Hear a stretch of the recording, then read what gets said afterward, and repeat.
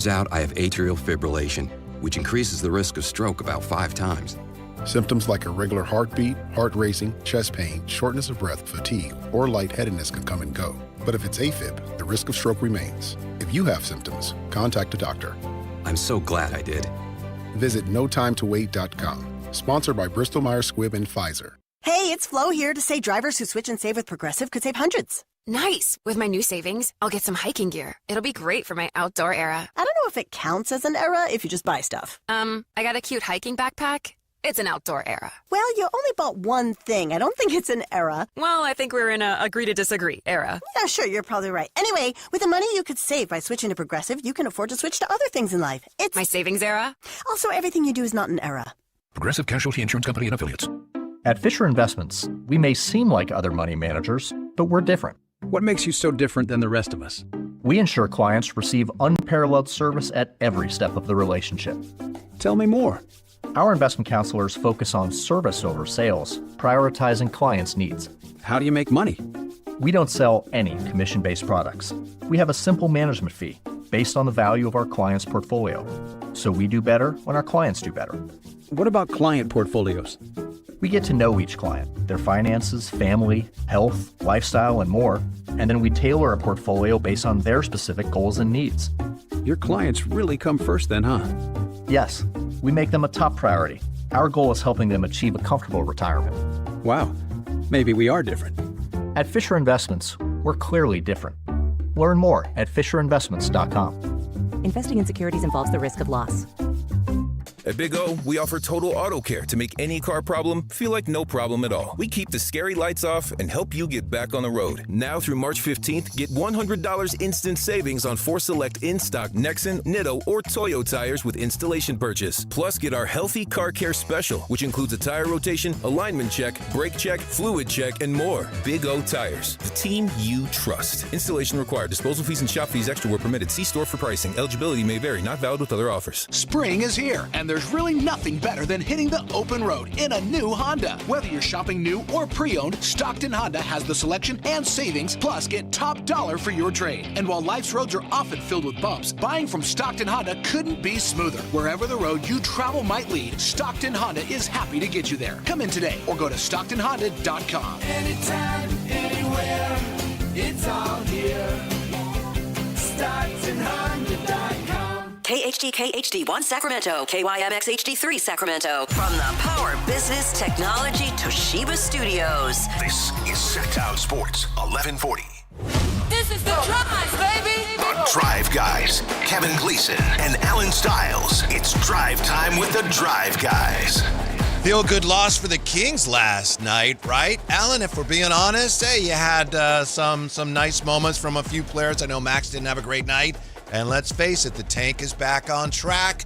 I understand some fans don't want to talk about that. They don't want to embrace losing. But for me, I'm a little relieved that you had basically, as I say, a feel-good loss last night to the Charlotte Hornets. Well, I think it was a little bit sticky. I don't know. Yeah. If hold on though, and I know it gets squirrely when you're talking about first half spreads and things like that, but the Kings, if you were to flip their record against the spread, because you know they've had one of the worst records against the spread, but if you flipped it, no, they're like top 3 worst, right? Yeah. That's what I was told. If Schmallen tell you that? Somebody told me that. Well, not Frankie, but somebody told me that. If you were to flip that with the Kings' record against halftime spreads, which I'm assuming are much smaller because, you know, teams are still in it, the Kings would probably be about top 3, Whitey. They're always in it at halftime, and I don't know what happens. I told you when my mom was over not too long ago, she said, I don't know, Alan, are they tired? What happens at halftime? A lot of people have been saying great job to Doug because they've been seeing more from the offense and different adjustments, things like that. But lucky for us, or lucky for those that are riding with the tank, after halftime, things just go completely left. Yeah, it doesn't surprise me. And obviously, 2 nights ago, it did not happen. Just the opposite happened. They closed the gap and came from 20 down to beat the Pacers. But, you know, you're not a good defensive team, and you don't have the depth of other teams. And the longer you play, the more that's going to have an impact on the game. So, you know, I understand it. To me, maybe I don't think about it enough, but I do think about this. The Charlotte Hornets, you look at their path to relevance. If you're looking at that from the Kings standpoint, do you look at the way Charlotte got to where they are right now? And I know their plan is to just be ascending now, but they are relevant again. Is that encouraging or is it discouraging if you're looking at it from the standpoint of a Kings fan? Honestly, and I'm not trying to get into one of our most famous debates, if you will, about LaMelo Ball, but it really comes down to how you feel about LaMelo Ball. If you feel like LaMelo Ball is on his way to be a top 25 player, then I guess it's encouraging.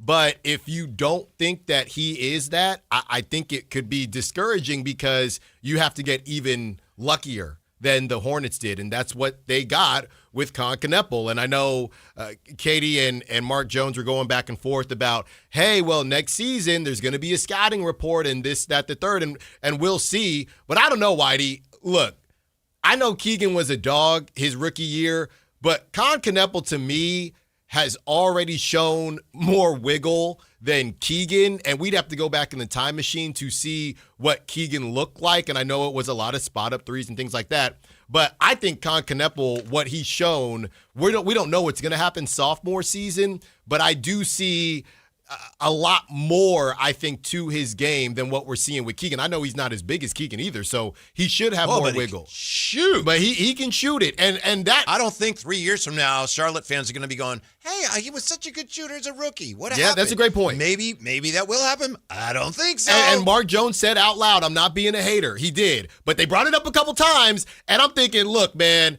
when he was doing the spot-up thing, cool. When that shot clock was winding down and he had DeMar on the island and he hit the and he did the between the legs and the step back Bobby Jack, I don't know if Keegan's ever done that. And that's not a slight on Keegan. That's more so to say this is how fortunate you have to be in the draft, in the Eastern Conference, mind you, to pull off what they're pulling off, to be, I don't know, a good story, a 6-7 seed in the East. So I'm not trying to be negative here, Whitey, but it doesn't encourage me because they did all this. They got most things right, irregardless of how you feel about LaMelo, and they're not that far along, and I don't think they're going to win a championship or make the Eastern Conference Finals anytime soon. So, no, it doesn't really encourage me at all. You trace the rebuild, at least I do, back to 2017, 2018. They won 36 games, and they ended up drafting Shai Gilgeous-Alexander. But they traded him for Miles Bridges, and I think it was 2 second-rounders. So that's when they got Miles Bridges, 2018. That's where, to me, their current rebuild started. So you look at how many years it's been since then. So that was 36 wins, 39, 23, 33, 43. Oh, here they come. 27, 21, 19. This year they're over 500. So my takeaway from that is, you try to figure out, I've been trying to figure out, how long is it going to take the Kings based on how long it takes other teams? And you just don't know. The lesson here for me is you got to stay at it. You hope you're right on all these players, but they had players in there like, nothing personal, but James Bouknight was a big miss. Yeah. So then it's like, all right, we got to get back at it. We got to hope we land some good players, which for the most part they have. So it's just a matter of doing your job well, picking the right players, and then getting fortunate with them and their health and them turning out to be the types of players you hope, and then getting extra lucky and getting the guy. And if you do that, it's maybe a couple years. And if you don't, you just got to stay at it until however long it takes, 7, 8 years, whatever. That's once you commit to that path, that rebuild, tanking, you got to stay on it. Think about it like this. We just talked about the Hornets not too long ago. My guy, Tajon Salam. My brother's in the G League, and he was the 6th pick last season. And they picked him 6 because ago. of you. Well, not because of me. Because everything you said. Well, I know. I mean, look, he did get a lot of pub after I started talking about him, but obviously he shouldn't have. You have his rookie card, don't you? I do, thanks to you. I got his rookie card. But here's the thing, Whitey, and I know I said I don't feel encouraged, but what if you took that, when you were reading off the records, what if you took the last time they hit that 40 mark and you said, oh, here they come, and then they dropped again? What if that 40 mark, if you were to now pass that or push that to the Kings, could that be some version of the Beam Team season? Yeah, maybe. Or maybe last season? I've wondered about that, yeah, as I've looked at them. I mean, you could make a rough equivalency. Because they already have LaMelo at that point, though. I guess that's the difference, right? That was his, right? Let's see. Yeah, that was his second year, I think. Yeah.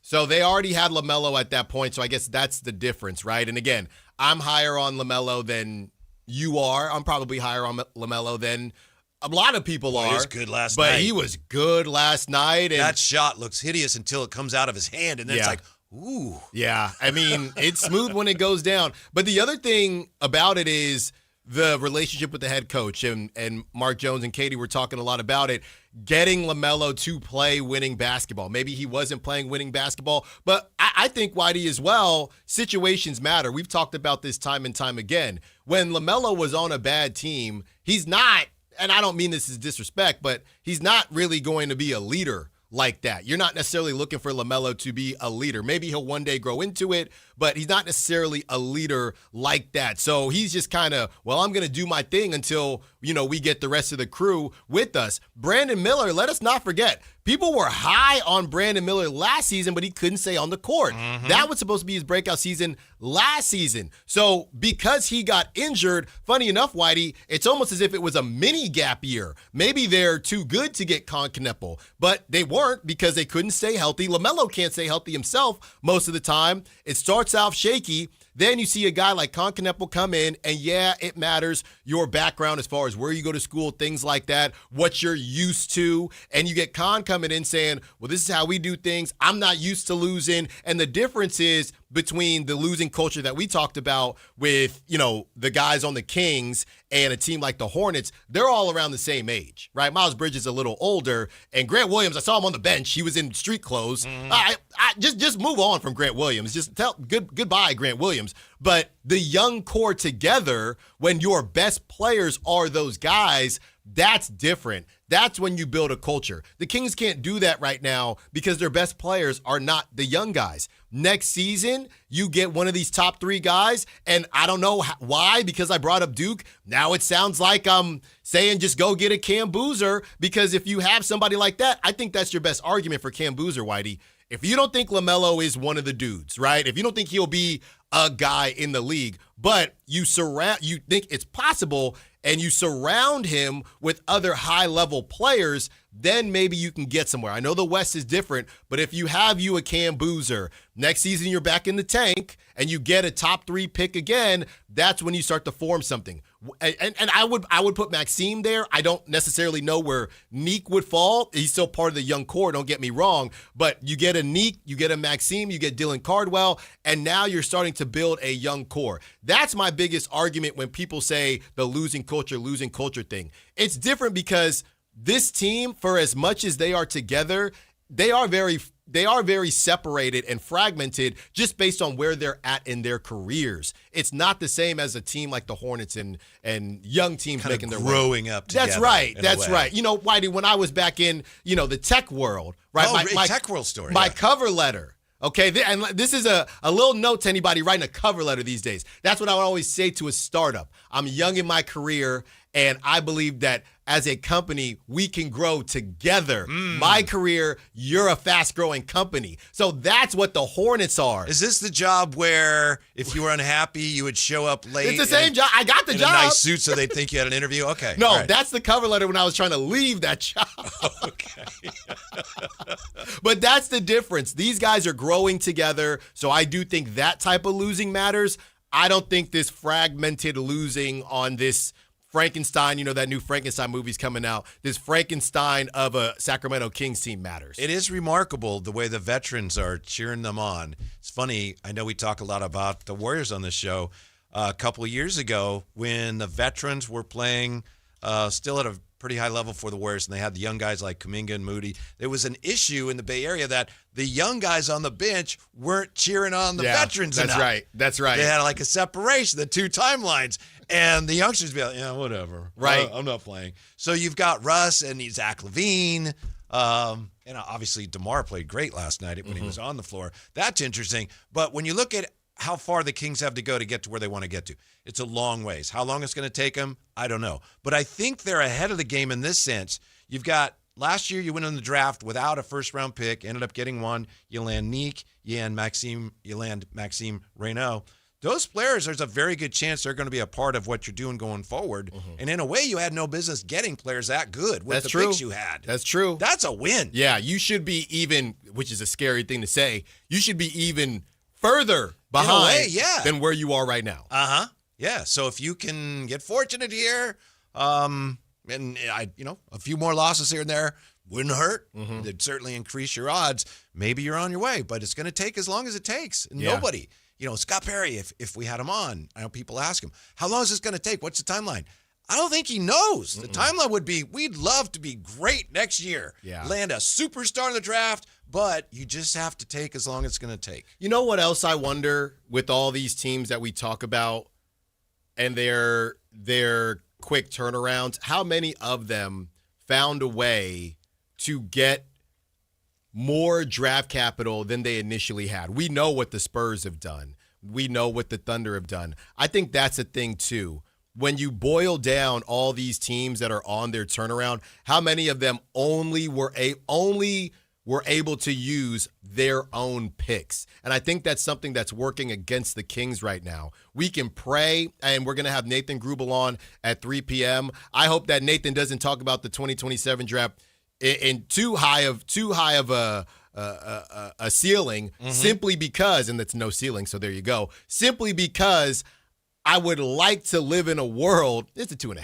I would like to live in a world where maybe you can move off of one of the vets and possibly get into a 2027 draft. Whitey, I don't know. It might be the 2024 draft all over again, but you need young talent, and there's a chance that you get the prize, right? Chance you get the whammy, but there's also a chance you get the prize. So I think it's very important, just like you talked about what Scott Perry did. And I know he got an older rookie, but find a way to get younger. Do whatever you can to get in a draft every single season. And we know what 2026 is. We get all that. Everybody's going to be clutching their draft picks very tightly. But getting into 2027, after you get through another rough season, it would be outstanding to find a way to maybe get 2 picks in a down draft and possibly accelerate that process, because doing it all with your own picks, it feels like it's rough sledding. You talk a lot about the whammy. Is that from Joker's Wild?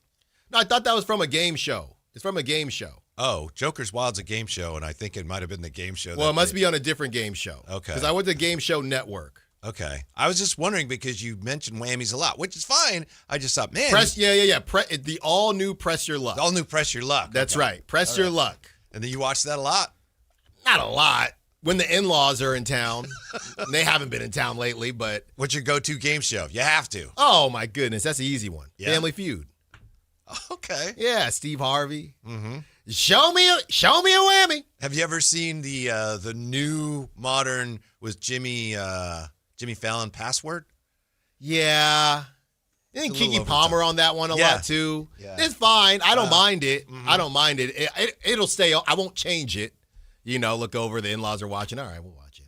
It's either that or Sports Center. Yeah. So, but I like Press Your Luck, Price is Right with Wayne Brady when he's doing his thing, and of course, Family Feud. Gotcha. Truth or Consequences? Oh, no, that's way back. Yeah, that's way back. I actually was singing Price is Right when I said that. So for the whammy? No, for when I said Truth or Consequences, I was thinking Price is Right. Oh, yeah. Price is Right. I love that one, too. Well, maybe one day I'll make it on one of them. Where do you think you would be picking? Where would the lottery spit you out where you'd have to feel like, all right, we're going to trade a pick? This year? Yeah. Oh, you know me. Come on. Where's the music? At 4? Trade down for what? Trade down for what? I will say, though, when you got us on that, and there was a nice conversation. You and Jay were kind of going at it, so I like just, being back.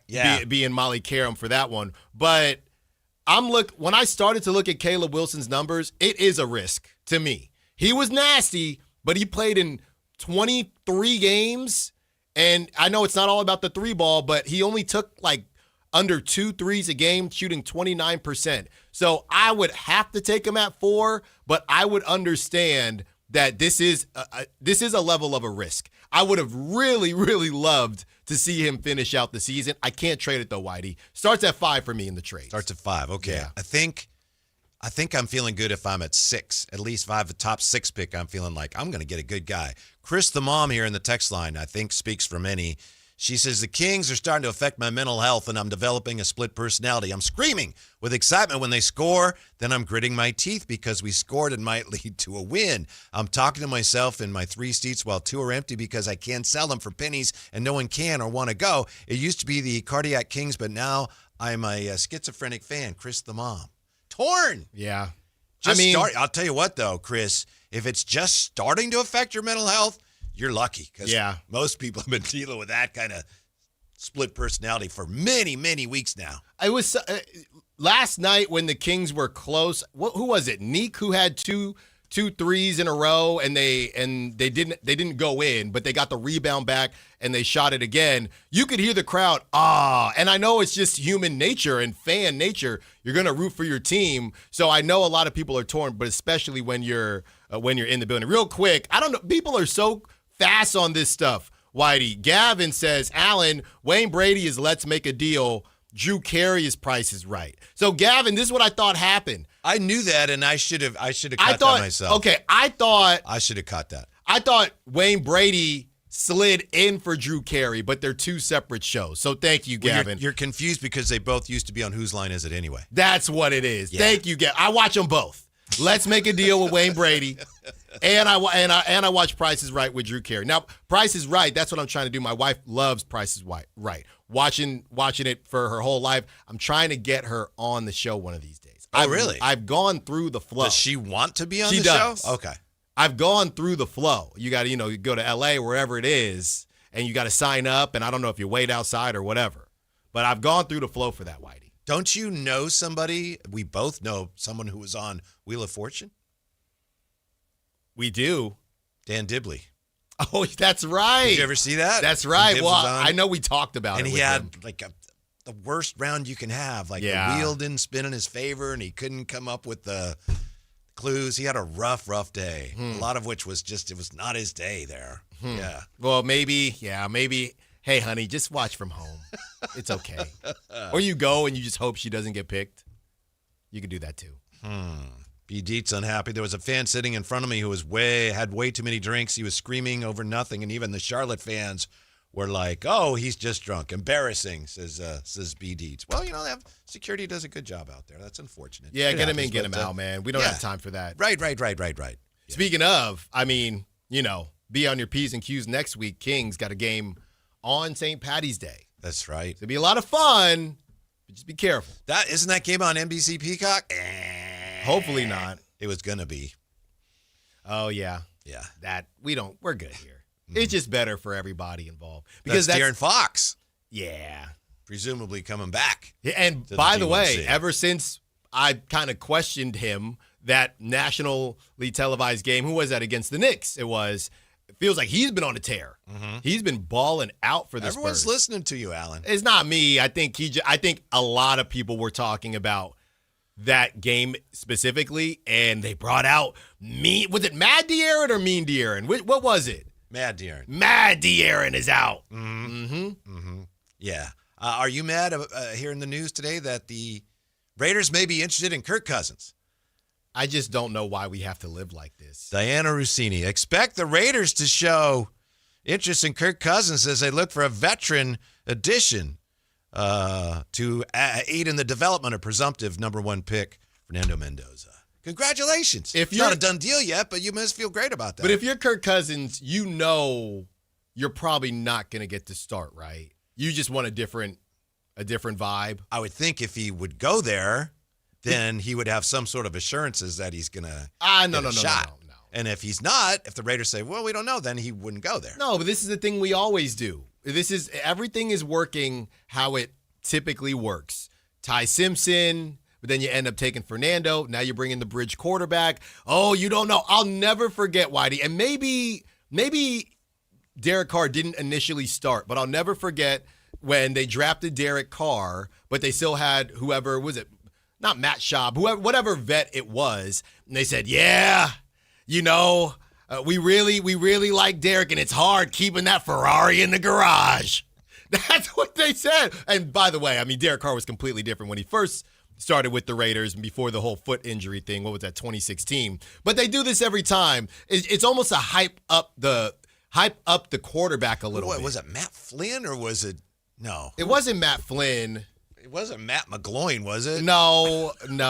But we're gonna hold him back, but it's hard keeping that Ferrari in the garage. Mm-hmm. So that's what they're gonna say about Fernando the Ferrari. They're gonna do the same thing. Maybe Whitey. Maybe we'll get to week 3. Maybe. So it sounds like you're not buying any of this. You don't think? I don't think they'll do it. I think they might sign Kirk Cousins. I don't think they will start Kirk Cousins. They can't have Aiden O'Connell as the backup. You can't have that. I just think if that's the case, then he's not gonna end up going to the Raiders. You don't want him to go there, right? I think Kirk Cousins. I think Kirk needs to look in the mirror here, and if somebody's going to pay you to sit on the bench, you might just need to take your blessings and go. Derek Carr was drafted in 2014. Is that right? It was the Johnny Manziel draft because my dad called me and he said, "Man, you're Raiders," because he can't stand any team I'm a fan of. So the 2013 Raiders, who were their quarterbacks? I'm all over it, Alan. Yeah. Terrell Pryor, Matt McGloin, Matt Flynn. And I told Matt Flynn. It was Matt Flynn. Yeah, I thought it was Matt Schaub. Okay. Yeah, because Matt Flynn was that. Remember when he threw those 3 touchdowns or whatever it was for the Packers? Oh, it was more than that. Or 5 touchdowns, whatever it was. Yeah. Okay, so that was the Honda when you had the Ferrari in the garage. He wasn't very good. Did he start that year after they drafted Derek Carr? No. Well, I have to fast forward because I'm just looking at the year ahead of that. But let's see, that year for the Packers. Yeah, he threw a whole, I don't want to say the number, but he threw an obscene number of touchdown passes in one day. And then he came over, tried to hold up the Ferrari, but you had to let him run. This could all work out for the Raiders with Max Crosby now saying, I'm a Raider. Yeah. And maybe you guys, big picture, maybe you're better off with Max Crosby and you don't get the draft picks, but what's the likelihood that one of the picks that you were getting was going to end up being for a player as good as Max Crosby? Mm-hmm. You must feel good about all this. I do. Kirk Cousins coming to town. No, I don't need that. It is all happening. Everything else I feel good about. And the Kirk Cousins thing, I don't mind because I just don't think that they're going to pay. I just don't think they're going to play him. But the Max Crosby thing, he always wanted to be a Raider. He's the opposite of Randy Moss. I am not a Raider. No, Max Crosby is and will always be a Raider. I do think they might be shopping him for that price tag, and I think he'd still be open to it. But Max Crosby, he ain't leaving Vegas. Mm-hmm. I'm all in. And I know, Anthony, we've got to take time out. On Wikipedia, there it is, Alan. Matt Flynn game. Flynn led the Packers to a high-scoring 45-41 victory with 6 touchdown passes and 480 yards, both single-game records for the Packers, and a 45-41 win over the Detroit Lions. That was, where's our date for that? January 1st, 2012. And after that, he made the rest of his career. Mm-hmm. That's what it's about, man. Yeah. Mike Evans spoke out today on why he chose the 49ers and how he is the missing piece. We're back with that next on Sactown Sports. You never know what you might hear when listening to a Sacramento Kings game. Out of Keegan, going for another triple. Man, is he feeling it. Keegan, can he do it? Yes, there's number 11, Keegan Murray. Keegan steps back. He just knocked down his 12th three-pointer, a Kings franchise record. He's got 45 points. Never miss a moment of Sacramento Kings basketball with Sactown Sports and the Sactown Sports app. A's fans, the 2026 season is coming fast, and single game tickets are on sale now. Be there for an exciting season packed with theme days, giveaways, and firework nights, including bobbleheads, jerseys, hats, and much more. And getting in is easier than ever. Tickets start at just $8 for select April and May games. From opening day to unforgettable summer nights, there's something for everyone at the ballpark. Get your tickets today at athletics.com/tickets and be part of the excitement this 2026 season. Have you tried my Colombian tamales? Yes, but the Mexican tamales I brought are way better. Colombian tamales wrapped in plantain leaves are unmatched, you know. But the Mexican tamales wrapped in corn husks are the authentic ones. At least we can agree that they taste better with Pepsi. Without a doubt, tamales deserve Pepsi. No matter what tamales you love, enter for a chance to win a year's worth of groceries. Powered by Pepsi. No purchase necessary. U.S. residents 18 or over. Ends April 5th, 2026. Rules at pepsipromo.com/free groceries. Pepsi is a registered trademark of Pepsi Going. Hey, it's Carmichael Dave. I got to tell you, I am so excited to get this decking project started with Trex Decking and Railings. From the first time I stepped foot in the showroom last week, I was so impressed. So many color options, heat-resistant composite deck. What does that mean? That means I don't have to do any maintenance on it whatsoever. They even have a deck designer, so you can go online and see what your dream deck will look like on your house. Just visit Trex, that's Trex.com to get it started. Tell them Carmichael Dave sent you. When you take the time to shop at Folsom Lake Honda, there's one thing you'll always find. Happy people ready to serve you. As a family-owned and operated dealership since 2009, customer service is our #1 priority. Our customers love doing business with us, and you will too. Looking to own or lease? During the spring sales event, drive a brand new Accord or Civic. Visit us today at FolsomLakeHonda.com, your one-stop Honda shop. Folsom Lake Honda, yeah, your one-stop Honda shop. Guys, did you know your testosterone affects everything in your system, including how you feel and perform every day? Right now, Revive Men's Health Sacramento will check your testosterone for free. Knowing your T levels is the first step in understanding if you have low T. Your testosterone level impacts your energy, libido, sleep, weight, hair loss, mood, and even ED. Maintaining an appropriate T level can change your whole life. Most men start to see changes in their hormone levels in their 30s. Experience and results matter. So what are you waiting for? Get your T levels checked today by local, experienced, and trusted men's health experts. They've helped thousands of men since 2011. They're so confident they can help you, they even guarantee it. Call Revive today and schedule your free testosterone test, free exam, and free consultation. Call Revive Men's Health at 916-277-8599. That's 916-277-8599. Or visit ReviveMen'sHealth.com. Golf to Go is brought to you by the Hagen Oaks Golf Super Shop. Here's Frank LaRosa. If you struggle with alignment off the tee, Golf.com's Zephyr Melton has a fix. If you aren't aimed where you think you are, you're putting yourself in a poor position before you even swing the club. Sometimes your brain will play tricks on you and make you feel like you're aimed one way when in reality you are aligned in a totally different spot. There are only two areas where you get to place your ball before you hit a shot, the green and the tee box. On the green, you always line up your ball when you place it down, so why not do the same thing on the tee box? Try pointing the logo or your Sharpie line down the target line. If you want to get your ball lined up even more precisely, try choosing an intermediate target in between your ball and the distant target, maybe a discoloration in the grass or divot, and then use that as an intermediate target. With that spot picked out, line your ball up pointing right at it. So long as you orient the ball correctly when you place it, you can swing away knowing you're aimed at your target. That's your Golf to Go. I'm Frank LaRosa.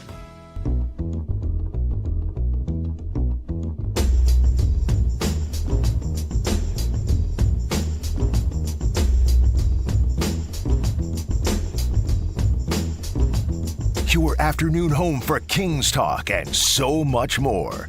The Drive Guys on Sactown Sports. We got a little bit of a situation in the YouTube chat. We got one fan in particular railing against the veterans on the Kings and saying they're not teaching good habits, and people are pushing back.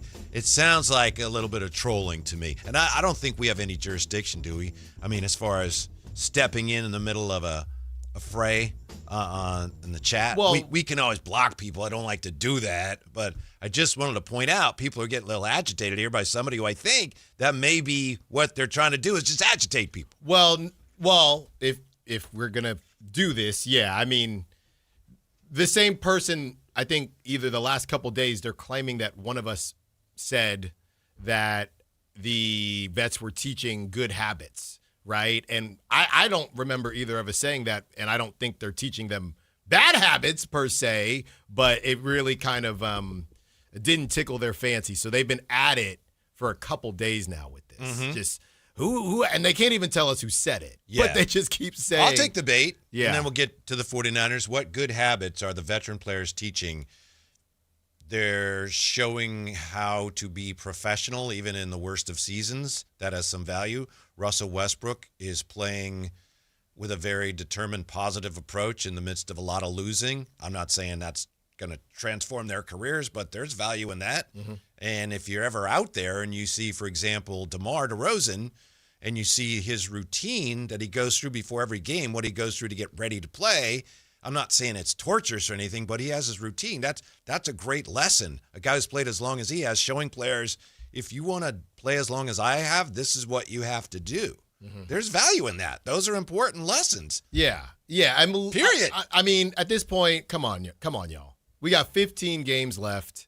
Like, the reality is this conversation was completely different, and anybody that's been listening to this show or the midday show prior to the switch that we made knows that I never thought that this team needed 14 vets or however many vets they had on it. They lost one with Dennis Schroeder, but they got one back with DeAndre Hunter. So everybody knows that I never thought that this team needed as many vets as they had. With that being said, there's 15 games left. They can't get bought out. The conversation is over. So it's just kind of a pointless conversation to me. Yeah. They're not playing that many minutes. I mean, DeMar, they had 9 guys. They didn't even play PBJ last night. DeMar had his. And that hurt you. A little bit. A little bit. DeMar had his 39 and they still lost. And he did not hinder what any of the young guys were trying to do. So, yeah, outside of some trolling, I don't really know what the point of this conversation is now. Yeah. And another lesson, we talked about it. Again, this doesn't mean that this is going to change the future course of the franchise, but you have those veteran players, and they were cheering on their teammates in a way that veteran players don't always do. Right. So I'm not saying, they're the greatest ever, give them all medals, build statues of them, but that's an important lesson. Yeah. I mean, it's about being selfless. And look, Zach LaVine has taken a lot of heat this season, going back to some of the stuff Westbrook said. I think, the underlying message maybe, as Kyle Draper talked about yesterday, maybe a lot of this was about the vets. And you see Zach LaVine, he had the run-in with the fan, which feels like 3 years ago, but he had the run-in with the fan. So it's been a trying season for everyone, but to see him on the bench last night cheering everybody on, I mean, it's just good to see. I guess, there's just especially after a game like last night, if they had won and Westbrook and DeMar and throw all the other vets in there. Even Malik at this point played 40 minutes and they're messing up their draft stuff, like whatever. But I don't know. Some people, and we always name off the different types of Kings fans. Some people, just want to complain, the complaining Kings fan. And that's your right. I'll never police fandom or tell anybody how to fan, but there's just no real conversation to be had, in my opinion, at this point in time. It's done. You mentioned Drapes, who came in yesterday, and we always appreciate that. And you can see that at SactownSports.com, and I assume that's doing really well. Typically when he comes on the show, clips do really, really well. He said something, and I would have responded at the time, but I didn't think of it till later. So I apologize for not saying this to him at the time. But he talked about how, in his view, how some of the veterans have been criticized a lot, maybe too much. Mm-hmm. And I was thinking about that when I was watching the game last night, and I understand his point, but I do think that to a degree, fans take their cues from the front office. And you go back to, was it November, December? Scott Perry publicly, and I may have the time wrong, but I know he said this. He said, the veterans, and he singled out DeMar and Zach LaVine. And he said, they play hard, but you got to play hard at both ends. Yeah. And that's a GM of the team saying that. Yeah. And when you're a fan and you're watching the team and you're wondering what's wrong, and the GM says those two guys aren't defending, you're going to be critical of them. Yeah. And this whole thing has so many layers, because there's the fan piece of this, then there's the media/content creator piece of this, but some of media and content creators are also fans. So we've talked about it before. This landscape is just a lot different than maybe it used to be, and it's just evolved when you talk about videos, and it's different from writing stuff down or whatever the case is. So we're just in a whole new world right now. Not to go, what is that? Little Mermaid? Whole new world. That's is that Aladdin? That's Aladdin. A whole new world. Yeah, that's Aladdin. They're all just. I can show you. Yeah, that's right. World. They're all floating in my head Take right now. You wonder, no, I got you. Thank wonder. you. Yep. No, I appreciate it. Trust me, I don't need any more. Tell me, no, hold on, Whitey. I don't remember the rest. No, I got you. Let your heart decide. Every morning. A whole new world. Every morning. Hey, can you play Under the Sea? I want Under the Sea. That's a great song. I have to listen to Under the Sea while I take her to school every single morning. I put her in the car seat. The seaweed is always green. No, I already had it memorized. But this is why, and Anthony, this is why I'm annoyed though.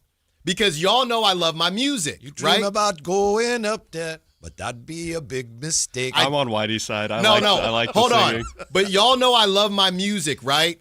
My Spotify Wrapped is going to be completely destroyed from all these Disney songs. So I'm not going to know what I actually listen to because I got these dang Disney songs all over it.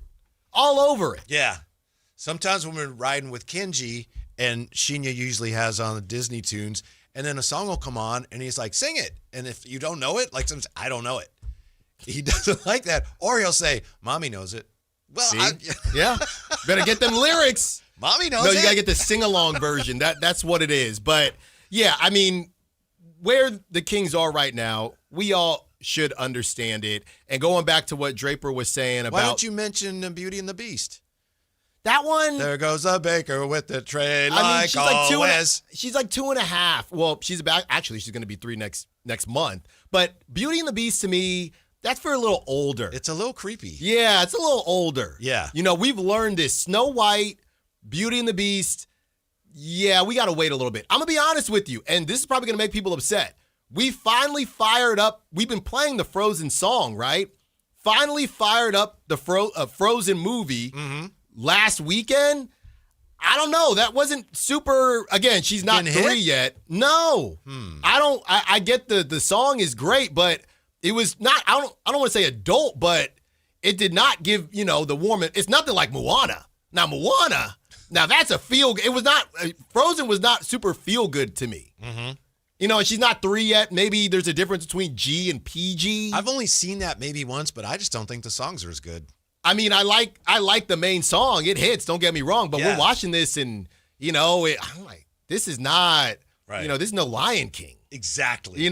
This is not hitting the way they're just so everybody out there knows there's different levels of Disney movies. That's what I've learned. Okay? Yeah. That's what I've learned. But bottom line is Dre Greenlaw is back. And Dre Greenlaw is back. But real quick, just to tie a bow on the whole conversation. Yeah, I think that the whole thing got pretty murky pretty quickly, not just in Sacramento, but everywhere. And as far as the vets are concerned, we'll just see what happens in the summer. That's just where I'm at. Y'all know every single day I'm talking about, I'm texting people, calling people. They're getting bought out, whatever it is. We saw it all come out. They wanted to chill. They're not hindering anything that the Kings are prioritizing. Look, Keon is doing his thing in Cleveland now. That's the only kind of beef I have, and that's done now. So let's just wait it out these next 15 games. I almost may have cried first time I saw Little Mermaid because I saw it with my daughter, Lonnie, who was, 6 or whatever. And at the end when she goes, I love you, Daddy. It got to me a little bit, Alan, all right? Damn it, I'm sorry. When the mermaid makes up with... At the very end. With Triton. I love you, Daddy. Yeah. Wow. Got to me a little bit, all right? So what? What are you going to do about it? No, I hear you. See, again, I think maybe my kiddo she's a little young for what she's watching. So we'll run them back. Gotcha. We'll run them back. Yeah, and we will run it back on the Mike Evans situation with the 49ers, how he says he is the missing piece. And, the latest on Dre Greenlaw's return, too, next on Sactown Sports. Think you got the perfect bracket? Prove it. Enter the Sactown Sports 1140 Basketball Mayhem Bracket Challenge for a shot at $1 million. It's free and open to fans nationwide, so lock in your picks now at SactownSports.com/contest. Powered by Power Business Technology. At Planet Fitness, we're getting strong for the season's biggest games. Join now and your first month is free. Whether you're chasing a buzzer beater or your everyday goals, we've got next-level amenities like red light recovery and hydro massage to help you rebound and recover. Plus, with the PF Black Card, you can bring a friend anytime and access over 2,800 locations. Join now for $1 down, $24.99 a month, and get your first month free. No commitment. Deal ends Friday, March 13th. Planet Fitness. We're all strong on this planet. Spring is here, and there's really nothing better than hitting the open road in a new Honda. Whether you're shopping new or pre-owned, Stockton Honda has the selection and savings, plus get top dollar for your trade. And while life's roads are often filled with bumps, buying from Stockton Honda couldn't be smoother. Wherever the road you travel might lead, Stockton Honda is happy to get you there. Come in today or go to StocktonHonda.com. Anytime, anywhere, it's all here. StocktonHonda.com. Joe Fallon did something smart. He saved hundreds on auto insurance switching to Progressive. With that money, he commissioned a portrait of himself. Does Joe already know what he looks like? Yes. Do guests know what he looks like? Also yes. But not as art. It's Joe's savings, and if he wants to spend it on a velvet painting of himself with a white tiger at his feet, we say, roar, Joe, roar. Switch and see if you could save with Progressive and treat yourself. Progressive Casualty Insurance Company and Affiliates. Need life insurance but have diabetes, high blood pressure, or on anxiety meds? If you're a 50-year-old male, even porky, or with type 2 diabetes, $1 million of life insurance may only cost you about $200 a month. For affordable term life insurance, call Term Provider and speak with Big Lou at 800-777-1225. 800-777-1225 or visit biglou.com. Remember, Big Lou's like you. He's on meds too. 800-777-1225. It's game day. Are your moderate to severe Crohn's disease or ulcerative colitis symptoms keeping you from the action? Skyrizi, risankizumab Riza, could help you get back to the game. Skyrizi is proven to help people feel significant symptom relief, achieve remission, and visibly improve damage of the intestinal lining. Skyrizi is a prescription injection medicine for adults. Don't use if allergic to Skyrizi. Serious allergic reactions, increased infections, or lower ability to fight them may occur. Before treatment, get checked for infections and tuberculosis. Tell your doctor about any flu-like symptoms or vaccines. Liver problems leading to hospitalization may occur when treated for Crohn's or ulcerative colitis. Control is everything to me. Ask your doctor about Skyrizi, the #1 prescribed biologic in Crohn's and ulcerative colitis combined. Learn more at skyrizi.com or 1-866-SKYRIZI. Why'd I go to the doctor? Working on the farm, my heart kept skipping a beat. I didn't think much of it, but my daughters made me get checked out. Turns out I have atrial fibrillation, which increases the risk of stroke about 5 times. Symptoms like irregular heartbeat, heart racing, chest pain, shortness of breath, fatigue, or lightheadedness can come and go. But if it's AFib, the risk of stroke remains. If you have symptoms, contact a doctor. I'm so glad I did. Visit notimetowait.com. Sponsored by Bristol-Myers Squibb and Pfizer. Meet iPhone 17e. A whole lot for a lot less. With an almighty, all-powerful A19 chip. And Ceramic Shield 2, built to survive this. And this. And a 48-megapixel fusion camera with 2x optical quality zoom and next-gen portraits. And double the starting storage of iPhone 16e. And long-lasting battery life for hours of watching the studio. That's the dream! And it comes with Apple Intelligence. And you can charge it with USB-C. Or with MagSafe accessories. And a whole lot more. All for a lot less. Get the new iPhone 17e at T-Mobile today. Welcome to the Bar None Auction. Bar None Auction is selling thousands of items this Saturday, March 14th in Sacramento. Large farming and construction equipment, cars, trucks, and industrial supplies, all sold to the highest bidder. Always open to the public. Visit barnoneauction.com. Contractors, remodelers, you now have a great supplier to assist you with your next project. Anova Cabinet and Stone in Sacramento. They are Northern California's best kitchen and bathroom remodeling supply store. Anova has the latest cabinet styles, a great selection of countertops, flooring, bathroom fixtures, and more. Visit their website, InnovaCabinetStone.com. Take advantage of their grand opening special, a $750 in-store credit. Stop by today, Anova Cabinet and Stone in Sacramento.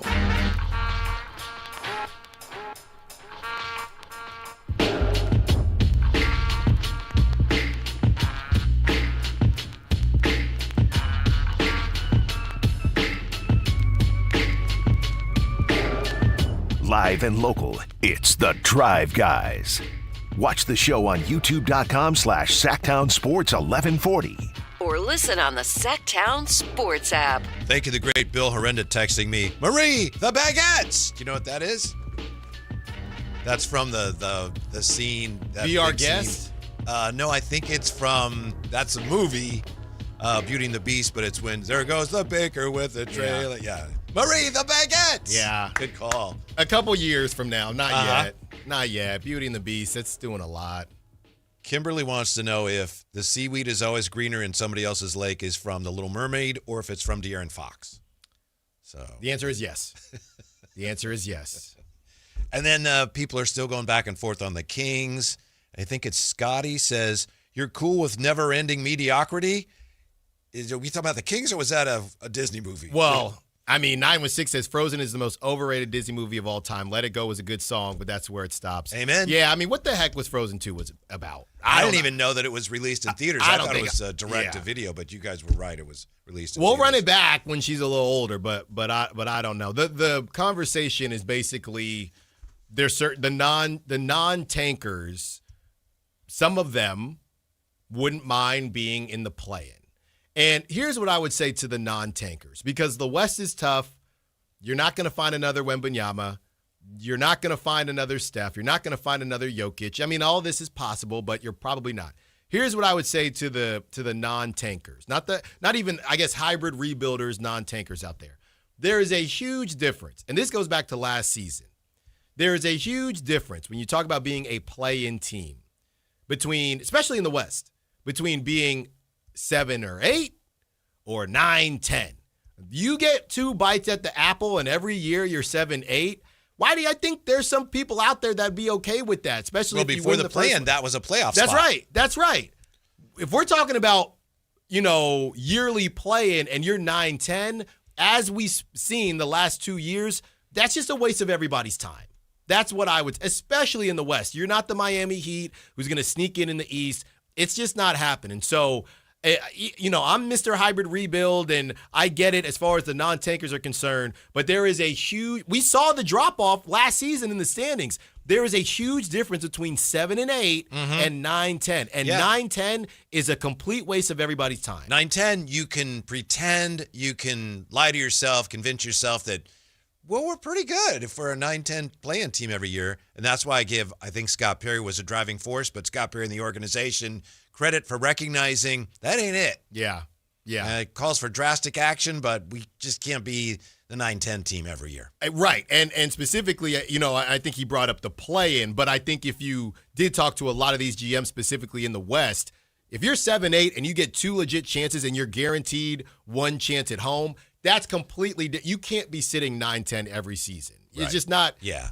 Because to this day, nobody has gotten in – from the 10, I don't know, I can't remember about the 9, but I know nobody's gotten in from the 10 in the West because only one team did it, and it was last season in the East with the Heat. So history tells us you're just buying one more night on Tubi or whatever and some XXL play-in shirts. So that's why the Kings decided not to run it back. But the 49ers are running it back with Dre Greenlaw. They are. Yeah. They are. And, it's one of those things, sometimes you got to boomerang, Whitey. Sometimes you got to come back home to where it feels right. And they're getting the band back together. What's next, Debo? You going to get Debo back too? I've seen some people suggest that might happen. I hope it doesn't. I have too. So, Dre Greenlaw coming off a season with the Broncos. And, it's funny. That's why, look, you got to be really careful what you say about guys once they leave.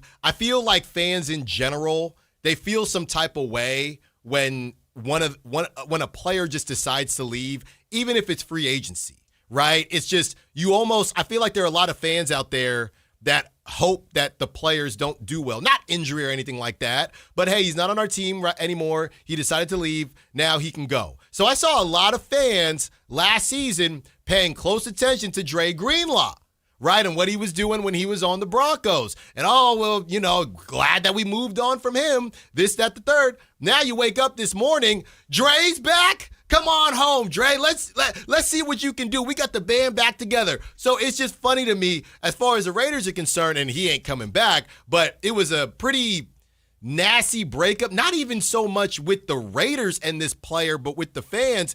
That was the Josh Jacobs thing. Raider fans were just disgusted that he's no longer with the Raiders, and then it all came out, based on, what was offered or what wasn't. He as far as I know, there was no real clash with the organization outside of, I just went to another team. But Raider fans felt disrespected that Josh Jacobs dare walk away from the black and silver. So teams do it and fans do it. It's just funny today to see everybody saying, we got Dre back. And I'm mad Jay's not here today to ask him, Jay, you got your boy Dre Greenlaw back? Because I saw how y'all were talking last season with what he had going on. I have a question for you, and we'll get to what Mike Evans said today. But I know that, it's amazing that anybody who's ever worn a 49er uniform can walk, across the street because they're so close to the facility there where they're getting bombarded with the EMFs. That's right. Dre Greenlaw went to Denver, and he was getting hurt there. Mm-hmm. Is that because is the sun it mile high? No, it carried. Are you subjected to solar EMFs or something? I think it just carried with him, right? He hadn't been flushed from Santa Clara yet. All right. That's right. It was still in his tissues and everything? Yeah, it hadn't flushed out yet. All right. Okay. Well, I hope they get that worked out. I do too. Mike Evans doesn't seem too worried about that. No. He said, what'd he say? There was a missing piece, and I'm the piece. That was a bar right there, though. I got to give it to him. Yeah. Football-wise, this was the best spot for me. Apparently, he said he was looking at good teams with good quarterbacks, so he was looking at Buffalo. But he came to the 49ers. George Kittle helped recruit him. Yeah, he would have been nasty in Buffalo, and the only reason I say that is because I think Buffalo's other receivers are better than the Niners' other receivers, and they have two really good tight ends, not just one who's coming off an Achilles. But he's going to get all the targets, Whitey. He's going to get a lot of targets. Mm-hmm. They always compete.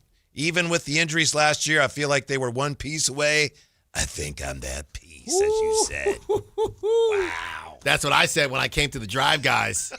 There's a missing piece, and I'm that piece. You did say that. And literally, there was a missing piece because Draper left. And that's right. Yeah, so you did plug that hole. So, yeah. Wow. Well, look, as long as he can stay healthy, I think the preseason is going to be pretty important and training camp because Brock hasn't had a receiver like this. And Kyle Shanahan hasn't had a receiver like this. So I do think there's going to be a level of, Kyle Shanahan, he gets a bit obsessive with his toys. He likes to go back to, whoever it is time and time again, whether that's CMC or, whatever wide receiver it is for that day. Though there's going to be a bit of a learning curve for Kyle Shanahan to stick to what he is good at, which is spreading the ball around, but you have an elite receiver now. There's one 49er in particular who apparently made quite an impression on Mike Evans. You go back to the game Tampa Bay played against the 49ers in 2022. Brock Purdy's first start of his career. Mike Evans said he's a true professional, a really, really underrated player. His first start was against me back in 2022. I saw right then and there that if I play with him, I feel like I can help him out a lot. And he's already a really good player. I hope I can help him get to where he wants to go in his career, and that's to be a Super Bowl champion and potential MVP. Mike Evans saying all the right things today. We don't know. That's actually a great point, though, because we don't know money-wise, what else was out there for Mike Evans? Maybe the Niners offered him more. We don't know if the Bucs even offered him, and that was just a disaster of a season out there. But you're telling me, and maybe it was about the share of targets, because out there, they got Chris Godwin. Yeah. They got Egbuka. Obviously, they had Mike Evans. They had Cade Otton. Tez Johnson even popped up for a bit. It's Sterling Shepard. They had a lot of guys. So a lot of people were taking that saying, well, Mike Evans is basically telling us that Brock Purdy is better than Baker Mayfield. Because Baker Mayfield was in MVP talks to start the season, but then Mike Evans and Chris Godwin was coming back from an injury. Those guys got hurt. But I don't know if it's so much Mike Evans picking, again, we don't know money involved, but I don't know if it's so much Mike Evans saying that Brock is better than Baker. I do think Brock is better than Baker, but he wants them targets. And I think that there was a bit of a spread the ball around out there in Tampa, because that's the other thing, Whitey. You look at what they did, Tampa, and you would say, well, they're in the NFC South, so wouldn't you want to get back, easier round to the playoffs? And Mike Evans is saying, these dudes just made it to the playoffs in the NFC West, and we missed it in the NFC South. So what do it doesn't matter how hard or easy your division is if your team is not about that life. To that point, Mike Evans said, Shanahan just talked about how he sees me in this offense, and it just made me even happier. It was a no-brainer. I love money, obviously, like everybody else, but the money was not the biggest factor. I'm super excited. Every time I come to Levi's Stadium, I see the energy and the crowd brings and the rich history of the 49ers. It just excites me. I've given a second wind in my career. Hold on. All the right things. Hold on. Yeah. What was that part about the money? I love money, obviously, like everybody else, but the money was not the biggest factor. Okay, so they gave him the most money. Thank you for that. Now we know Now, I get it. He already won a Super Bowl with Tampa, and, no disrespect to Tampa, but I would say as far as historic franchises and brands, the Niners, you really can't beat it besides maybe a couple other teams. But clearly they gave him more money than the other teams. Let's just be clear about that. Well, that's one way to slice it. When we come back, we'll dive headfirst and deep into the upcoming NBA draft with Nathan Grubel from No Ceilings. That's next on Sactown Sports. The only place you'll find Keegan Murray is Sactown Sports. Out to Keegan Murray, straight away for three, and Keegan knocks down the triple. Hey Sacramento, it's Keegan Murray, and you're listening to the home of Sacramento Kings, Sactown Sports. Your local sports leader. This is the story of the one. As a safety manager at a manufacturing plant, he does everything he can to keep his coworkers safe. From finding ways to reduce risks to keeping safety supplies in stock. And for that, he relies on Grainger. Grainger offers a broad range of quality products and next-day delivery, so he can always play it safe. Call 1-800-GRAINGER, click Grainger.com, or just stop by. Grainger, for the ones who get it done. At Power Business Technology, we're not another big box corporation. We're your neighbors, locally owned and operated. We know what businesses like yours need, from reliable printers to high-performance copiers. We'll help you find the right solution with personal service you just can't get online. Need setup or support? We're just down the road and always happy to help. Power Business Technology, family hometown service with big-time solutions. Contact us today for all your business printing needs at 844-POWER-BZ. That's 844-769-3729, or visit us at powercopiers.com. We all hear the radio ads about the IRS. They tell you to be afraid, to be scared, and they try to frighten you into calling. I'm not here to do that. Tax Relief Advocates is different. TRA is here to tell you that if you owe money to the IRS, whether it's $5,000, $50,000, or $500,000, we have a solution. It doesn't matter if you're sitting in your car, at work, or with your kids. No matter where you are, call now. 800-575-8157. Don't lose hope. TRA can eliminate or reduce what you owe to the IRS. Generous programs are now available that can give you a fresh start. Our passion is taxes and helping individuals fix their IRS problems. We have over 1,000 5-star reviews on Google and an A+ with the Better Business Bureau. You don't need to be afraid of the IRS any longer. End your tax nightmare today by visiting us online at TRA.com or call 800-575-8157. That's 800-575-8157. Tax Relief Advocates. Real solutions for real people. Injured and you're considering an LA law firm looking to charge you 45% to 50% in attorney's fees? That's overcharging. Ashton & Price has been around for over 25 years, and I can tell you no matter how complicated your injury case, you should never be charged 45% or 50% in attorney's fees ever. Direct, experienced, unrelenting, and honest local representation matters. It's called Home Court Advantage for a reason.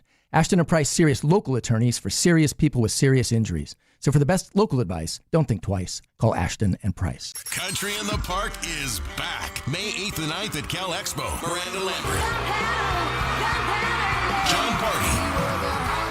Chris Young. Turnpike Troubadours. Dylan Scott and more.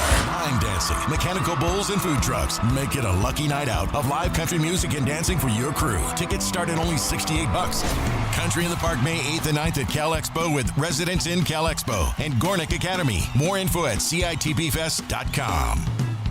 You ever notice how the other guys scream about massive discounts on their Dodge, Chrysler, or Jeep Ram vehicles? Then you get to the fine print and boom, another $5,200 in mandatory ads. At Hoblet, we don't insult your intelligence. The price you see is the price you pay. No mystery add-ons, no bait and switch, no gotcha when you sit down to buy. Hoblet, family owned for 77 years. Transparency, straightforward pricing. Buy it right, buy it at Hoblet. Guys, did you know your testosterone affects everything in your system, including how you feel and perform every day? Right now, Revive Men's Health Sacramento will check your testosterone for free. Knowing your T levels is the first step in understanding if you have low T. Your testosterone level impacts your energy, libido, sleep, weight, hair loss, mood, and even ED. Maintaining an appropriate T level can change your whole life. Most men start to see changes in their hormone levels in their 30s. Experience and results matter. So what are you waiting for? Get your T levels checked today by local, experienced, and trusted men's health experts. They've helped thousands of men since 2011. They're so confident they can help you, they even guarantee it. Call Revive today and schedule your free testosterone test, free exam, and free consultation. Call Revive Men's Health at 916-277-8599. That's 916-277-8599. Or visit ReviveMen'sHealth.com. KHD1 Sacramento, KYMX HD3 Sacramento. From the Power Business Technology Toshiba Studios. Sactown Sports 1140.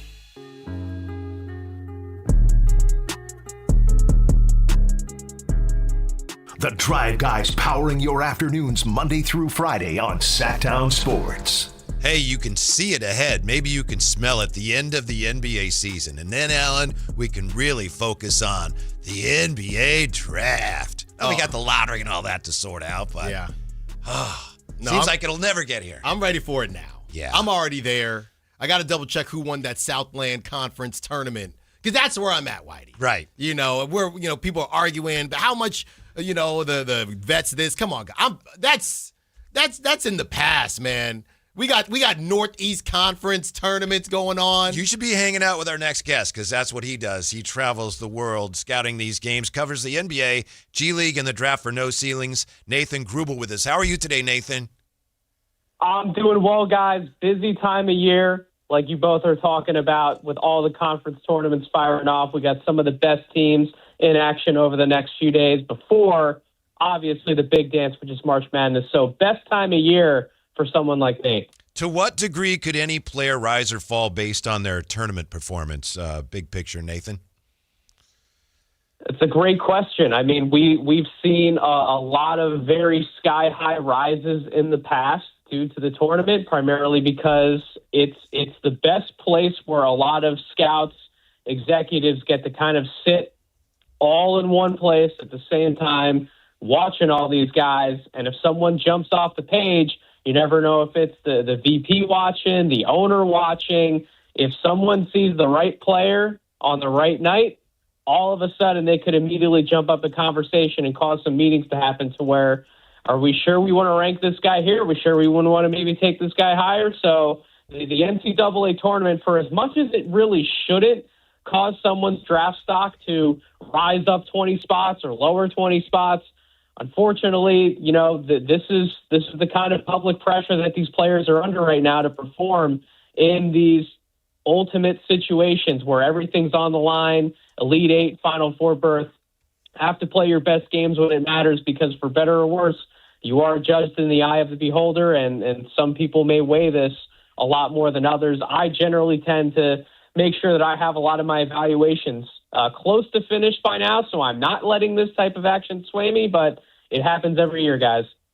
Well, Nathan, some are going to rise, some are going to fall, and some are going to stay stagnant. Nathan, I've been struggling lately with Caleb Wilson. He's not going to be able to play in March Madness, and I'm looking back, played under, 25 games, doesn't take a lot of threes. I was really high on him after they beat Duke, and they were talking about giving him the belt and all this stuff. But now, Nathan, I'm starting to get a little bit scared about Caleb Wilson, just because I haven't got to watch him the same way I got to watch other players. Do you still have him at 4, and what's the level of risk there?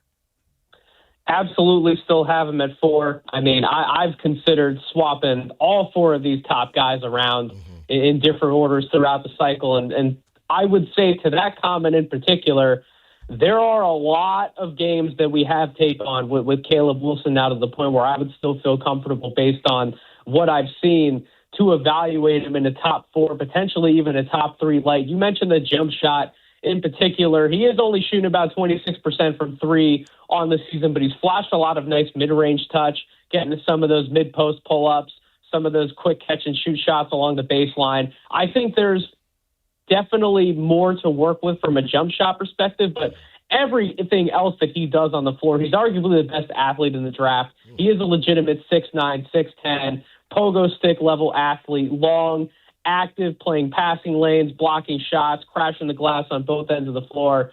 So sometimes, scouts and evaluators get caught up in what a player can't do more than what they can do. And what Caleb Wilson has done is be one of the most productive players in the country in college basketball from wire to wire for all the games that he's played in. So I would say, obviously there's a little bit cause to pause in terms of not being able to see him in a big stage like March Madness, but we got plenty of tape. There's plenty to work with in terms of, what he output in the box score with the advanced analytics, what a lot of the synergy metrics are saying. Trust me when I say that Caleb Wilson should still be regarded as a top 4 pick. We're going deep on the upcoming NBA draft with Nathan Grubel from No Ceilings. Obviously, Nathan, given that the Kings have the second worst record as we speak, a lot of us around here are wondering, what do they do if they get the first pick? The odds are against them, but, that's the way a draft is supposed to work. I wanted to ask you, how much consideration should the team, whichever team it is, the team that picks first, how much consideration do you think they should give Cam Boozer? I think they should take a long, hard look at Cam Boozer because Cam Boozer's been number 1 on my board since the start of the year, and he's still there, and he's going to stay there. Ooh. Because this is a guy who has produced almost 23 points, 10 rebounds, over 4 assists per game, essentially putting up close to 55, 40, 80 splits across the board, incredibly efficient everywhere you look with this guy in terms of his profile. Really the only main weakness from a statistical standpoint is he hasn't blocked a ton of shots for Duke. Obviously the biggest questions with him come defensively. If he's not able to play the 5, he's locked into that 4 position. Does he have the mobility, the lateral mobility to be able to cover some guys on the perimeter if need be? I think he does. I think he gets down to the stands. I don't think he's as much barbecue chicken as some people like to think he is out on the perimeter. He may not be contesting and blocking a lot of shots on true 5s in the NBA, but those defensive concerns aside, I have zero worries about Cam Boozer on the offensive end of the floor. The versatility that he brings, he can finish around the basket. You can have him involved in pick and roll, pick and pop, short roll situations. You can utilize him in so many different actions in different ways because it's not necessarily his athleticism that's jumping off the page of what his superpower is. His mind is his superpower. He consistently breaks down defenses and knows exactly where he needs to go, both himself and with the ball. Who does he need to get involved? If he's double teamed, he gets the ball out. If he's single coverage, he can post somebody up. He can back somebody down. He can face you up, take you to the basket. The number of things that he can do offensively, how well-rounded his skill set is, I don't see that from another player in this draft class. As impressive as guys like A.J. DeBonsa, Darren Peterson and Caleb Wilson are, and we can certainly talk about a host of guards in that top 10 conversation as well. I don't see another offensive player as well-rounded as Cam Boozer, so he's still my number 1 player in this class. How about that, Alan? Well, how about that, Alan? I'll tell you this, Nathan. I'm ready to argue about it. We can do it, guys. I'm ready to argue. No, I hear it. I'm not. There's no argument here. Look, you are the aficionado. I catch them when they're on the big games. Don't get me wrong, but I know you're down and deep on this. How about this though, Nathan? We're going through this wave where early on throughout the whole last year, we've heard how good this draft is going to be. Now, all of a sudden, I don't know if you're on this train or not, but things are changing a little bit. Different outlets. Well, there's only one franchise changer. Well, if you're outside the top 4, it's lucky sledding for you.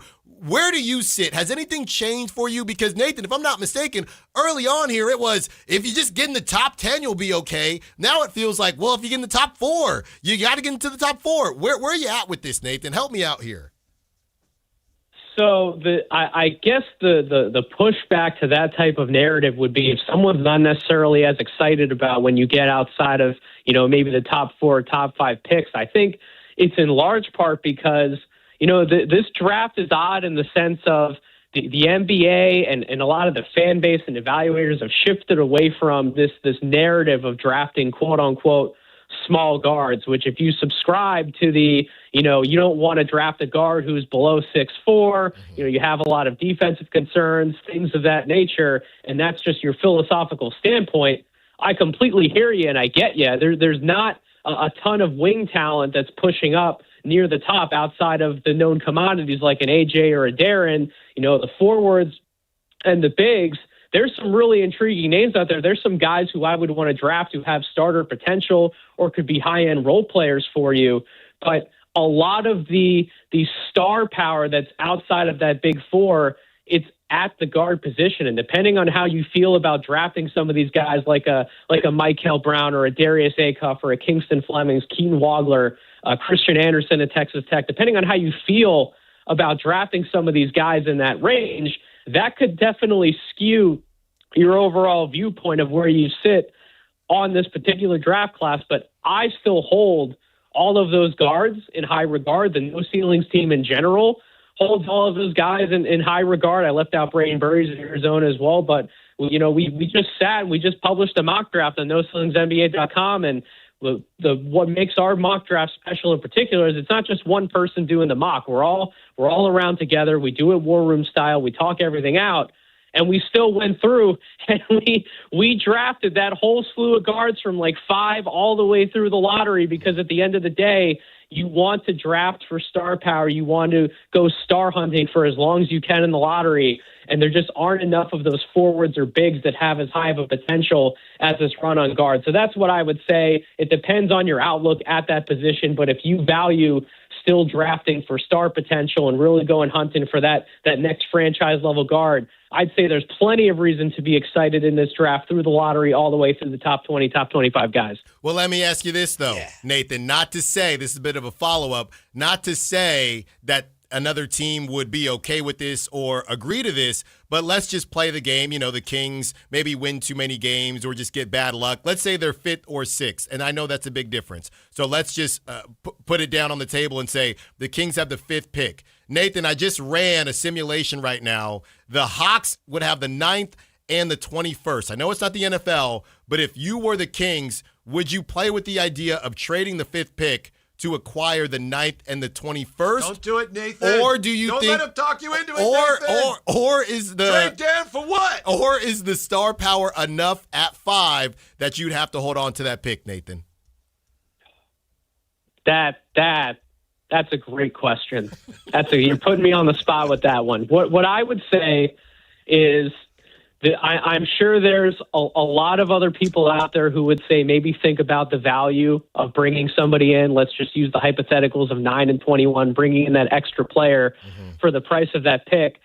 I've subscribed to the philosophy. I was trained and taught to subscribe to the philosophy of, if you have a strong conviction about a certain player, don't mess around and just go get that player. That's because right, Alan. You never know who else could possibly trade up into that spot and take that guy. And if you're left at 9 and your guy isn't on the board, all of a sudden you have to pivot. That's where mistakes can potentially be made. Again, I get the value proposition, but I've always subscribed to the philosophy, go get your guy if you have a conviction about someone. If you have a conviction about something, Whitey. Well, if you don't have a conviction about somebody, you shouldn't be doing this at this point. Nathan Grubel, nice enough to join us from No Ceilings. I want to ask you about A.J. DeBonsa. He seems to be the consensus number 1 pick among fans around here. There are indications the team feels the same way. Of course, we don't know that for sure. We know about his tremendous upside, and I have nothing against him. But I was wondering, just to kind of get the other side of it, Nathan, what are possible reasons not to take A.J. DeBonsa with the first pick? I think if you wouldn't want to take A.J. DeBonsa, it lies a lot on some concerns around, how does he translate if he doesn't have the ball in his hands right away in his NBA career? If he has to play a little bit more off the ball, that projection could get a little murky because he hasn't always been the cleanest catch and shoot guy, although he's on about 35% on catch and shoot threes this year. So I'm personally not concerned about it, but it would be those off ball offensive concerns. And then defensively, he certainly has some question marks away from the basketball. He can lose his attention a little bit. He can lose his man. He can get caught in some screening actions. But, I still consider a lot more of the pros for AJ than the cons. Sure. And again, I want to focus on who the player can be rather than who they can't be. And with A.J. DeBonsa, listen, if you had to ask me, who do I think as of today the Sacramento Kings would draft at 1, I think the Kings would take A.J. And I think the Kings would take A.J. because the strengths for this guy, again, his athleticism, his length, his size at 6'9" is unbelievable. I got to stand next to A.J. I got to see a lot of that up close at the Madison Square Garden when the BYU played Clemson earlier in the year. And that second half, he's had a bunch of second halves where he's taken over in some of these games. But in that second half, when I got to see it in person with my own 2 eyes, what he was able to do out of the mid-post, backing guys down, operating as a facilitator in the middle of the floor. We know that he can hit a lot of those mid-range shots, about 45% on those mid-range twos this year, which is a really good mark, by the way. You know, a lot of people like to criticize him for his shot diet, quote unquote, but if he's good at something, if he's great at driving to the basket, high free throw rate, can get you points that way, let him do it. If he's best at operating in the mid-range and he's playing an unselfish brand of basketball and he's utilizing his vision at 6'9", he's finding guys, he's not just looking to score every single possession, and he's mixing both scoring and playmaking together, then let him do it. And when he's had to take threes, when he's had to step out from beyond the arc, he's actually been pretty decent at it this year. It just hasn't been on a high volume. So there's been some concerns for sure, but I do think a lot of the pluses outweigh the negatives to the point where, you know, I said I have Cam number one. I'm sticking by it. I'm standing on it.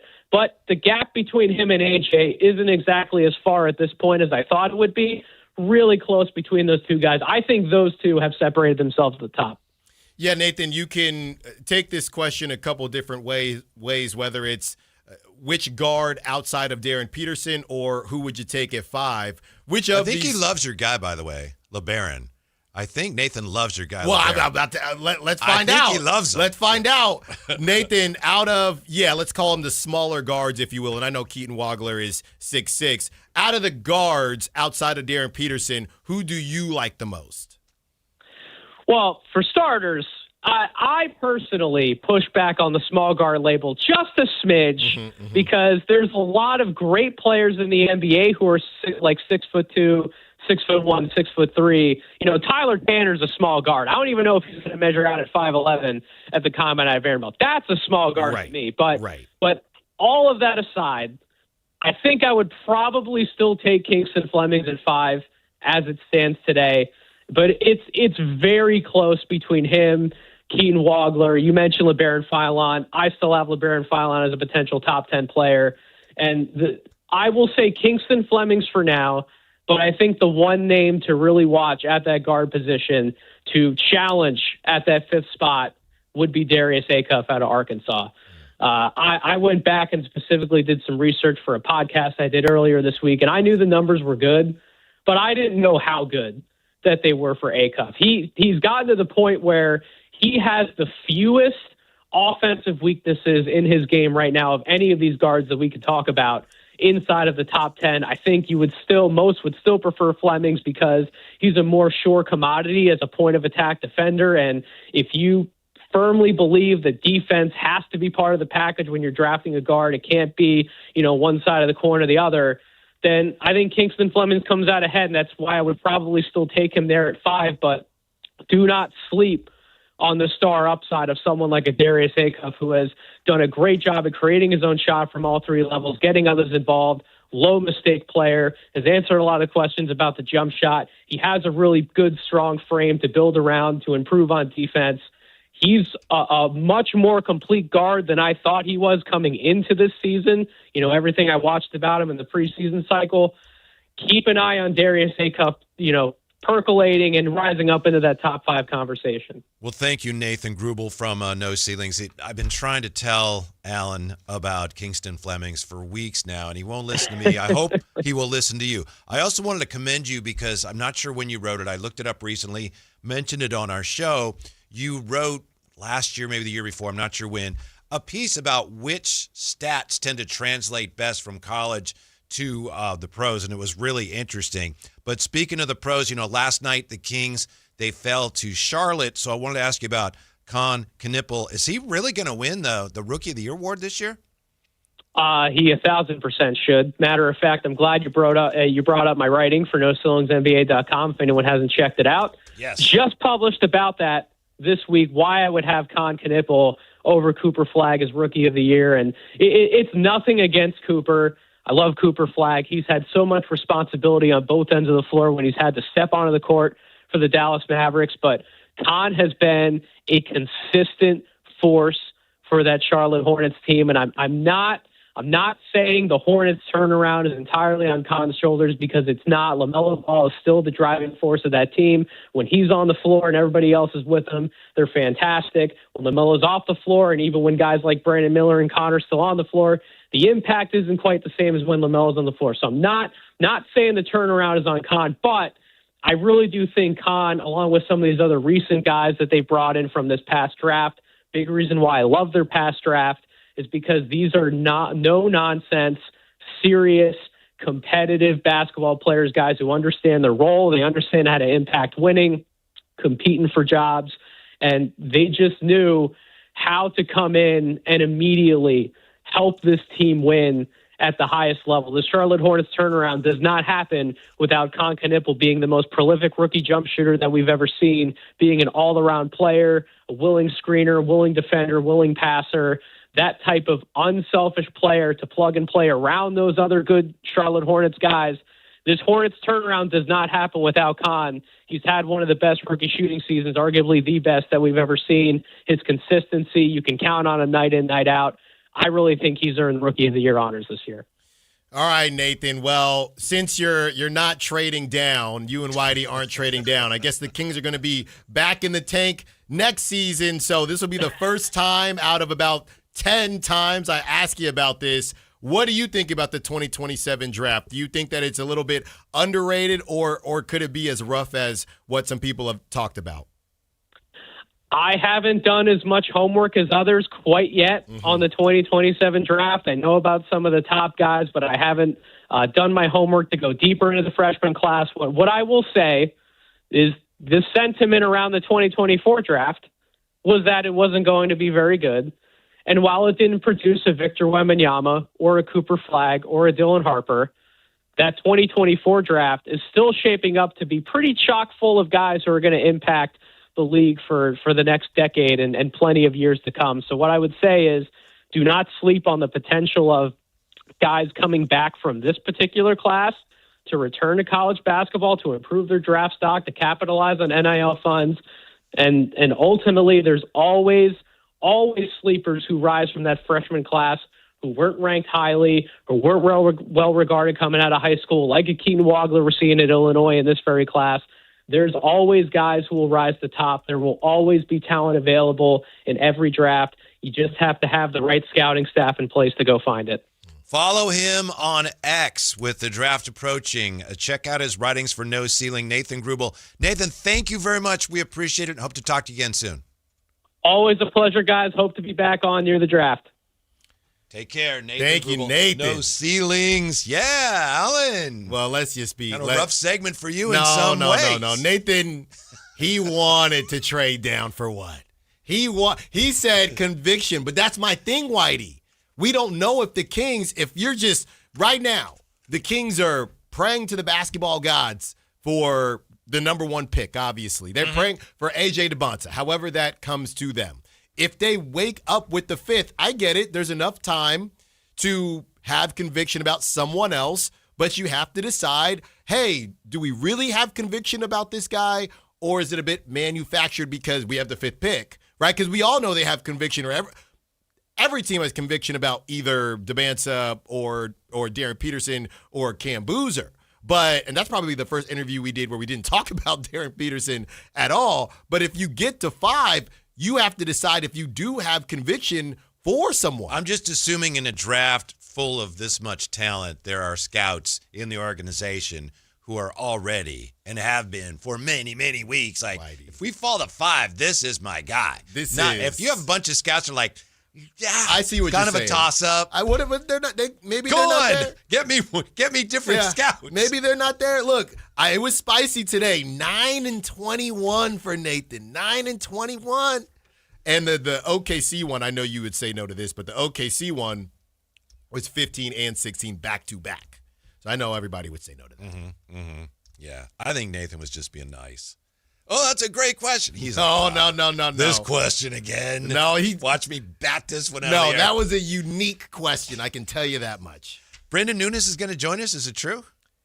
In some capacity. Okay. Apparently, we're gonna give him a call. And Matt George asked to be on their show, and he was like, "I can't." But then I don't look, man. We were rearranging his schedule. My name Bennett. I'm not in it. I don't know. All I know is Brandon will be on our show. That's it. Yeah, and that's coming up next. Sactown Sports. Don't go away. Time to check out Capital Casino, conveniently located at 411 North 16th Street in downtown Sacramento. Live and local. With everything 49ers. Intercepted by Fred Warner. Dives for the end zone. Touchdown! San Francisco! A bold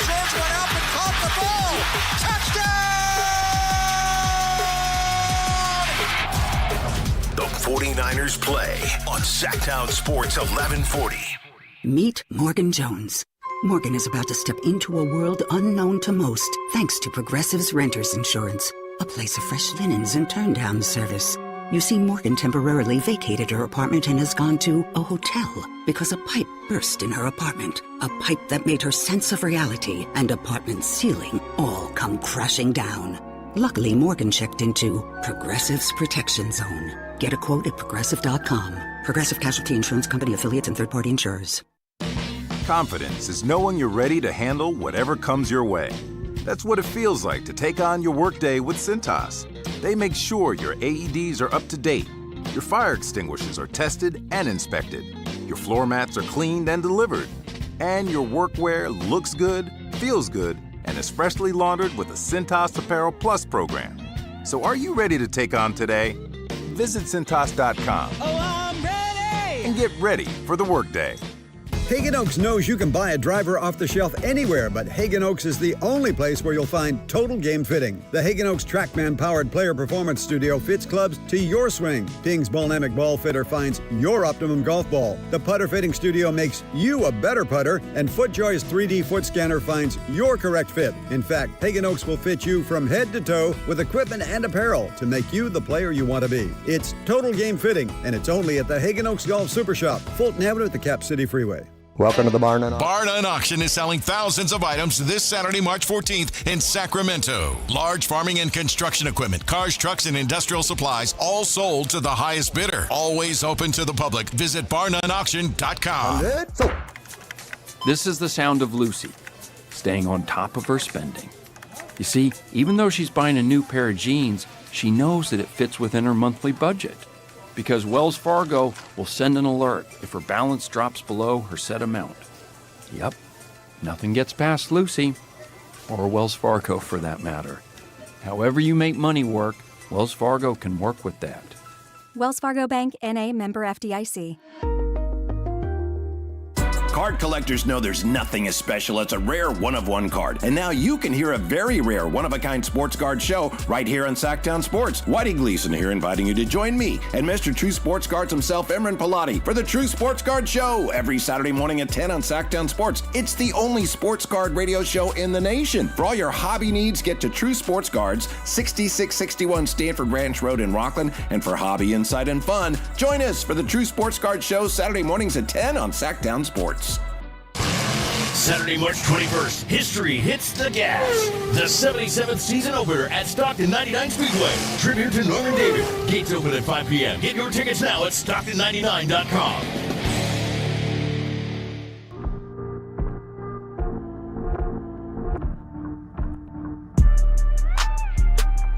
Your afternoon home for Kings talk and so much more. The Drive Guys on Sactown Sports. On the text line, we have a Yaxel Lendeborg fan. Or what do you call him, Landenborg? Yaxel. Yaxel. Say Yaxel. Yeah. He outplayed Boozer head-to-head from the 209. Isn't that when Boozer had that crazy last 5 minutes, though, and Duke won? That was when they went head-to-head. That was not the game that, yeah. I think they both played well, but Boozer kind of got going late. Mm-hmm. But Duke won. Yeah. Let me check on that. Why don't you bring on our next guest if you would be so kind, please? As you know, yeah, Sacramento Sac Media has a lot of rising stars. But no star is rising faster, stronger, further than Brendan Nunez. Brendan Nunez, digital editor for Sactown Sports, joins us. Brendan, thanks for joining us, man. What's up, fellas? Thanks for having me on. You know, my favorite show on our station, That's obviously. Right. That's right. Yeah, near and dear to my heart. Appreciate I hope that. you're listening, Matt. Yeah. And that's all we got. Yeah, thanks for having me. All right. By the way, just because I checked it, February 21st against Michigan. Duke won that game, and Ken Boozer had 18-10 with, 7 assists. So yeah, he wasn't bad. Yeah. Pretty good. Yeah. So, Brendan, is worst place still within reach for the Kings now if they've slipped out of worst place? And you personally, how important do you think it is for them to end up worst or at least worst three, bottom three? I mean, I think the most important thing still for the current team is just trying to develop these young guys as much as you can, the players that you do have on your roster. And there's something to be said about having a good momentum going into the off season, the confidence that you have. Like, imagine if Devin Carter, I'm not expecting anything like we saw the other night in just 14 minutes of play, but imagine him having a good final 2 weeks, for example, and what that could mean for him and his confidence going into the off season, some of these other guys. So as much as, I think people will roll their eyes at, last night's game being fairly close because DeMar was carrying them with 39, it lets Neek be in bigger moments, at the end of games. And I think stuff like that matters. And also partially saying this because I feel pretty good that they're not going to fall out of the top 4, top 3 even, maybe. Some of these other teams are really stinking it up, I'm aware, but I do think that the Kings are probably going to stay within that range, and your odds stay even for that number 1 pick, whether you're top 3, as long as you stay in that top 3. So I know that you can fall further, but to the conversation you guys had earlier, I don't know how much of a difference there is between – I personally love Caleb Wilson, so for me it's a top 4, I would say, like with Wilson clearly being that 4. Let me solidify this more, but there's a world where he could be above Cam. I think Cam has definitely shut me up on that more recently.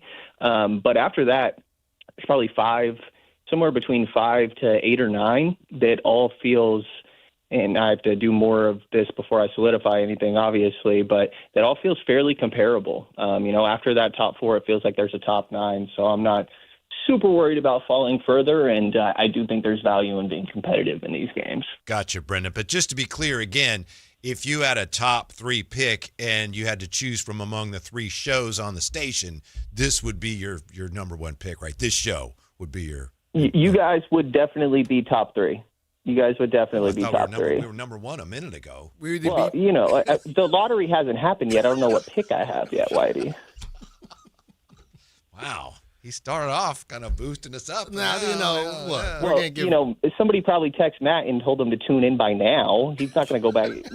He might be listening now. That's true. Look, Brendan, I got you. We got to say... All of a sudden, we're Koa Pete. I don't know what happened. No. We got to be... Wow. We got to be PC. I get you, Brendan. Brendan, how about this, though, with... Nick Clifford, playing well, and Maxime kind of a quieter night. Last night he didn't have his guy rest to feed him the way he's been feeding him. Where are you at? I know you and I were closer to the same page on I don't really know what to do with the rookies and not necessarily crowning them yet as futures of the franchise. Have you seen anything the last couple of weeks from Maxine or Neek to make you feel better about what these guys could do in the future, or do you still need to just see what they look like when the games honestly matter? Yeah, I mean, I think it's one of those things where you can definitely just still tell they're rookies, and they are. It's to be expected, but I would say Neek has probably changed my mind or shown more flashes of different things recently, just with all the guards being out and having the ball in his hands. I still don't think that, there's necessarily amazing burst there. So I think he's probably going to have to get more creative and tighter with that handle. But I'd imagine that would come over time. The footwork and figuring out how to get past guys in that way, or slithering to the basket, because, in college, and this is something I think about with AJ a lot, AJ's a way different size player, obviously, but that spin move is going to work every dang time, or that Euro is going to work every dang time, and it's a lot harder to do that at the NBA level. And I think that you're seeing Neek sort of need a larger bag, to put it simply. But you're seeing some of that pieced together here and there. And it's one of those things where, again, I'm like, okay, all these on-ball reps are going to be really good for what he gets to review right now and can focus on working in his off season. Because as much as it's, hey, this is their time of year, you want to see them keep getting better. They've never played this many NBA games in their life. Neek is playing 40 minutes on some of these nights. Max is flirting with doing the same. Like, that workload in itself is such an adjustment that I think asking them to take notable steps at this current moment isn't. It's understandable that I think that's not necessarily been the case, but there's moments that they're getting put in that I expect to be really useful for them down the line. Brendan Nunes with us. Brendan, you mentioned Devin Carter a few moments ago. Should the Kings and should fans look at Devin a little differently, or just start to look at him a little differently after his explosion a couple of games ago? Yeah, I'm not going to overreact to one game, I guess, but I do think it was a little bit of a glimpse of the idea, right? And I think, unfortunately, we just haven't really got to see it that much. We're left in a spot where you kind of have to trust that what they've seen in practice, they haven't really necessarily been super fond of, because even as all the other young guys are getting minutes, you're like, dang, Devin's still not really checking in here much, you know? But to me, it's the down court speed he has that's really electric. I think he led the combine in three-quarter court sprint speed, for whatever that's worth, in his class. You know, he has the same vertical as Malik Monk. Like, I drop those two numbers all the time. I think that he is a freak athlete, and it's about being able to shoot is that X factor. He reminded us after that game. I would imagine probably here's some of the criticism, and that he needs to be a good shooter, but that he was in college. This is a guy that shot extremely well on more than 6 a game during his time at college. So to me, it's one of those moments where I'm like, all right, like, let him play, you know? And that was probably a free moment because they're losing in that game. A lot of guys sitting, but to me, it hasn't necessarily changed my opinion, but partially because I feel like it's been kind of hard to have one with the lack of minutes. Yeah, and the thing about Devin, some of that was by choice of the coaching staff and injury as well. Brandon, you have him coming off of a crazy game, and unfortunately he tweaks his ankle, doesn't get an opportunity when the team only had 9 available guys, only played 8. But, you know, Brendan, speaking of the number of guys on the roster, at this point, Brendan, sometimes I forget the vets are on the team. I saw him on the bench last night clapping and cheering on the crew, and it was nice to see. What's your best guess? And I know we'll talk about this a couple times here as we get into the offseason and in the offseason, but what do you think they do with the vets? Obviously, we think Zach LaVine's going to opt in, but with the possible changes to the tanking rules and how that could affect next season, it's supposed to be more of a down draft anyway. Is there a world where they bring back Sabonis or try to bring back Sabonis? Is there a world where they bring back DeMar, Russell Westbrook? What do you think they're going to do with the vets that they have? To me, the one that I'd be most curious, like when it comes to DeMar and Zach, I'd be surprised if they're not continuing to shop them in the offseason. And that doesn't mean, I would say especially even more so in DeMar's case, that they don't like him and appreciate what he brings. That veteran mentorship is very real. Like when we're sitting there in the presser before cameras turned on with DeMar yesterday, Kobe White happens to be walking through the back because there's the opposing locker room right there, and sometimes they'll walk through, and he and Kobe had a really funny moment, and clearly they have a good relationship. You saw him, DeMar and Zach all chopping it up after the game. Like I think of Dalen Terry, he had a really good relationship with. I think DeMar is a great bet for a lot of these guys beyond what we're able to see. But on the court, like you do probably, I think it's for the best when trying to get guys other touches, especially if you're bringing in one of these top 3 guys that you kind of want to have the ball in their hand, to shop him, I would say. And the same with Zach. Domas is the one that's more interesting to me because I think he could make a rookie's life a lot easier. You know, even when obviously that Beam team year, it's like De'Aaron still got to have the ball in his hands, right? And do a decent bit of self-creation, but also Domas made his life a little bit easier, and especially playing off ball, playing the right way, I would say. So he's the one that I think is more curious to me and could be dependent on who you get, right? If it's Cam Boozer, probably doesn't make much sense. But I think in like case of Darren or AJ and maybe one of these other guards as well, if they were to fall further, that it could make more sense to bring him around. And that's the one I have a larger question with, while I expect Zach and DeMar to probably continue to be shopped. Thank you, Brendan. We appreciate your time very much. We will talk to you soon. Thanks for riding to our rescue and helping us out today. Yeah, appreciate it, guys. Yeah. Thanks, Brendan. Yeah, stay off those other shows. It's really not good for you to go on the other shows too much.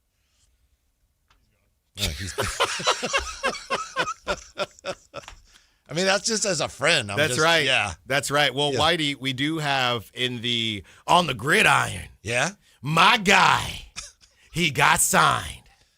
Kyler Murray, 1-year deal with Chris Watkins, Minnesota Vikings. Awesome. All right, that leads right into where we're going next. Who is going to be this year's comeback quarterback of the year? Is it going to be new Viking Kyler Murray? Maybe it's going to be Kirk Cousins with Dallas Raiders. We'll look at the candidates. Pick a winner next. Sactown Sports. Think you got the perfect bracket? Prove it. Enter the Sactown Sports 1140 Basketball Mayhem Bracket Challenge for a shot at $1 million. It's free and open to fans nationwide, so lock in your picks now at SactownSports.com/contest. Powered by Power Business Technology. What's going on? We're talking to Chad Hoblet of Hoblet Dodge Chrysler Jeep Ram in Woodland. He's here to tell us what's going on for the Declaration of Deal sales event. Come learn the art of savings with Hoblet when you save up to $13,500 off MSRP on new 2026 Ram 2500 and 3500s. Some are even available with 0% financing for 36 months. Plus, with the return of the iconic 5.7-liter Hemi with an all-new 10-year, 100,000-mile warranty, you'll find what you already know. This is the best Ram yet. But do you have the Ram I'm looking for? Yes, and if we don't, we'll order it for you. The reason we are consistently one of the top Ram dealers on the West Coast is our huge Ram inventory, with over 400 available, including those hard-to-find heavy duties. Search, select, and save through their whole inventory at HobletDodge.com. Nobody beats Hoblet, period. $13,500 net savings on select new 2026 Ram 2500 Limited Longhorns after $1,500 factory rebates. Discounts include $1,000 Hoblet business owner bonus with proof of business ownership. Rebates include $500 on-the-job upfit, must show eligible upfit. Sample VIN 152135. 0% financing for 36 months, only available through SFS for well-qualified buyers in lieu of all rebates. $27.77 per $1,000 borrow. See dealer for details. A's fans, the 2026 season is coming fast, and single game tickets are on sale now. Be there for an exciting season packed with theme days, giveaways, and firework nights, including bobbleheads, jerseys, hats, and much more. And getting in is easier than ever. Tickets start at just $8 for select April and May games. From opening day to unforgettable summer nights, there's something for everyone at the ballpark. Get your tickets today at athletics.com/tickets and be part of the excitement this 2026 season. This is a special alert to all Americans who own a vehicle with less than 200,000 miles with an auto warranty about to expire or with no warranty coverage at all. Due to a decline in the economy, CarShield is announcing a low-cost month-to-month vehicle protection plan that is now available to the public to save any driver out-of-pocket expenses on future auto repairs. Call now to find out how you can pay almost nothing for covered auto repairs. Yes, you heard that correctly. Pay almost nothing for covered auto repairs. An open phone line has been established for all drivers to call for a free quick quote. Call 800-292-4541 now. Drivers who are covered will not have to pay for covered repairs again. This protection plan is at an all-time low. Additionally, drivers who activate this vehicle protection today will also receive free roadside assistance, free towing, and car rental options at no additional cost. Call us for your free quick quote today. 800-292-4541. That's 800-292-4541. What do you have to lose? Call 800-292-4541. Again, 800-292-4541. When you take the time to shop at Folsom Lake Honda, there's one thing you'll always find. Happy people ready to serve you. As a family-owned and operated dealership since 2009, customer service is our #1 priority. Our customers love doing business with us, and you will too. Looking to own or lease? During the spring sales event, drive a brand new Accord or Civic. Visit us today at FolsomLakeHonda.com, your one-stop Honda shop. Folsom Lake Honda, yeah, your one-stop Honda shop. Only one radio program captures the excitement of hunting and fishing as it happens. The award-winning California Sportsman with Sep Hendrickson. Only California Sportsman takes you where the action is. Live on the water, live in the blind, and live with the top pros and experts in outdoor sports. California Sportsman with Fishing Hall of Famer Sep Hendrickson is your premier destination for all things outdoors. Sep's Saturday Morning Outdoors. Ultimate Bass and California Sportsman, 5 a.m. to 8 a.m. Saturdays on Sactown Sports 1140. Guys, did you know your testosterone affects everything in your system, including how you feel and perform every day? Right now, Revive Men's Health Sacramento will check your testosterone for free. Knowing your T levels is the first step in understanding if you have low T. Your testosterone level impacts your energy, libido, sleep, weight, hair loss, mood, and even ED. Maintaining an appropriate T level can change your whole life. Most men start to see changes in their hormone levels in their 30s. Experience and results matter. So what are you waiting for? Get your T levels checked today by local, experienced, and trusted men's health experts. They've helped thousands of men since 2011. They're so confident they can help you, they even guarantee it. Call Revive today and schedule your free testosterone test, free exam, and free consultation. Call Revive Men's Health at 916-277-8599. That's 916-277-8599. Or visit revivemenshealth.com.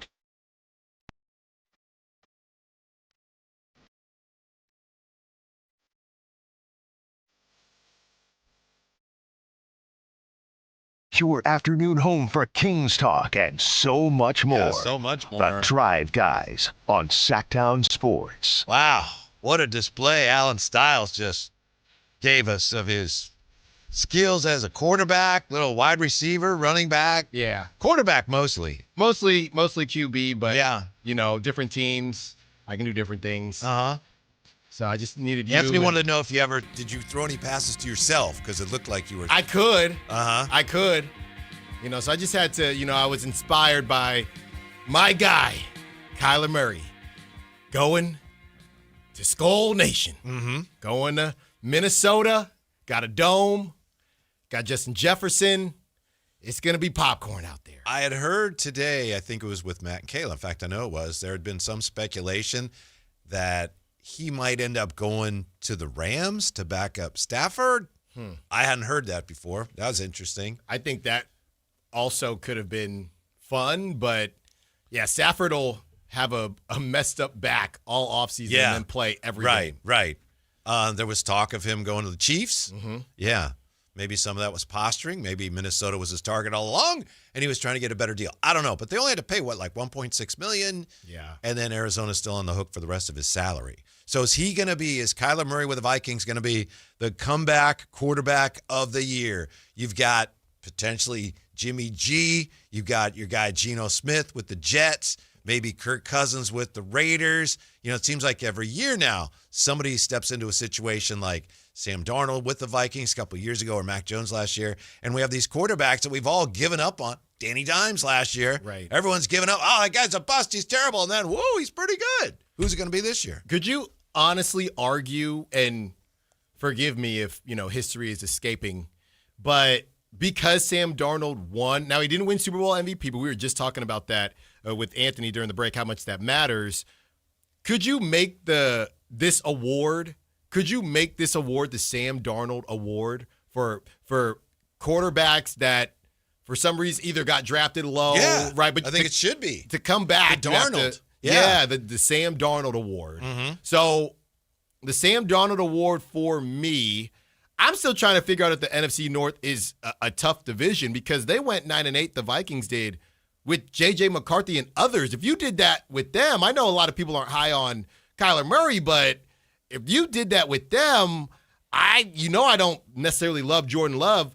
I think that Kyler Murray's in a great spot for it. And out of the other names that you've kind of mentioned, I just don't really trust anybody else. He's a really gifted thrower of the football. Mm-hmm. I mean, not as gifted as you obviously are after what I just saw. I had to, I was excited. Yeah. I got to get my move on my watch. I got to get that going sometimes. Mm-hmm, mm-hmm. But I mean, I've seen your basketball moves, now your football moves. Now you've seen it all. Yeah. You've seen it all. Well, yeah. You got to see me in real action, but you've seen the vision right there. But it ain't going to be Tua. I can tell you that much right now. Another candidate, yeah? Not going to be Tua. Not going to be Geno, as you mentioned. And just looking around the rest of the division, did they decide? I saw the Cardinals just put up, and you never know these days, but looked like they put up a Jacoby Brissett, a new poster thing. Oh, really? Jacoby Brissett, and Cardinals fans were thinking. They brought in Gardner Minshew, right? Yeah, so that ain't happening. Baker Mayfield, would he have won it last season or something? Obviously not this season, but last season, because he's been good in Tampa, but they've kind of pretty good. This has to be somebody that everyone agrees. The consensus is they're done. They maybe are a bust, and they come back. That situation is just ripe for Kyler Murray to come in and have a big year. Yeah. He's a really good passer. I know there's questions about does he study enough, but in an offense where, first of all, they have to run the ball to take pressure off from there, and then Kevin O'Connor's offense, the wide zone offense that we see so many teams play, they're going to scheme a lot of guys open for him as long as they run the ball well and he is able to quickly embrace what they're doing, which, it doesn't seem like an overly complicated system, easy for me to say, but I think everything is set up for Kyler Murray to have his comeback year this year. Yeah, I have some question marks with Aaron Jones. I know they got Jordan Mason out there who Niner fans, I think a lot of Niner fans probably miss, but I got some question marks with Aaron Jones. He's, I know they restructured his contract just because you brought up running the football, Whitey. Yeah. But, yeah, some question marks with him. Nick Folk Award, somebody says. Maybe we call it the Nick Folk Award. Nick Foles? Yeah, right. The Nick Folk. That's what it said, but yeah, Nick Foles Award. No, you can't be Nick. Well, do you just have to win a Super Bowl? Because Nick Foles, he got the bag after he won the Super Bowl and he didn't do anything. So I don't think, because I think it would be the Geno Smith Award before, because Geno was done. And now he's gotten a couple chances to start here. So it's the Sam Darnold Award. Yes, Sam Darnold was a complete abysmal failure who is best known for seeing ghosts. Yes, literally. And now he's won a Super Bowl. That's right. But Aaron Jones is 31 years old, just because we brought up running the football, Whitey. I think the biggest thing for me when it comes to Kyler is, can you stay on the field? The allegations of him being obsessed with Call of Duty or not studying, those aren't even the worst allegations for Kyler Murray. The allegations were that later in the season, he didn't want to run because he didn't want to get hit. And he's already the smallest quarterback in the league. So that's my question of Kyler Murray. Not Call of Duty. I think Kyler Murray is underrated when it comes to who he is as a quarterback. But could that have been because he knew it was his last year there? No, this started a couple years ago from what I recall. So my question mark is not with Kyler Murray's learning capacity, or I'd argue it is connected to his drive, but not necessarily his drive. I think it's about how much do you not, and that's why he played baseball. Maybe he would have played baseball if he didn't have to go to random cities before just getting straight to the big leagues, because we know the money in baseball is even crazier than football. I think it's about, are you going to be a running quarterback for the next 3-4 years, or are you kind of going to do the Lamar thing where I'm going to scramble when I need to? Because if he is only going to scramble when he needs to, he's a completely different guy, and he's not as elite as we know him to be. These guys, and I get it, you want to play for a long time, and heck, I wouldn't want to get hit either, but Kyler, and obviously I'm not putting Kyler and Lamar in the same category, but these guys that have decided, I don't really want to run like that. I kind of just want to scramble unless I have to. If that's the Kyler you're going to be, I don't know that I trust your arm talent that much. Kyler Murray can spin it.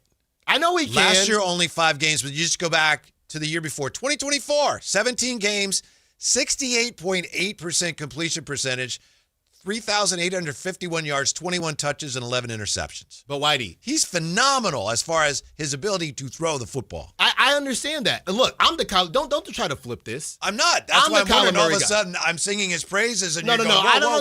Don't try to inception me. I'm the Kyler Murray guy. I was celebrating during the break. So I can't say nice things about him? You can say nice things about him, but don't get this twisted, because you were bagging on him. We say Tua was better? No, I don't. Oh, you're talking about a few weeks ago, aren't you? Well, I remember Tua. Tua's not better than Kyler Murray. It was somebody you brought up, and I was not happy about it. Okay, but you don't remember who it was, so I guess you weren't that upset. No, well, whoever it was a non-star. It was a no name. That's why it upset me. But even with all that being said, Whitey, Kyler as a pure pocket passer at 5'9", whatever he is, if he puts his Dr. Scholl's in, I'm not hating on him. Sometimes you got to do it. I just don't. When's the last time you did it? I'm not telling you. You'll never know. It has been done, though. Hey, my feet hurt, right? My feet hurt. I got to wear 2 in the shoe because my feet hurt. Kyler as a pocket passer. You ever double up on the Dr. Scholl's? Oh, yeah, weddings. I have to for weddings. And they're all wearing heels. Whitey, that's a problem. Kyler as a pocket passer, it's a problem for me. Solely a pocket passer, it just doesn't hit the same. If you're not, and I know the option can come and go. Look at these guys that had these crazy seasons, right? And maybe this is the level, but Drake May, crazy season. Trevor Lawrence, crazy season. If Kyler has to at least do, because he can, you got to run like them. If you're running less than guys like that who aren't even considered, I know Drake May is, but I don't think we necessarily considered Trevor Lawrence a a dual threat. I know he can run, but if you're just trying to chill and not run like that, then it's a little bit different. Mm-hmm. He has a chance to revive his career and have a phenomenal season. I mean, the football gods have smiled upon him now, perhaps undeservedly so, but this is a great opportunity for him. By the way, the only thing he's ever led the league in, you look here at Pro Football Reference, got every possible category here. The only thing he's ever led the league in, the only thing that's in bold here is when he was a rookie, he was sacked 48 times. Yeah, man. Yeah, what was his average rushing yards or just rushing yards per season? What are those looking like? Yeah, let me scroll down here. Rushing. Because it felt like they just fell off a cliff. He just decided, I don't want to really do that anymore. Attempts, let's see, rush attempts per game, yards per attempt. Just going year by year, 5.8, 6.2, 4.8, 6.2, 5.5, 7.3, and even last year, 6 yards a carry. How many games did he play last year? He played 5 games last year. You know, the one thing that he has going for him is this is when we find out what and he guys had a are. foot injury last year, he right? did. So that's going to impact your rushing numbers. No, I know. But I'm talking about what's up here. Not down there. Not the toes. I don't know what to say here because if I say something nice about him, no. You'll say, wait, what are you doing? I'm going to run back the tape to see who you said was better than him. No, you're not. Yes, I am. But for me. Why don't you ask Frankie? Yeah. But for me, I really like Kyler Murray, and this is an opportunity for him to prove all the haters wrong. You talk about a guy who has pretty bad PR. We joke about that in basketball all the time. Kyler has pretty bad PR. There's a pretty bad narrative around Kyler. Anytime we bring up Kyler, a lot of people say that dude is just not it, whether it's between the that's ears. Because of Arizona, the way that all got out. Exactly. And I think it really put a stain on who he is. He had to talk about it. And, he said, if would I have won everything that I've won in my life at my size just by pure talent? It's just not possible. So I think we're going to find out here what Kyler's truly made of. We'll continue this conversation once Alan finds out who I compared Kyler Murray to.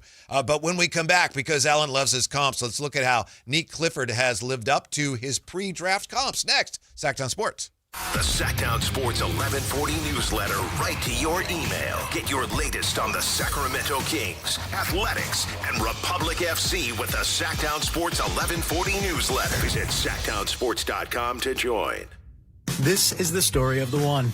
As a safety manager at a manufacturing plant, he does everything he can to keep his coworkers safe.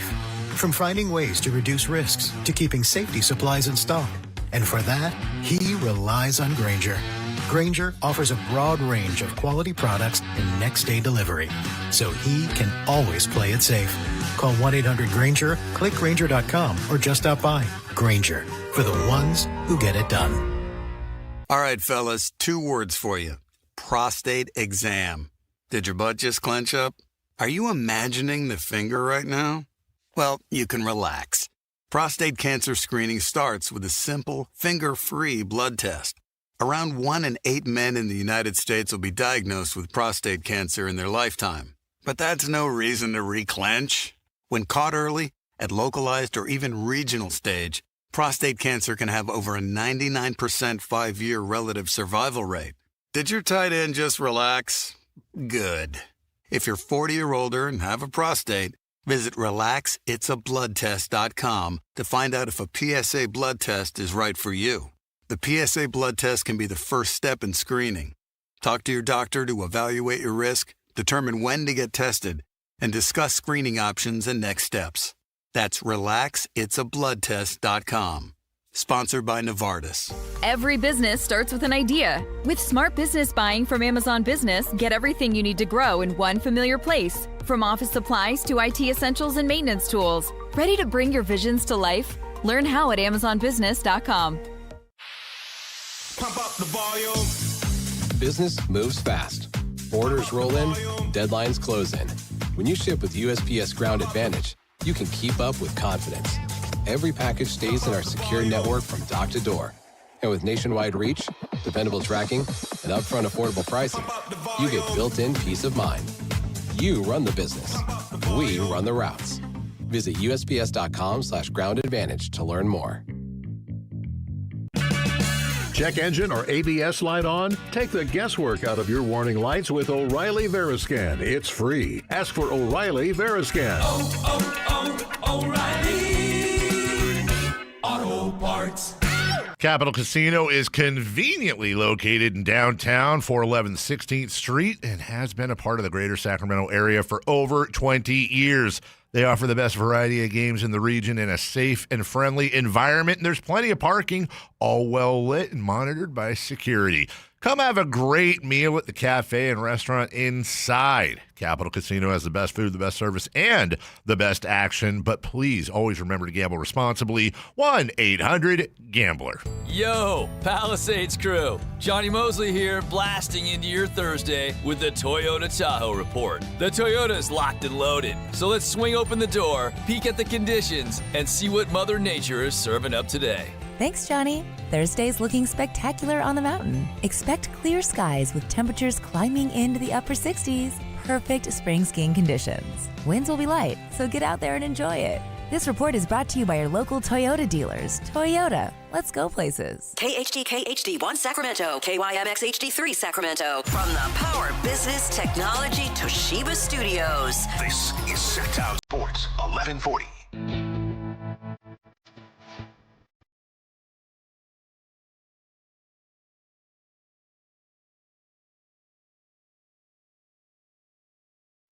The Tribe Guys powering your afternoons Monday through Friday on Sactown Sports. Oh, we love comps. Alan especially loves comparisons. So we're going to take a look at Nick Clifford, some of his pre-draft comps, and see how those are coming along. Before we get into that, I got to call you out on something, Alan, you just said off the air.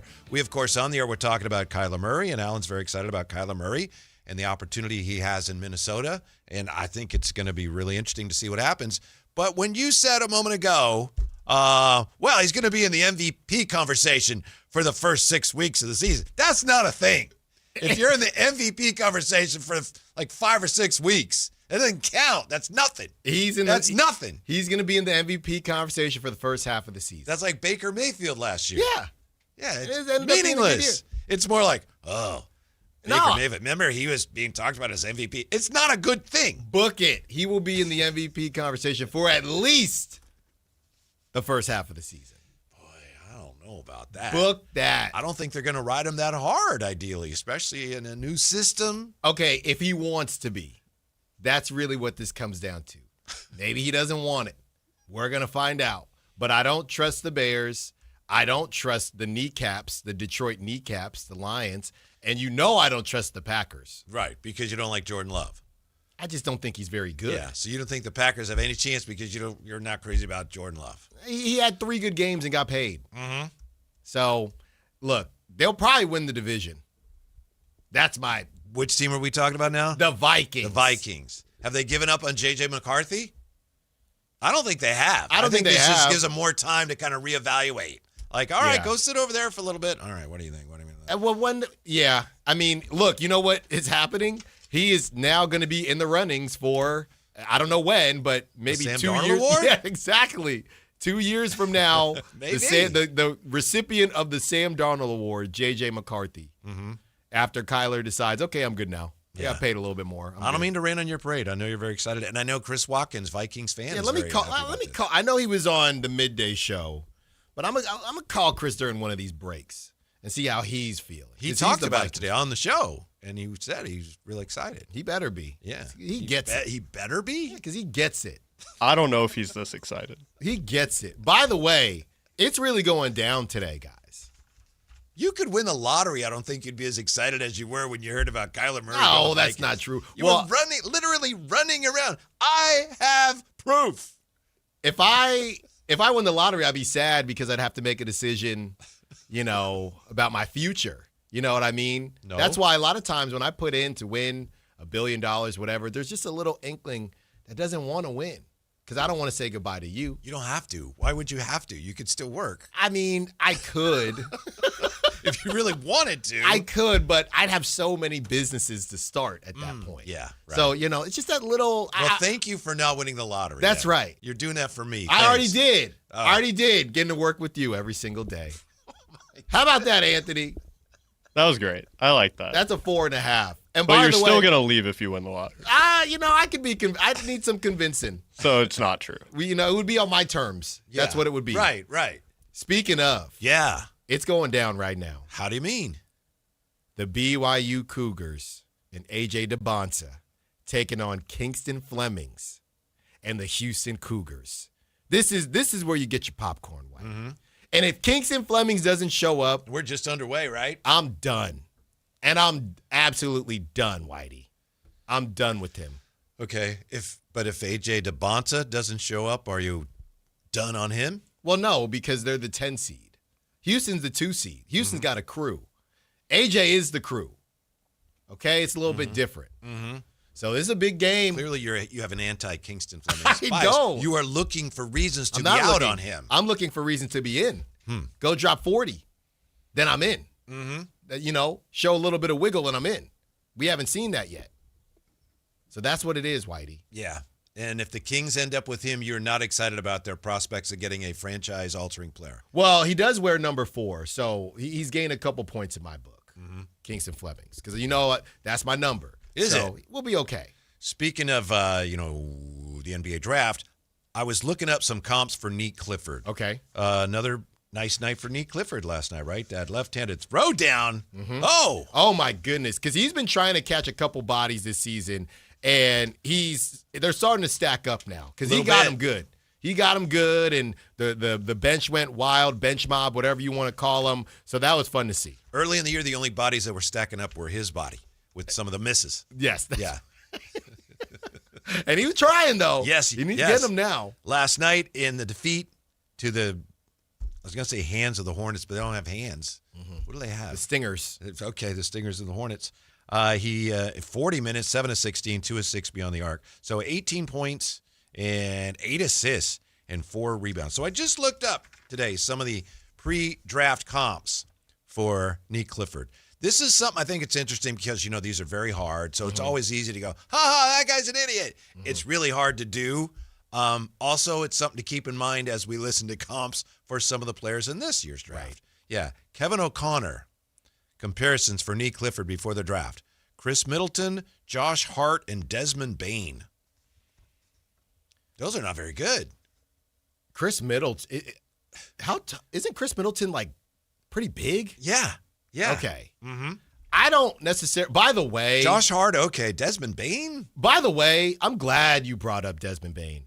Did you see what he did? And it was on Keon to win that game, not to win the game, but against the Magic. Desmond Bane, I know we talked a lot about how much the Magic gave up, and he got that bag. I don't know what the Grizzlies were going to do. Maybe they felt like they had seen enough.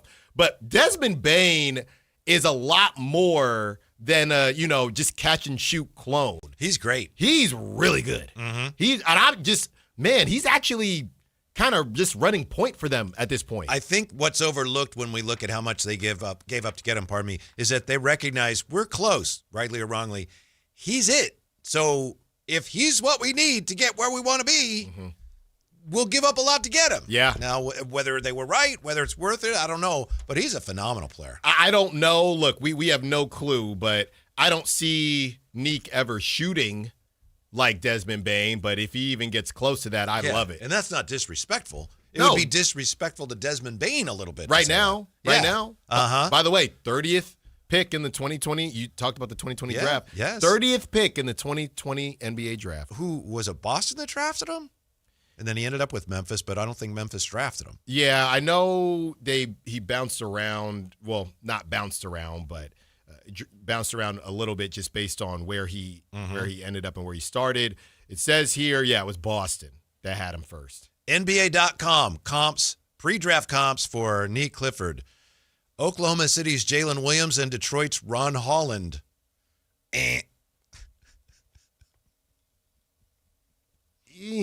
I'm trying to see Jalen Williams. Jalen Williams again a little bigger, right? But again, I'm not even going to pay it because you know how I get when they do these comps with dudes that have played for 3 years. We don't even know what he is. So I'm ignoring that. Yeah. And then NBA Draft Net, NBA comparison, Doug Christie and Cody Martin. I could kind of see both of those. I could for sure see Cody Martin. And I know people are going to be well, that's not a star. Well, that's life. You know, that's an NBA player, pseudo starter rotation guy. Yeah, so pre-draft comps for Nick Clifford, we had Chris Middleton, Josh Hart, Desmond Bane, Jalen Williams, Ron Holland, Doug Christie, and Cody Martin. Two things. I do think, again, it speaks to how really hard this is. And we all try to do it, you know, but it's really hard to do. And secondly, I think it speaks to how Nick Clifford's he's something of a unique blend of talents where for these players, you could take a little bit from that guy and a little bit from that guy. Josh Hart's probably the best one, wouldn't you say? I think so. Yeah, but Nick Clifford, that's one of the reasons he's such an intriguing pick because he does a lot of things. Yeah. I think if I were to put it together, it would be, like you said, some form of Josh Hart and Desmond Bane. But so Josh Bane. More Josh. Or Desmond Hart. More Josh. Well, it depends on how you feel about last names. But I'd say more Josh Hart than Desmond Bane, but they're both in there. Right. Because I think all three of them are 6'5", you know, so I can see that vision. And I don't remember Coach Christie as well when he was coming out of college. I remember him, of course, for his time here, and I know he was on Toronto and he was on the Knicks. Wasn't he on the Lakers briefly? But I don't remember him that much early in his career. The Doug Christie that played with Chris Webber and those guys, I don't really think of him as a Nick Clifford type guy. Just a lockdown, just shut your face defender. Yeah. That's what Doug Christie was. Well, I would say, you know, you think you're dancing around it. I think Nick is probably better offensively, but might be. But yeah. Doug better defensively. So there you go. Yeah. So how about DeMar DeRozan last night? 17 of 22 from the field, 5 of 5 at the free throw line. So 37 points. Well, that was his previous high, and he ended up with what last night? 39. So as you know, Alan, he passes Tim Duncan for 18th on the NBA's all-time scoring list. Yeah, great game. Woo! Yeah, great game from DeMar DeRozan. And look, you know, for lack of a better term, it was harmless. Didn't harm the tank, I should say. He got to do his thing. And there's probably those types of fun nights where if him and Russ are going – I don't know about against the Hornets, but against some of the lesser teams, you might worry about the Kings getting a W there. Guy Max only had 3 shots last night. Yeah, I'm telling you, it looked a little bit different. And Neek was Schmallen upset about that. Schmallen was ticked off about that. Let me tell you, okay, Schmallen was not happy with Maxime Reynaud last night, and he was getting a couple passes from Neek. I just think he wasn't feeling it. And we've seen this type of connection before with Domantas Sabonis and Malik Monk. You could have argued, Whitey, would you have argued that maybe Malik Monk had a better on-the-floor relationship with Sabonis than De'Aaron Fox even? Yeah. So sometimes they ran the pick and roll better. Right. It's just sometimes you just have a relationship with those guys. And I guess for us, we pray that whoever the Kings draft, the next guard that they have, whether, you know, you develop something with Neek or you draft somebody, whether that's your boy Kingston Fleming's here, they can build that type of rapport because Russ, you're going to have to learn to play without Russ. But it's still early, but you can tell it's completely different when it's not Russ. So the Kings, as everyone knows, here they are with the second worst record in the NBA, and this year's Kings have 2 of the top 20 scorers in the history of the NBA on the roster. Bizarre. Just bizarre. Next up for DeMar, he sits at 18, as you know. Next up would be Dominique Wilkins at 17, Oscar Robertson at 16, Hakeem at 15, and then Russ at 14. But, of course, he's not done yet either. So DeMar is at 26,505. If he plays next year and gets another 1,500 points, we're talking about, 2,800 points, which would move you way up there. That would move you into 12th place, just ahead of Moses Malone if he continues to climb. And maybe he scores more than that. Yeah, I saw Chris Watkins say this yesterday. And look, this type of stuff clearly matters when you're talking about the Bam Adebayo situation. And apparently I saw a video and it did appear to look like Bam Adebayo was telling them not to foul. I don't know if you saw that. So, you know, good on Bam, but they did it anyway. It's a weird situation. It is what it is. But as far as DeMar DeRozan is concerned, there's a big difference between 39 points and 40 points. How do you play 41 minutes and nobody says, hey, DeMar, we're going to get you that 40 ball? How does that not happen?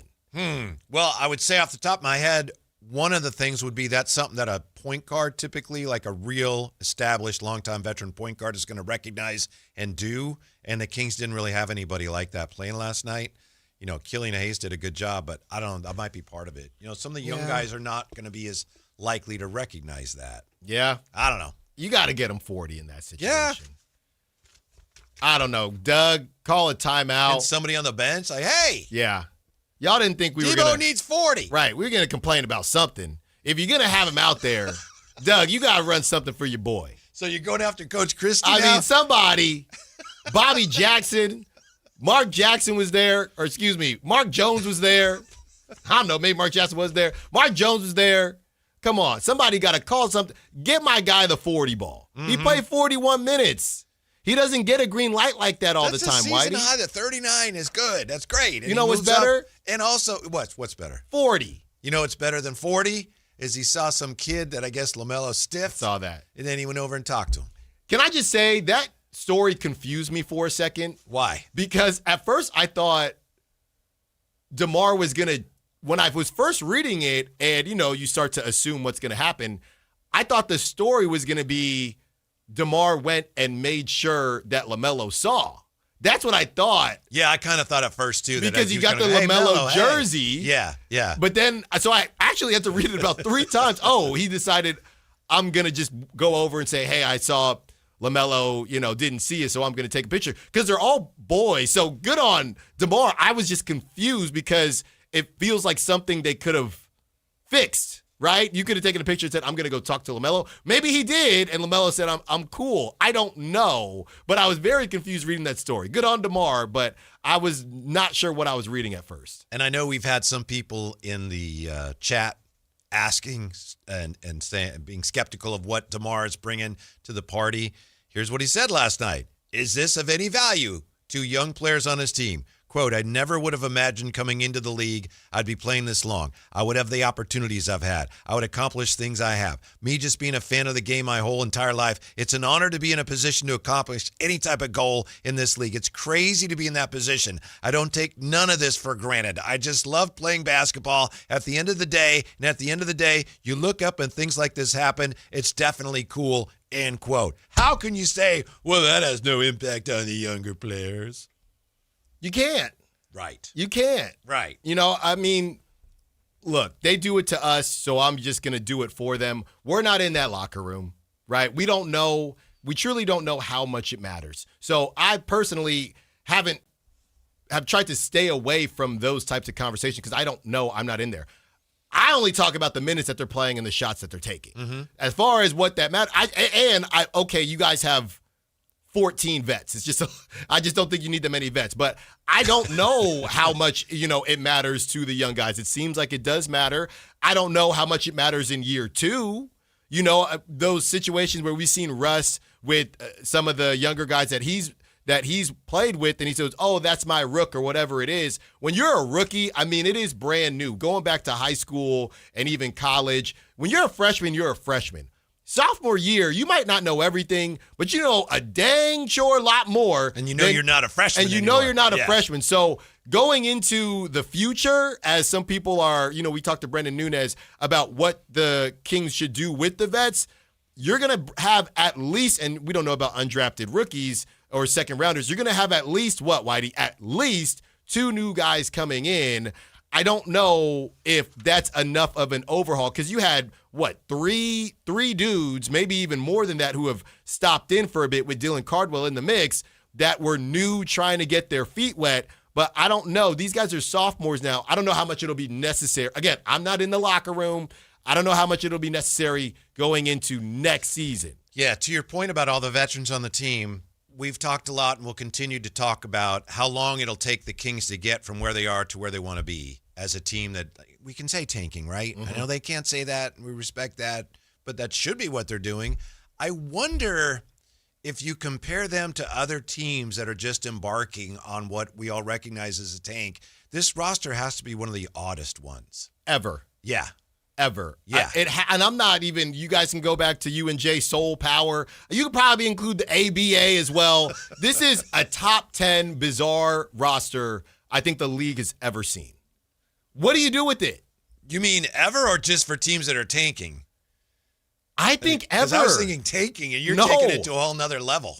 I think ever. Bizarre. Look at what you just said.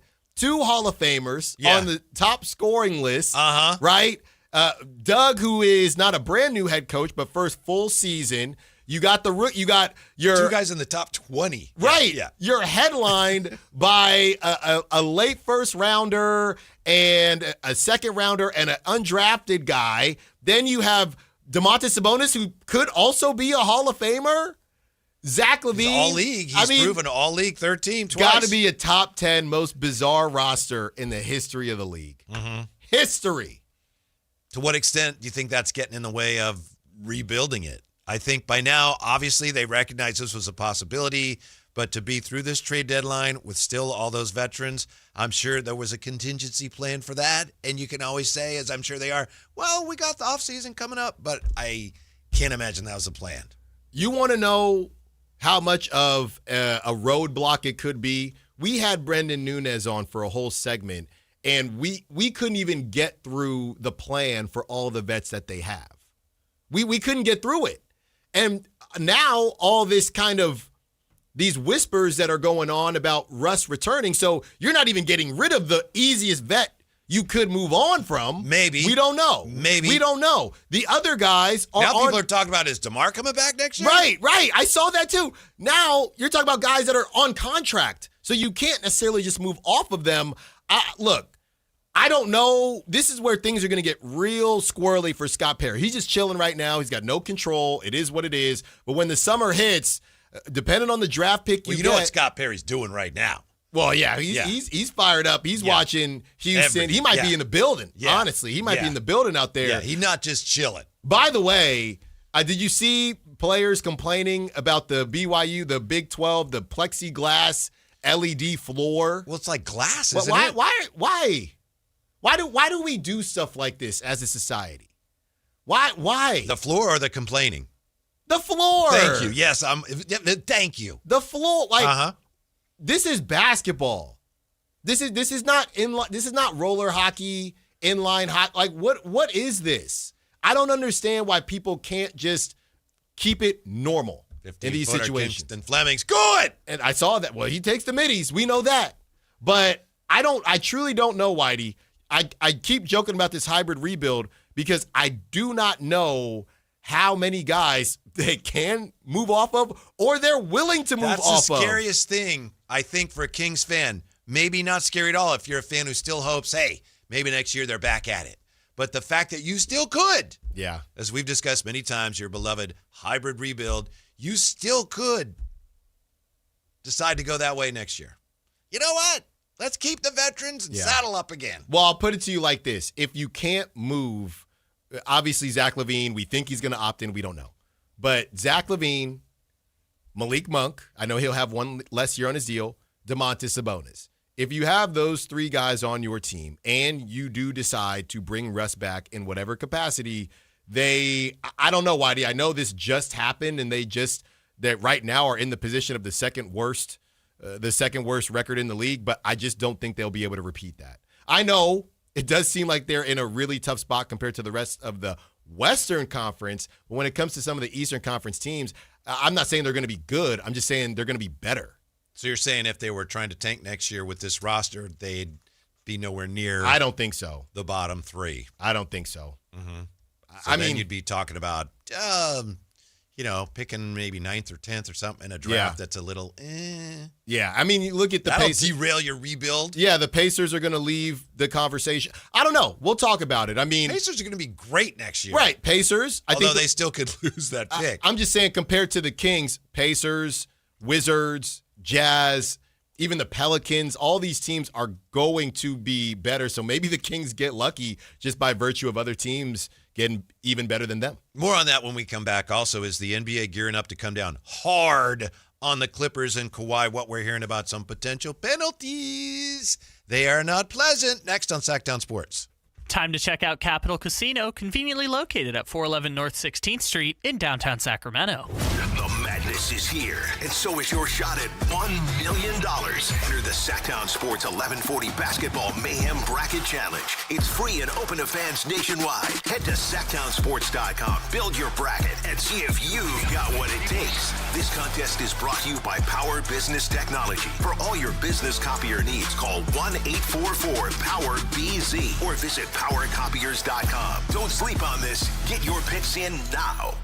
This is a special alert to all Americans who own a vehicle with less than 200,000 miles with an auto warranty about to expire or with no warranty coverage at all. Due to a decline in the economy, CarShield is announcing a low-cost month-to-month vehicle protection plan that is now available to the public to save any driver out-of-pocket expenses on future auto repairs. Call now to find out how you can pay almost nothing for covered auto repairs. Yes, you heard that correctly. Pay almost nothing for covered auto repairs. An open phone line has been established for all drivers to call for a free quick quote. Call 800-292-4541 now. Drivers who are covered will not have to pay for covered repairs again. This protection plan is at an all-time low. Additionally, drivers who activate this vehicle protection today will also receive free roadside assistance, free towing, and car rental options at no additional cost. Call us for your free quick quote today. 800-292-4541. That's 800-292-4541. What do you have to lose? Call 800-292-4541. Again, 800-292-4541. Running a business takes grit, vision, and a partner who believes in your success as much as you do. At Valley Strong Credit Union, business banking is built around you. The entrepreneurs, the growers, the dreamers powering our community. Whether you need flexible checking, faster payments, or financing to take your next big step, Valley Strong brings local expertise and real relationships to every stage of your business. Because when local businesses thrive, the whole valley grows stronger. Valley Strong Credit Union. Grow your business, grow your future. ValleyStrong.com/business.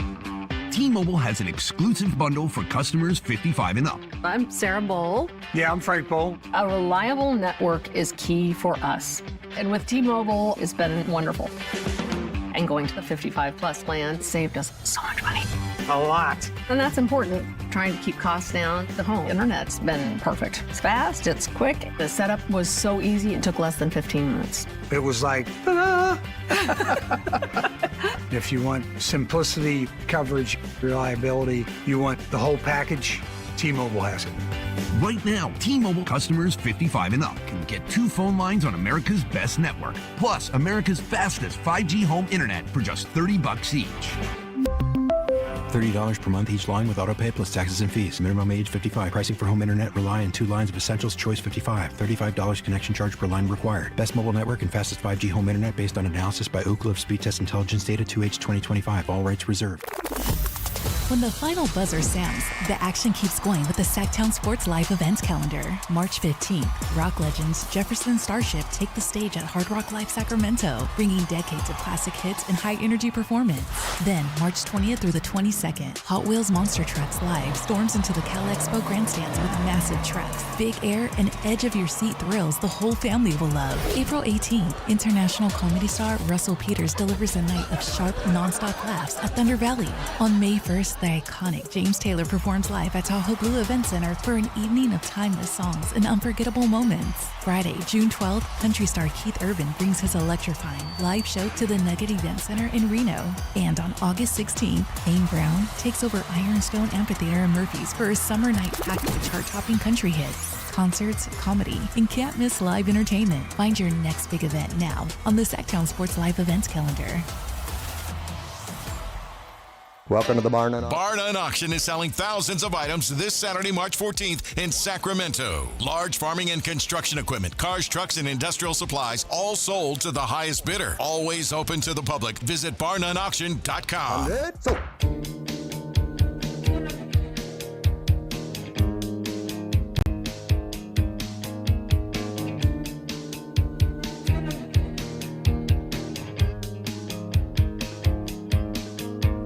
Your afternoon home for Kings talk and so much more. The Drive Guys on Sactown Sports. The big news today in the NFL, of course, the 49ers made some news bringing back Dre Greenlaw, but Kyler Murray, or as our friend, the great Lo Neal calls him, Calamari, signing with the Minnesota Vikings. That's right. And Alan is thrilled, almost literally bouncing off the walls in here. Hey. I don't know why, but go check those Vegas odds. I can tell you he is. Go check those Vegas odds. I'm telling you, Schmallen has spoken. They're winning the division, I think. Mm-hmm. Or maybe the Bears are real. Those are the two options for me. Mm-hmm. You know, we talk about windows, Whitey. I just want to say real quick, pardon me, but to that point, opening night last year, do you remember the first Monday night game? It was the Bears and the Vikings. J.J. McCarthy played great in the second half. The Bears botched like a kickoff at the end when they had a lead. Right. And I remember being on here talking about how this J.J. McCarthy is phenomenal and the Bears still stink. Yeah. Yeah. Wrong. Right. I mean, the week one, let's not forget the Raiders beating the Patriots, right? The eventual AFC champs. So, yeah, week one overreactions are always fun. But when, we're discussing windows, and I saw this with the Nuggets because people are freaking out. The Nuggets haven't been playing too well. They want to get rid of Adelman. They're getting healthier now. They are. They're starting to get healthier. The Cam Johnson deal was terrible. So they're on high alert over there. But you talk about windows, Whitey, and I'll never forget because it's the year, we were talking about Chris Watkins, the year the Niners went to the Super Bowl. So Chris and I got to go to the Super Bowl and got to go, not to the Super Bowl, but Radio Row in Vegas. And I'll never forget, I was in the building for that NFC Championship game as the Niners beat the Lions, right? And the Lions were kind of on the way up, and they blew it. But everyone thought, man, no, they're really cooking out there, and Detroit's going to be a problem for a while. I think that is a very classic example of a team that missed their window. Maybe I'm way off, and I felt the same way about the Ravens that season, actually, when Zay Flowers fumbled and they weren't able to beat the Chiefs. But I don't know what to do with the Lions, but as far as I'm concerned, it feels like they missed their window, and I don't know where Vegas will have them, but, Dan Campbell is just kind of him, like the Fresh Prince of Bel-Air meme, just in the house by himself. They missed their window, Whitey. Here's what I wonder about this, and it's unknowable, but you go back to Harbaugh's 49ers, barely lost the NFC title game to the Giants, remember? Barely lost the Super Bowl, barely lost the NFC title game to Seattle. And I remember John Gruden was on Mike and Mike like the day after that. I was driving in to work listening to him, and he said, you don't recover from losses like that. I wonder, and you're talking about the Lions, did the window close, or did the fact that they lost that way, did it close faster because of that? Yeah. I don't know, and there's no way to know. Right. But, when you see a team have the opportunity and then they somehow gack it or give it up, does that shorten your window? I wonder. No, it's a great point, and I think it just depends on what you have built. Like, in my opinion, the Eagles, when Jalen fumbled the first time, when he was playing really well, fumbled against the Chiefs, I thought, that's it. Well, Jalen's never getting a Super Bowl ring. Eagles aren't getting back. But they have Howie Roseman. They made a lot of different moves. They get Saquon, and they were able to get back. But I think that's a rare, and now they might lose A.J. Brown. A lot of things are changing. I think that's a rare situation where their window was just big enough to squeeze out an opportunity, and they beat obviously the Chiefs and Patrick Mahomes. But for the most part, I know the Niners are another weird case. Well, they've had two that it looked like they were going to win. Right. Yeah. And maybe the window is still open. It depends on who you ask. But a lot of these teams, when you creep up on teams, Whitey, everybody thinks you're going to be back. They did the same thing with Dan Marino. Exactly. You know who's another name that I'm going to bring up? And I'm not saying they should have won the whole thing. Not at all. But I would keep an eye on the Commanders. Oh, the Commanders, they're going to run the NFC. Look at Jaden Daniels. He was injured last season, don't get me wrong, but we do this thing where we just decide, right? I mean, the Texans have been in the playoffs for a while, so don't get me wrong. They have been in it, but I don't know when we're going to think of the Texans as a Super Bowl favorite. C.J. Stroud's got to kind of take that next step. They got to get their offense in order. But, yeah, it's just funny to me that the Lions, they were how many, and y'all that listen to the morning show, how many hours did Carmichael Dave spend talking about how I'm just so happy for the Lions, man? They're the Sacramento Kings of the NFL, and Lions fans and Kings fans. And I get it. The Lions are respectable now, sure, but those boys missed the playoffs last season. Well, who said this? A famous person said this. A person who was recently a guest on our show. Success is not linear, folks. Well, Mark Jones did. And in the NFL especially. Yeah. Like with the 49ers when they first hit, at 2019, they came out of nowhere. That's true. Yeah. That's true. And again, Niners, and I'm giving them, now where's Jay? Because I'm giving them their just due. They've been able to stay this consistent, and but they honestly, haven't won one. They haven't won Whereas one. the Rams, so they're weird. Have gambled more, right. and they've actually won. Yeah. They're just, the Niners is just a weird situation. But in all these others, the Patriots, I think, is another a good one. I'm not saying that they should have beat the Seahawks. That was dang near a historic defense, but they made the most of it. They got to the Super Bowl. A lot of people are not picking the Patriots to go back. Mm-hmm. Mahomes is going to be back. I know I said the Ravens, their window is closed. I don't know what the heck to do with the Bills. They could finally get a new coach. Maybe the window's Whitey. Maybe they're connected to coaches a little bit. I could see that. And, with the Bills getting a new coach and the Ravens getting a new coach, maybe it looks different. I don't know. Yeah, I think the flaw, as you pointed out, is the way we look at it. We tend to assume, or at least I tend to assume, that a team in any sport can build. You see it coming. They're better. Oh, they're good. They're going to be good for a while. Then they fade off. Mm-hmm. I think it's easier to see with baseball sometimes, but in football, it seems to come out of nowhere, and then it can end like that too. Right.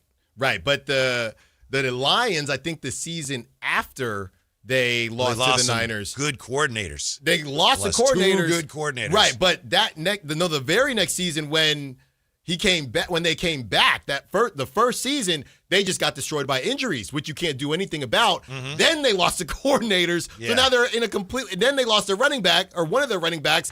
Now they're in a completely different spot just 2 years later. And I don't think anybody's picking them to win the NFC. The good news for the 49ers is that Mike Evans points out that I'm the missing piece. That's what he said. Yeah. That's what he said. It's indisputable. Of course he is. Well, we can't know dispute that. it. Well, it's indisputable. According to him, we'll see. He could have gone to Buffalo, Josh Allen. Nah, I'd rather play with Brock Purdy. I need to see these numbers. I need to see these dollar bills. What is your point? What would you have us believe? What are you suggesting? Well, I think he probably got paid more to come to San Francisco. He said money's not. It's not the money that matters. I think it's a combination. Maybe it was slightly more, and he believes in the Niners more than the Bills, right? I mean, I'd rather be out here in the NFC West than the AFC East. Maybe the Bills offered him a lot more money, and he said, no, doesn't matter to me. I want to go where I'm the missing piece. I want to play with Brock. I want to play for Kyle. You want to make a bet? I want to disprove all of the nonsense about the EMFs.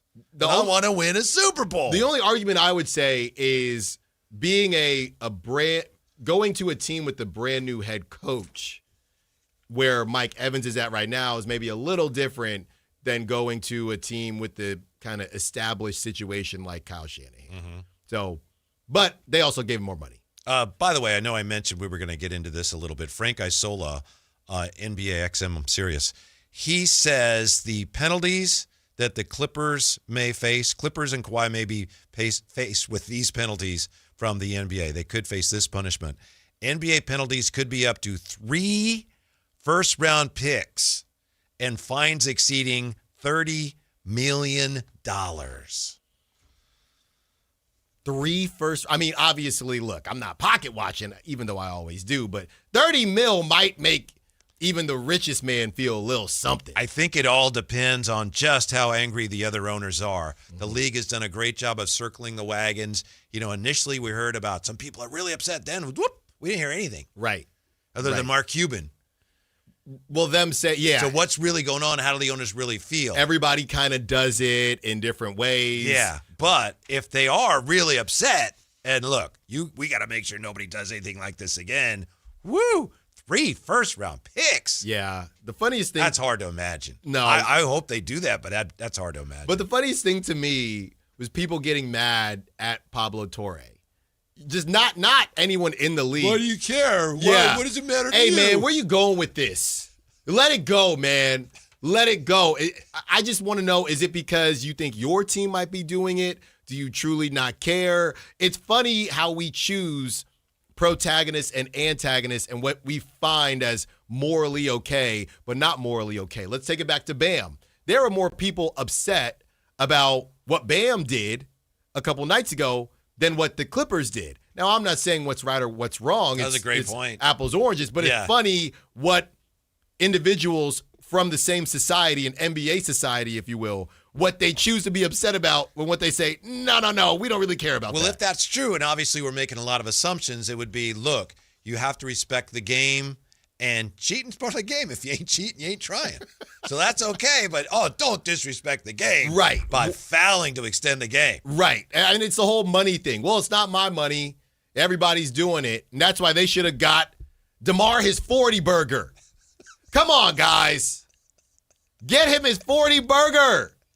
He needed it. He deserved it, man. Those points all add up. They do. You're tracking down Moses Malone. Whitey, what's the difference between saying, I hit 399 or I hit 400? That's a big difference. It's a bigger difference than 39 points or 40 points, but I get you. What's the difference between 299 and 300? That's a big difference. Not what it used to be, Alan. Well, you get my point. What's my on-base percentage? Okay, you go into your agent. And this is why, Kayla Anderson was saying maybe I need to look into being an agent. You go in to get paid, Whitey. Uh-huh. You had 19 home runs versus you had, and I won't even do that one. You are not going to be my agent, by the way. I will be your agent. Yeah, okay. No, I handle high-level athletes. That's what I handle. Whitey, the difference between 19 home runs and 20 home runs. They make 20-20 clubs. They don't make 19-19 or 19-20 clubs. 9 home runs versus double-digit home runs. So who do you blame for the fact that DeMar only had I blame 39? the whole organization. You got to get DeMar his 40. I'm just playing, y'all. I'm just playing. But you got to get him his 40 somehow. Draper would have agreed with me. Get a phone call. Get him his 40, man. Back to the NFL. The NFL wants to play the night before Thanksgiving. What? Next, Sactown Sports. On the move? Got somewhere to be? Take Sacramento Kings basketball with you. The Sactown Sports app will let you stay connected to your passion. Never miss a moment of Sacramento Kings basketball with the Sactown Sports app. At Planet Fitness, we're getting strong for the season's biggest games. Join now and your first month is free. Whether you're chasing a buzzer beater or your everyday goals, we've got next-level amenities like red light recovery and hydro massage to help you rebound and recover. Plus, with the PF Black Card, you can bring a friend anytime and access over 2,800 locations. Join now for $1 down, $24.99 a month, and get your first month free. No commitment. Deal ends Friday, March 13th. Planet Fitness. We're all strong on this planet. Spring is here, and there's really nothing better than hitting the open road in a new Honda. Whether you're shopping new or pre-owned, Stockton Honda has the selection and savings, plus get top dollar for your trade. And while life's roads are often filled with bumps, buying from Stockton Honda couldn't be smoother. Wherever the road you travel might lead, Stockton Honda is happy to get you there. Come in today or go to StocktonHonda.com. Anytime, anywhere, it's all here. StocktonHonda.com. Save $10 on a pair of Rain-X Latitude wiper blades at O'Reilly Auto Parts. Our professional parts people will even install them for free. O'Reilly Auto Parts. Did you know GoodRx can help you save on medication, manage prescriptions, and get trusted health information? If you're one of the millions living with a heart condition, check GoodRx for an easier, more affordable way to manage your health. GoodRx offers common heart medications for under $30. Just search for your prescription, find the best price, then show your pharmacist the GoodRx coupon. And it works whether you have insurance or not. To start saving and better manage your heart health, download the free app or visit GoodRx.com today. GoodRx is not insurance but can be used instead of insurance, including Medicare and other federal and state-funded programs. Go from daydreamer to industry leader with Amazon Business. From office supplies to IT essentials, Amazon Business provides tools that help you save costs and make insight-based decisions. Learn how to bring your visions to life at AmazonBusiness.com. To 15-year-old Harper, buying an $80 vintage rock t-shirt is a great investment. To Harper's mom, this logic has a few holes in it. So she helped Harper open a Wells Fargo Clear Access banking account. With no overdraft fees and tools to track spending, Harper's learning, one heavy metal tee at a time. However you make money work, Wells Fargo can work with that. Terms apply. Visit wellsfargo.com/deposit disclosures for fees and details. Have you tried my Colombian tamales? Yes, but the Mexican tamales I brought are way better. Colombian tamales wrapped in plantain leaves are unmatched, you know. But the Mexican tamales wrapped in corn husks are the authentic ones. At least we can agree that they taste better with Pepsi. Without a doubt, tamales deserve Pepsi. No matter what tamales you love, enter for a chance to win a year's worth of groceries. Powered by Pepsi. No purchase necessary. U.S. residents 18 or over. Ends April 5th, 2026. Rules at pepsipromo.com/free groceries. Pepsi is a registered trademark of PepsiCo Inc. Think Verizon is expensive? Think again. Anyone can bring their AT&T or T-Mobile bill to a Verizon store today, and we'll give you a better deal. So bring us your bill. Walk in, run in, pogo stick in, teleport if you can. Ride on the back of a rollerblading yak or fly in on the wings of a majestic falcon. Any way you can, bring your AT&T or T-Mobile bill to a Verizon store today, and we'll give you a better deal on the best network. Based on Root Metrics Best Overall Mobile Network Performance, U.S. second half 2025. All rights reserved. Must provide very recent postpaid consumer mobile bill in the name of the person redeeming the deal. Additional terms, conditions, and restrictions apply. I move mountains for a living. Literally. That means I don't carry hand lotion, and when it comes to serious heartburn, I don't mess around with anything but Rolaids. Rolaids' dual-active formula has calcium carbonate and magnesium hydroxide that relieves heartburn fast. Yeah, you heard right. 2 actives for that powerful relief. And the best part? The roll fits right here in my pocket, so I can get back to moving mountains.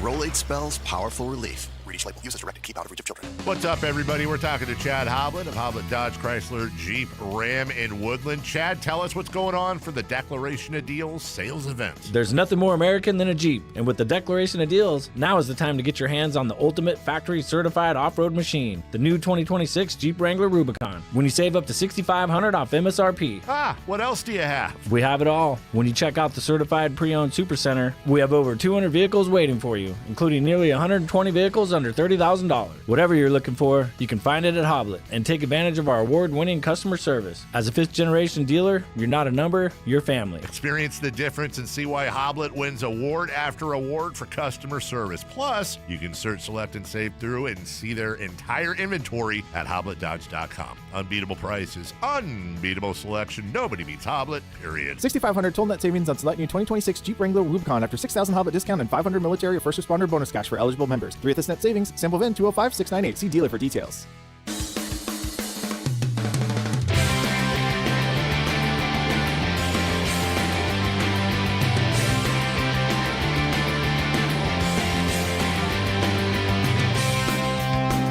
The Drive Guys powering your afternoons Monday through Friday on Sactown Sports. Alan has been up and down today all over the spectrum of sports emotions. We found out today Kyler Murray is signing with the Vikings. And Alan was literally, as I told you, running around the room, bouncing off the walls, doing some kind of play action and calling plays in the huddle. But then he also saw, as we watch Houston against BYU in the conference tournament there, you were upset because the court lights up. It's stupid. Mm-hmm. It's stupid. I mean, Big 12 tournament quarterfinal. Look, as long as the guys are safe, that's the most important thing. And I know Anthony was saying that they essentially did this for NBA All-Star. Maybe they're where this is headed, but, it's just this gaming world. Well, players were complaining that the floor was slippery. That's right. But it's just this gaming world. Everything needs, just like you, Whitey, and, the circle around the players, right? Well, why don't you just give us all remote control? Why don't you just give us all controllers? And we can control each player based on what we want them to do. Why don't you just give us all joysticks and controllers, and I can have AJ DeBanza take every shot. You can have Kingston Flemings take every shot. I mean, just look at that. Did you see what it just did? AJ made a free throw? It looks like a Michael Jackson music video. I mean, this is ridiculous, man. Mm-hmm. Look at this. Now look at this in the Big East. Look at that hardwood. There you go. It's dark. It's actually a wooden court. Like court made of wood. And that's why, you got UConn, Xavier. That's real college basketball. Real college basketball. That's what it is. The Big 12, they got 8 new teams in it, so they don't know how to act. But this is in Kansas City, right? The Big 12 tournament? I believe it's in Kansas City. You would know. Look, it's in Mars. I don't know. But Kansas City is, they have something of a basketball history. I hear you. They should embrace a tradition. I hear you. All I'm saying is that court actually upsets me. I think I'm with you. It's lighting up. It's just why don't you just unnecessary. Every time somebody scores, why don't you just run their Instagram?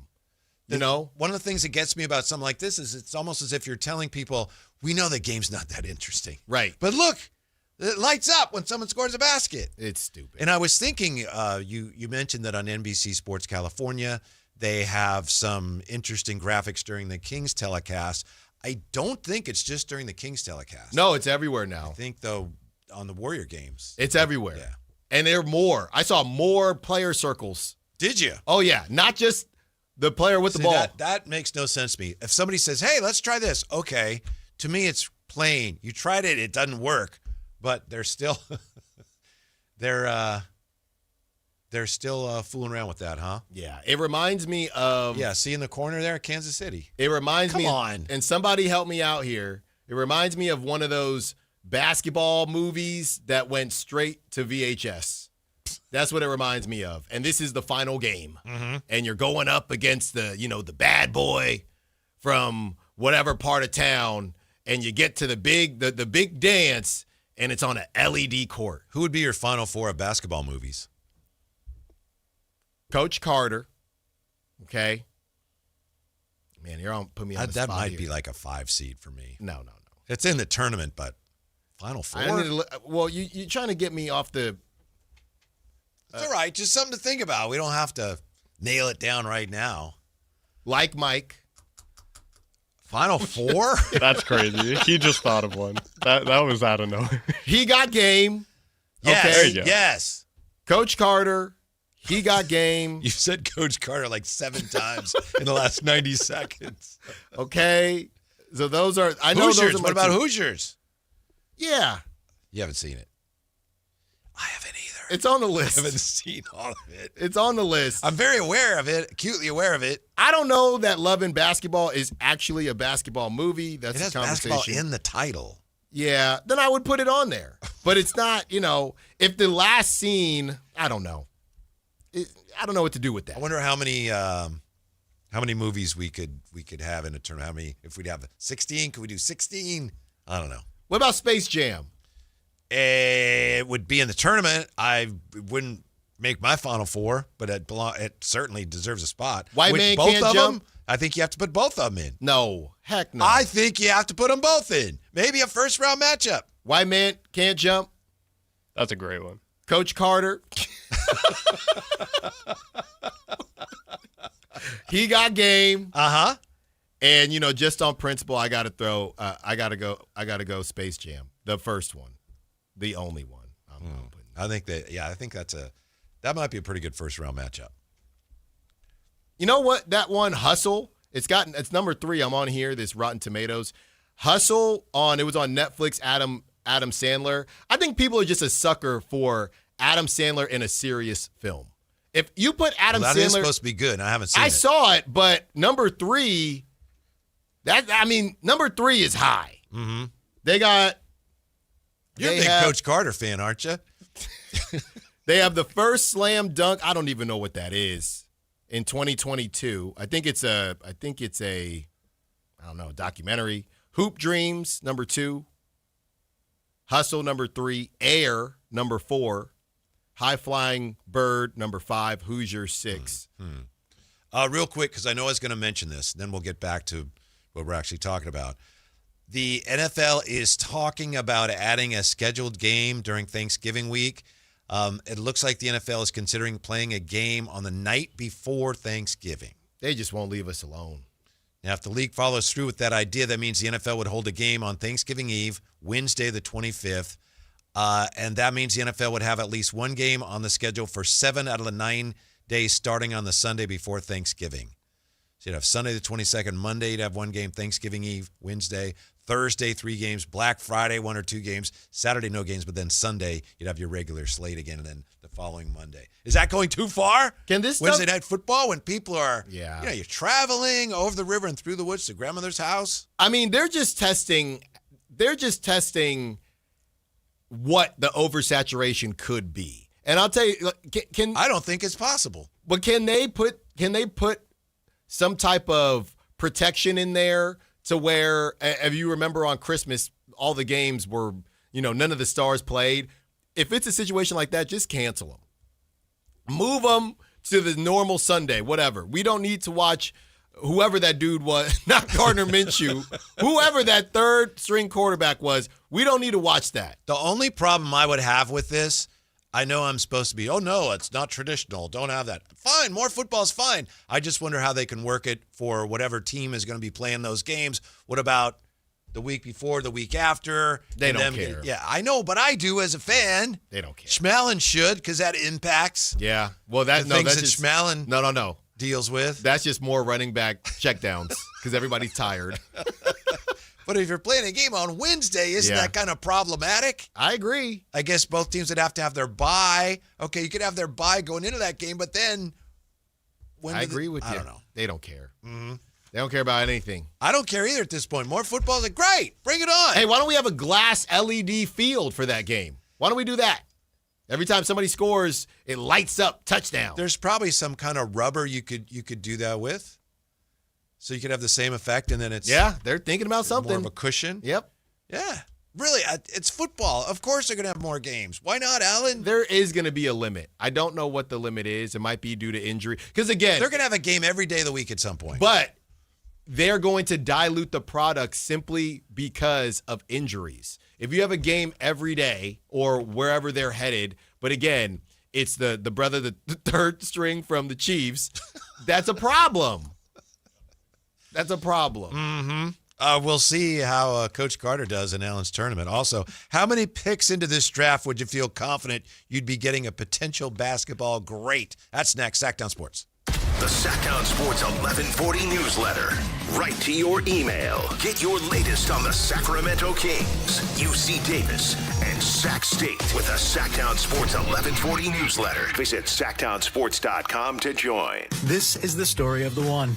As a safety manager at a manufacturing plant, he does everything he can to keep his coworkers safe. From finding ways to reduce risks to keeping safety supplies in stock. And for that, he relies on Grainger. Grainger offers a broad range of quality products and next-day delivery, so he can always play it safe. Call 1-800-GRAINGER, click Grainger.com, or just stop by. Grainger, for the ones who get it done. This is a special alert to all Americans who own a vehicle with less than 200,000 miles with an auto warranty about to expire or with no warranty coverage at all. Due to a decline in the economy, CarShield is announcing a low-cost month-to-month vehicle protection plan that is now available to the public to save any driver out-of-pocket expenses on future auto repairs. Call now to find out how you can pay almost nothing for covered auto repairs. Yes, you heard that correctly. Pay almost nothing for covered auto repairs. An open phone line has been established for all drivers to call for a free quick quote. Call 800-292-4541 now. Drivers who are covered will not have to pay for covered repairs again. This protection plan is at an all-time low. Additionally, drivers who activate this vehicle protection today will also receive free roadside assistance, free towing, and car rental options at no additional cost. Call us for your free quick quote today. 800-292-4541. That's 800-292-4541. What do you have to lose? Call 800-292-4541. Again, 800-292-4541. We know exactly what you're not thinking about right now. Wiper blades. But now that you are, take a moment to think about how Rain-X is the #1 brand of wiper blades in America. Why? Because Rain-X thinks about wiper blades all the time. We obsess, so you don't have to. Simply install our blades and then think about literally anything else. So choose Rain-X, America's #1 wiper blades, and then go back to not thinking about wiper blades. Rain-X. Outsmart the elements. Amy Cox did something smart. She saved hundreds on auto insurance switching to Progressive. And with that money, she decided to treat herself to an anti-aging red light mask. Will she look like a horror movie villain every night? Yes. Will her boyfriend Kevin be scarred for life? That's certainly a risk. But it's Amy's savings, and if she's willing to risk her relationship for smooth, wrinkle-free skin, well, bye-bye, Kevin. Switch and see if you could save with Progressive and treat yourself. Progressive Casualty Insurance Company and Affiliates. Welcome to the Bar None Auction. Bar None Auction is selling thousands of items this Saturday, March 14th in Sacramento. Large farming and construction equipment, cars, trucks, and industrial supplies, all sold to the highest bidder. Always open to the public. Visit barnoneauction.com. The spring sale is in bloom at Scandinavian Designs. For a limited time, enjoy huge savings on select modern furniture and decor, including pieces for your living room, bedroom, dining room, and beyond. This is your chance to refresh a favorite space or dream up an entirely new look. Stop by one of our local showrooms or shop online at ScandinavianDesigns.com. Scandinavian Designs. We make it simple. you make it home. Guys, did you know your testosterone affects everything in your system, including how you feel and perform every day? Right now, Revive Men's Health Sacramento will check your testosterone for free. Knowing your T levels is the first step in understanding if you have low T. Your testosterone level impacts your energy, libido, sleep, weight, hair loss, mood, and even ED. Maintaining an appropriate T level can change your whole life. Most men start to see changes in their hormone levels in their 30s. Experience and results matter. So what are you waiting for? Get your T levels checked today by local, experienced, and trusted men's health experts. They've helped thousands of men since 2011. They're so confident they can help you, they even guarantee it. Call Revive today and schedule your free testosterone test, free exam, and free consultation. Call Revive Men's Health at 916-277-8599. That's 916-277-8599. Or visit ReviveMen'sHealth.com. KHD1 Sacramento, KYMX HD3 Sacramento. From the Power Business Technology Toshiba Studios. This is Sactown Sports 1140.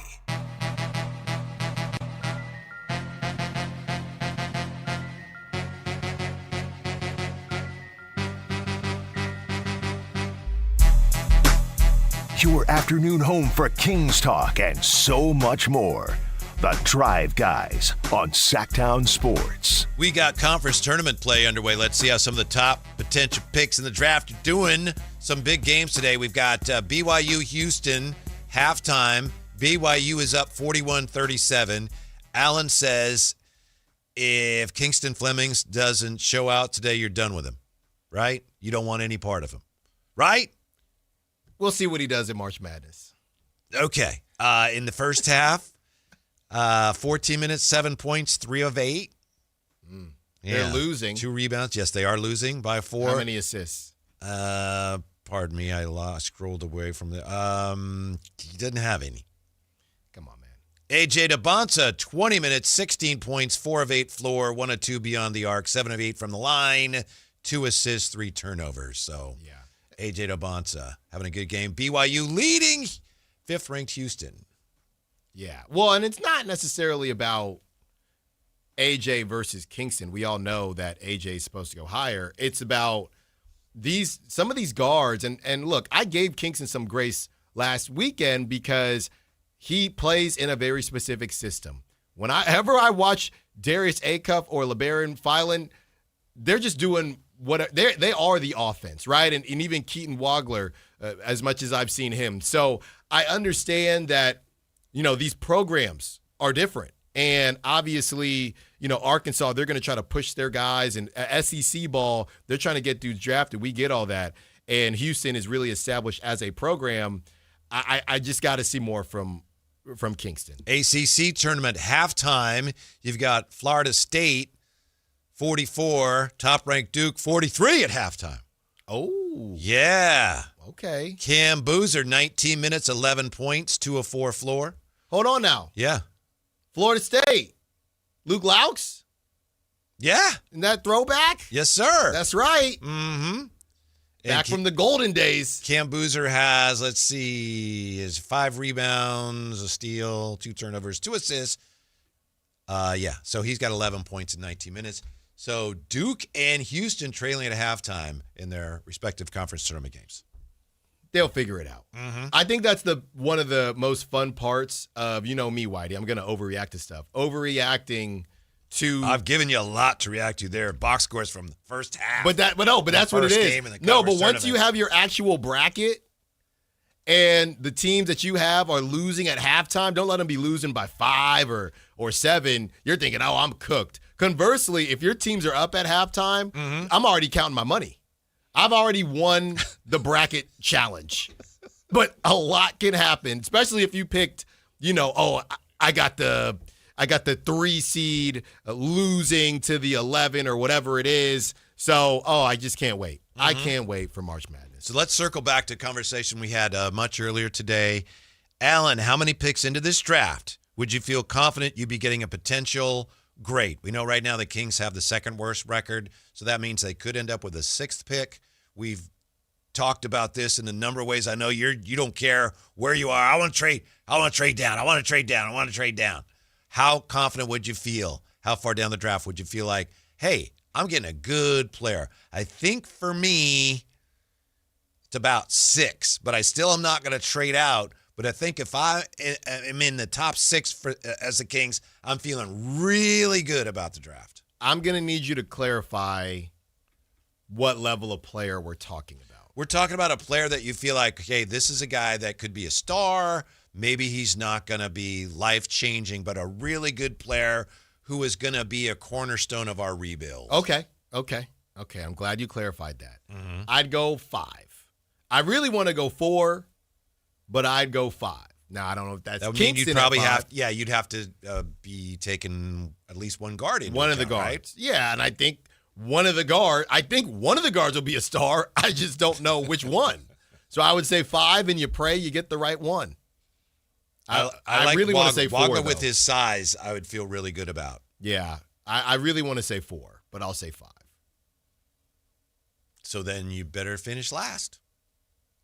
Worst. Yeah, and the Pacers, they're going to find a way to do it, and it's not going to be very difficult. I think that you think they celebrated Whitey losing to the Kings? I think they might have just kind of like the quiet, like. I mean, that's tough loss, guys. Yeah, that makes their path so much easier, so much easier. But they have the weird situation where they're not getting 5. So they almost. I know the odds don't really change 1 and 2. It's just a matter of where you can dip down. So they didn't really gain anything because they're not going to keep 5. Mm-hmm. Right. I'm going to be very interested to see whether the Kings roster undergoes any shifts between now and the end of the year. Mm-hmm. I'm wondering if they look at the win over the Pacers 2 in a row and say, we can't win any more games. Right. Yeah. And then see if the way the lineups are fielded and things like that, if we see any change in the Kings roster going forward. Well, and I know we might. Yeah, I know Brooklyn. Yeah, Little Birdie told us something, but we don't know where that's going about one of the vets. But Brooklyn just got a win not too long ago. They're gonna beat Brooklyn one of those games. I don't know if they win both the Kings, but they're gonna win one of those games. Whitey, I'd have to go back, and you can completely just shut this down if I'm missing something. I would never do that, Alan. But it is a bit funny how people are, applauding the Celtics for hanging around even with Jason Tatum when he was out. I'd have to go back and look at what exactly went down with the Pacers. I know they had some injuries, but why is nobody talking about the Pacers just deciding, yeah, without Tyrese Halliburton, we're kind of just not going to try. And it feels like maybe there was a Kings situation where the Pacers thought, hey, maybe we could surprise some people. But once he went down, because of how important he is to that crew, it felt pretty universal that the Pacers, I don't think people thought they'd be this bad, but it felt pretty universal that the Pacers had no intention of trying, but they skate through all of those conversations. Well, they did get fined. They got fined, yeah. But they got fined. But as far as the social aspect and what society thinks in the public eye, nobody's bagging on the Pacers for just deciding, yeah, without Tyrese, we're just not. Now we know that's true, right? It's hard though, isn't it, to bag on a team that just went to the finals? And I think it's easier to understand. Wow, circumstances are such that that's probably what they should be doing. I think people have a harder time with franchises that have been tanking for, like Washington and Utah, year after year after year. Maybe there's no difference. If you're trying to lose this year, you're trying to lose this year, regardless of what you did last year or what you're doing next year. But it seems to me that by and large, people look at Indiana and go, yeah, I get it. That's smart. Well, if that's the case, then Tyrese Halliburton should have won MVP. Because how do you go from being, and I get it, there were some injuries that, for the teams they faced along the way, they didn't face a ton of healthy teams. But again, that's 2 years running, Whitey, because the season before they had a nice little run. So if Tyrese Halliburton is that important, he's a top 3 player in the league. It's just funny to me. I'm not bagging on the Pacers, but nobody can. We even had your boy Sam Quinn say they're the most deserving to get the number 1 pick. Off what? But remember, they also lost Miles Turner. So they didn't. That's on them. I know, but still, from their standpoint of building the roster, yeah. And then you let them. And then you let them. That's a nice term, Alan. Gap year. Gap year. They go out. They get Zubats.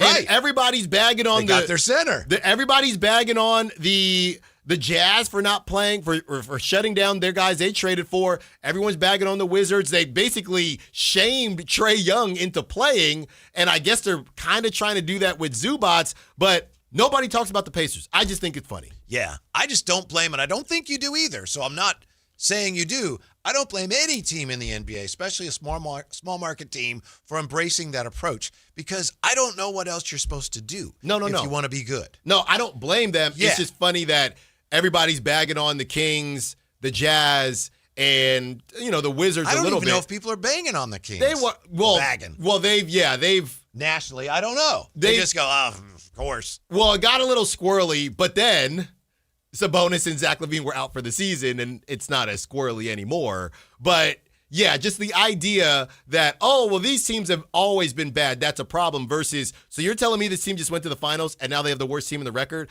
Like I said, Tyrese Halliburton must be a top 3 player in the league. And maybe he is. He's pretty good. Maybe he is. I'm just saying. They used to have him here, Al. Oh, did they? Did they? Tell me more. Well, now you know who they got. They got guys. Yeah, I just wonder when Brooklyn's coming out of it. Washington and Utah, it looks like we're coming. We're coming. For better or worse, next year, we're bursting out of the dirt, and we were going to flower in the sun. Yeah, and Brooklyn is funny because they're going to move Michael Porter Jr. He's going to be expiring at some point, so you'd imagine that they're going to, move him for some version of draft capital, because I don't think you're going to get a young star. It's not going to be an SGA deal. So I think Brooklyn is the next one on everybody's list where they're staring at everyone saying, so what are y'all doing?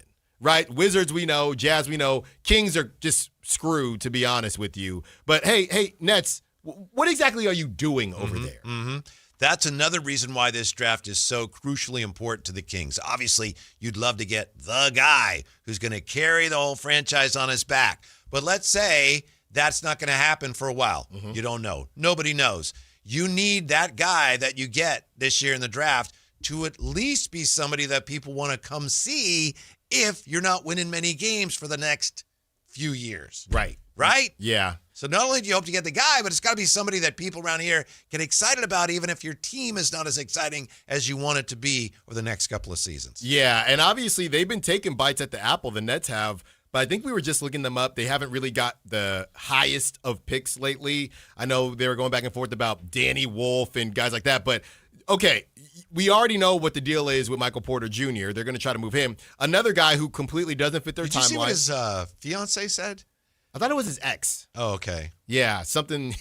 I saw that. Yeah. I saw. But another guy that they're probably going to flip at some point because he clearly does not does not match up. He's 26 years old, about to be 27. Yeah, let's just flip Nick Claxton. And at some point, Adam Silver is going to say, hey, it's almost as if the Pacers got in trouble because everybody knows it's an obvious gap year. The Jazz got in trouble because at that time they were playing guys that they just traded for, but because the Nets don't have anything of crazy value, I know they like Igor Demin and guys like that. At some point, people are going to say, what is going on? You're going to trade for Nick Claxton. I don't think he's worth any first, but you don't know. You never know based on how much he's making, as we've seen with Domantas Sabonis. The Nets are going to be on everyone's target next, just asking, what are you doing? And the Nets, Whitey would probably say, well, we just can't get the number 1 or number 2 pick. That's the problem. We'd love to be out. We're in Brooklyn, baby, but we keep getting the 5th, 6th pick. Yeah, and by the way, of course, you're right. It was his ex. I said it's ex-fiancé. Yes, yeah. Memphis is on the tank wagon now. They've lost 5 in a row. Dallas is like, what else we got to play for? They've lost 8 in a row. Washington has lost 9 in a row. Indiana, there's no stopping them. No. Actually, there's a lot of stopping them. They've lost 10 in a row. Yeah. I think it might be gone. And you can't really say this if you're the Kings, but if you look at that, you've got to recognize if we want to end up where we'd like to end up in the lottery, we're going to have to start losing even more games. And think about it like this, Whitey. The last time the Kings lost 15 straight funny enough, that kind of ended. That's where the streak ended. But with 15 games left, you'd have to, I guess, duplicate that and do it again. I don't see the Kings doing it, especially not with the team that they have left, especially not with, look, there's still a level of, hey, we saw it during the game. They almost beat they were right there with the Hornets. There's still a level of, look, if you give DeMar enough time or if you give Russ enough time, they can mess around and probably win some games that they are not expected to win. So I think the number one, and it took us, over 3 hours to get here. I think the worst record in the league, on record, I'm going to say this, I think the worst record is gone. I think it's gone. Gone? I think it's gone. Mm-hmm. You have the Pacers with the toughest schedule. You're tied with them now. You're behind, I'm telling you, percentage point-wise. Kiss it goodbye. 15-50, 16-51. You're even. Kiss it goodbye. Tied, technically tied for worst record. Go look at the schedules. But you can do something about that. You think they will? I think they should. You think that's not what I asked you. They're going to sit after I'm not going to say names. After. That's what I'm saying. If within a few days we see that, they've made that move. They made that move. We don't know yet. We can't say anything. Then that tells me, they want to end up with the worst record. Yeah. We'll just have to wait and see. Right. And there'll be a lot of hand-wringing in some corners if they do that, but I think it's what they should do. Yeah, I'm looking here. There have been a couple conversations, Whitey, that we've had. And, look, here's the thing. Let's just keep an eye on this weekend from what we've been told.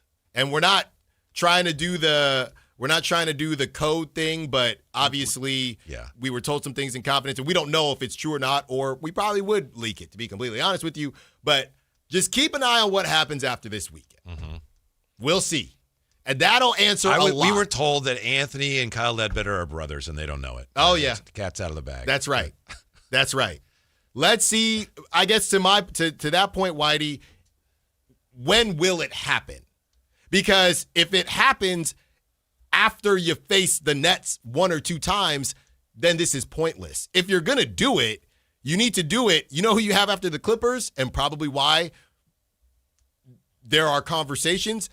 You got the Jazz next. Mm-hmm. So if you're going to do it, you're not going to do it after you stack up and the Kings could win with the young guys, don't get me wrong, but if you're going to do it, you're going to do it before you face some of these lesser opponents. And at this point, if you're going to incur a fine, don't you just say, fine, yeah, bring it on. Yeah. It's worth it. So keep a close eye on that. That's all we got, though. Because if you're going to do it, what is the point of doing it after the Jazz game? Is fourth the worst they could be? Or the best, depending on how you look at it? Because the Kings right now have 16 wins, Indiana 15, Washington 16, Brooklyn 17. I'd like to think that Utah 20 is unattainable. I'd like to think the Kings can't get there. I'll tell you right now. But again, Utah. But they could. Well, they got a head-to-head with Utah. Yeah. After the Clippers game. Mm-hmm. So you got Dallas, I'll tell you right by now, the way, is only one game better than them. The Kings got how many wins? 16? 16-51. I got you right here, Whitey. Mm-hmm. Jazz, that's a W. Or it could be. These are the could be wins. Jazz, W. They could beat the Nets twice. That's 3 already. That would be 19 wins. And I know they've weirdly not played against the Pelicans very well. They have the Pelicans in April, but that could be dicey. And the cool thing about the Pelicans is they don't have any reason to tank. They've won 7 of their last 10. Right. They stink, but they're not trying to. Yeah, that's it. Aren't the Warriors coming up? And then you got maybe Steph, maybe not. I know he's going to be out even longer now. The Warriors could be tanking. Mm-hmm. So you have a baseball series against the Warriors April 7th, April 10th, and then you go to Portland. I don't think you're beating Portland. But that Hornets game, I know the Hornets are playing well, and we just saw them. But the Nets, if you lose, put you like that. Not comfortable with this, Alan. If you lose one of the Nets, I'm not comfortable with this conversation. You know, I'm an ultra competitor. I'm comfortable with the conversation. No, I'm not. And let me be very clear about that. But we're here now. Yeah. I wish we weren't.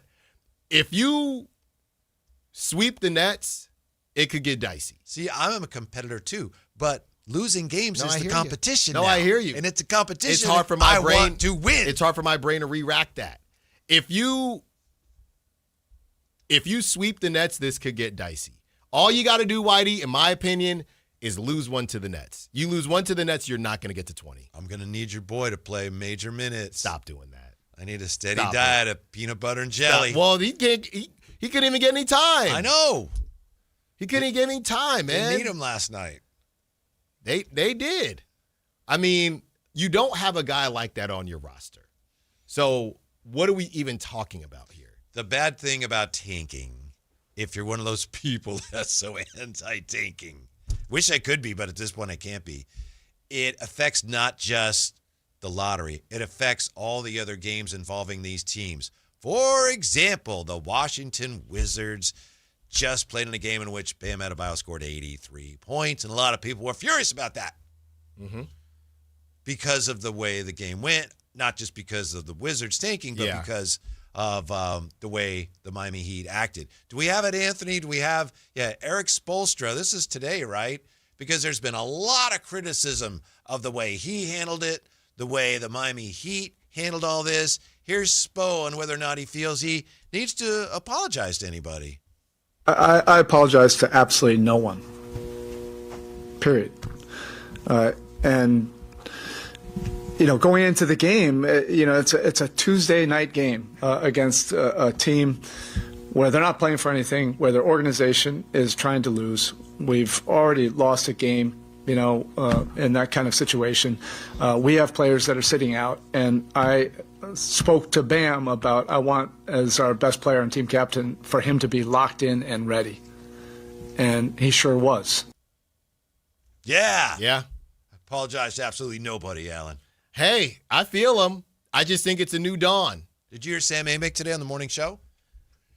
Sam wrote that piece that you referenced yesterday, and I guess there was some pushback on that. But if I remember correctly, Sam was saying he heard from a lot of people around the league who felt the same way that Sam did. There's people around the league that felt like that wasn't right. Yeah. The way Miami had Bam scores 83. So I've been thinking about this. Can't we just enjoy it as a great moment? I've been thinking about this. The idea, how Giannis said, hey, 83 is 83. Nobody in 5-10 years is going to look up how it was done. I actually think this is going to take care of itself. And I think what Giannis said is completely incorrect. Really? Because I don't think 83 is 83. Because this is no disrespect, because of who Bam Adebayo is. And I know he's got a couple trips to the finals, but he's not an MVP. He's not a mega superstar or anything like that. So when people do go down the list, right? Remember when you would, what was it, Whitey? When you would put stuff in a box, a time capsule, right? So you put it. I never did. You never did a time capsule? I know what you're talking about. So you know what a time capsule, like the 90s. Remember when you did this? I've never done that. No, you do it in the 90s. Have you done it? Well, I saw people do it. Okay. And you put a bunch of stuff in a time capsule, you dig it, you bury it, and then in 10, 20 years, whatever, you go back and it's fun to do, right? So in the NBA time, which would be very funny for the Kings, but in the NBA time capsule, when somebody digs it up in 20 years and finds Bam Adebayo 83, he's number 2 on the list.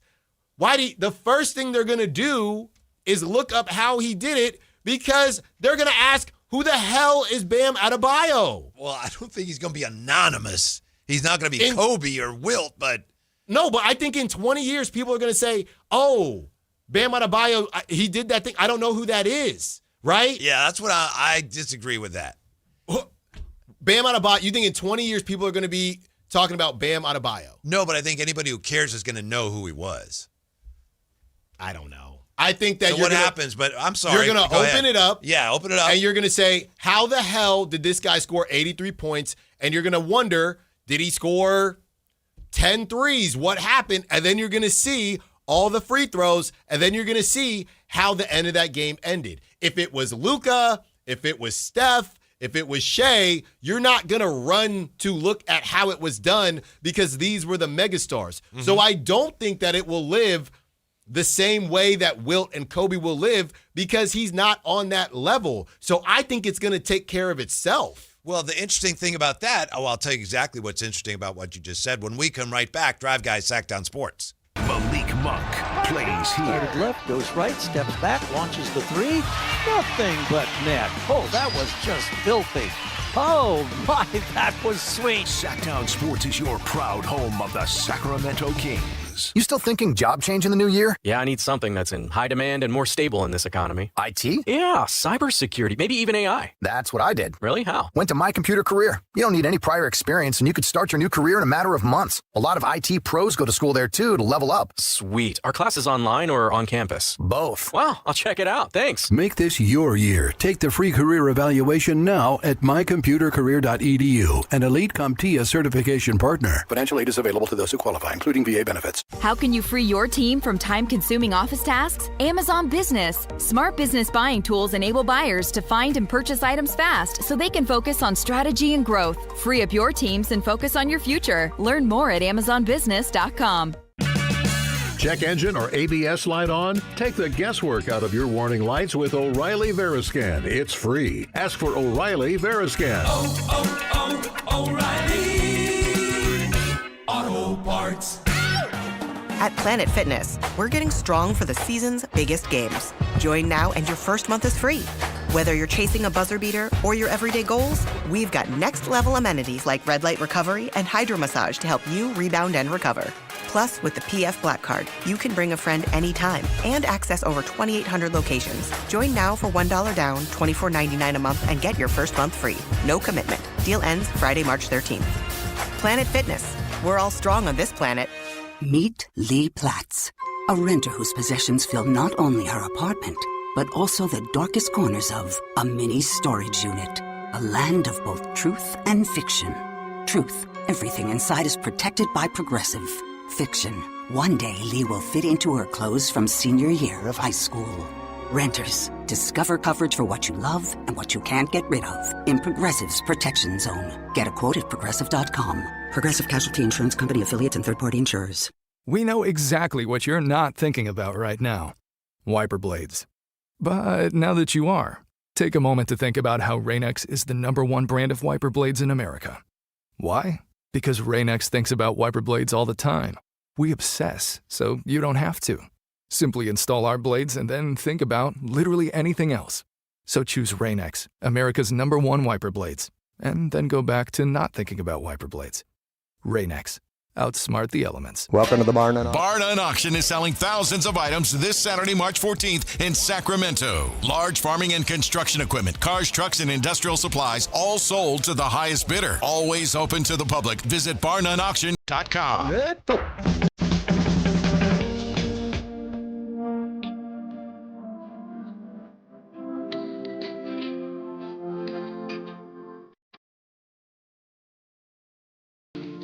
Live and local, it's the Drive Guys. Watch the show on youtube.com/Sactown Sports 1140. Or listen on the Sactown Sports app. We're having a discussion here about Bam Adebayo and his 83-point game because this afternoon, coach of the Heat, Eric Spoelstra, addressed that. And as he said, he's not apologizing to anybody. Here it is. I apologize to absolutely no one. Period. And going into the game, it's a Tuesday night game against a team where they're not playing for anything, where their organization is trying to lose. We've already lost a game, in that kind of situation. We have players that are sitting out, and I spoke to Bam about I want, as our best player and team captain, for him to be locked in and ready. And he sure was. So I think there's something interesting you said before we went to break. You said people will not look at Bam's 83-point game the same way that people look at Wilt's 100 and Kobe's 81. But the thing is, people don't look at those two things the same. Mm-hmm. A lot of people look at Kobe's like the great Kobe is his crowning achievement. Some, and I know you've seen it, some say, well, that's the real record. There's some people that say the Wilt thing didn't even happen. Right. Because there's no film of it. Therefore, that couldn't have happened. 100 points, no way that happened. Right. I mean, I think it might have been Dan Le Batard. Somebody had on the dude that guarded Wilt, but we still don't got video. We don't got video. Yeah, so or film. It was film then. Yeah, we got nothing. There's a radio play-by-play. That could be doctored. That could be doctored. But it wasn't. We also have witnesses. I know. Yeah, yeah. And I just think that's interesting because you really can't you can't put those two together. Like, the way people view the Wilt game and the Kobe game, because it's totally different. As far as Bam, someone here on the text line agrees with you. In 20 years, people are going to say, who the hell is Bam? I'm telling you, I'm not being disrespectful. It's just, we were talking during the break. But you said people don't know who Tracy McGrady is. They don't. Basketball fans know who Tracy McGrady is. No, I'm talking about these youngins out here. You got to tell them who T-Mac was. They have a short memory. They're not going to see them play. Right? We're going to have to tell these kids, these young hoop heads, about guys. Again, maybe it's different now because Bam will be the guy that scored 83, but we were talking to Anthony about it. Even if it's not on the YouTube highlights or whatever they're using in 20 years, when you Google it, it'll be just in your brain. Right. You'll be able to when you think about it, touch your eyebrow and see it. Yeah, and AI, Black Mirror, and AI just pops it up for you. The first thing that's going to come up in the search is the fact that there was a controversy. So, like it or not, Giannis, whoever it is, it will always have some version of an asterisk, even if the asterisk is that there is no asterisk, because there is going to be that controversy. That's going to be the second thing when you Google or whatever, that there was a controversy based on how it ended, and they don't have that for Wilt. We just question if it happened, and we don't have that for Kobe either. I'll just give you, and I remember the Kobe game. I snuck that in. Yeah. I just think when someone scores that many, as only 3 have done now, there's always going to be some extenuating circumstances. The Wilt game, and I've seen documentaries on it, they were it was clearly a situation where everyone was aware of how many points he had, and I think the Knicks were the Warriors, it's Philadelphia Warriors Wilt was playing for. The Warriors were letting the Knicks score so they could get the ball back, so they could give Wilt more chances. And they're just feeding. The whole thing is give the ball to the Dipper. Yeah. That's kind of disrespecting the game. But to score 100 or 81 or 83, you got to take extreme measures. Yeah, right. And there's no disrespect.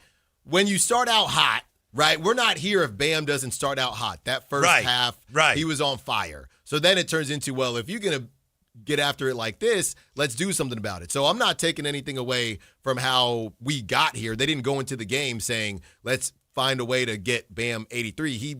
Like we said, after that 70 mark, things get a little bit squirrely. After the 65,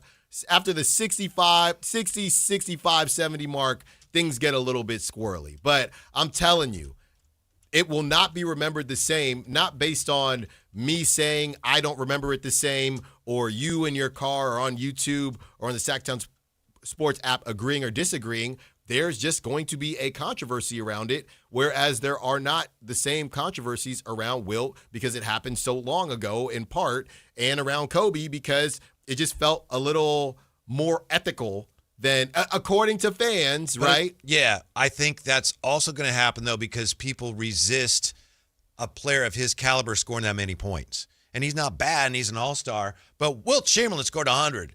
Kobe scored 81. Oh, my goodness. With those two at the top, it's like, that's incredible. Yeah. Yeah. Oh, Bam Adebayo just passed Kobe. No, that can't be right. That's a good point. That can't be right. Yeah. So I've got to find reasons why it's not right. But they're right. But similar things happened with Wilt. At the time it was Wilt, so it's like, yeah, well, it's okay. Right. I know Gordon Hayward was just talking about Kobe's last game. I don't know if you remember that when that was amazing. Yeah. I was never a big Kobe fan, but I saved that game on my DVR for forever because I couldn't believe it. And Gordon Hayward said, he was forcing shots. It was disrespecting the game or whatever you want to say. Of course he was. That's how you score that many points in a situation like that. Yeah. And again, it's just this is how it's going to be viewed. At the end of the day, people are going to say there's no way Bam did that without help. That doesn't mean that the other guys didn't get some level of help. But what we do know, or what everybody will believe, is that there's no way Bam did that without help. And as we mentioned yesterday, you look at the Devin Bookers and the Joel Embiids, guys like that, you can get to that 65-70 mark pretty ethically. To get over the 70 mark, some weird bleep is going to happen. It's kind of like what happens in baseball, Alan. This is an imperfect comparison, but there are some great players that have thrown perfect games and no hitters. There have been some guys that have been like, that guy's not that good. Yeah. You know? Right. Yeah. And, I mean, they go down in history. Yeah. You know, and another thing, too, and I hate this about baseball, is when there's a blowout. Didn't Scooter Gennett hit 4 home runs? Yeah. Yeah. But when there's a blowout and you get the position players pitching, and dudes are just teeing off. Yeah. Should those, I know it's on the other team because they're trying to save arms, but should those home runs count the same? I don't know. Yeah. Didn't Nick Kurtz, I think the A's did that to the Astros. Yeah. At least one of the home runs. But that's the thing, like, hey, it's not our fault. Yes, they put that guy in there. What am I supposed to do? Make it out? Right. Yeah. That's different. Yeah. That's different. 339-1140, 1-800-920-1140. Skip joining us on Sactown Sports. Hey, Skip, what's up? What's happening, my man? Good to hear from you. Yeah. Yeah, and Alan, I know this is my first time talking to you, sir. That's right. That's right. Good to hear from you. Yeah.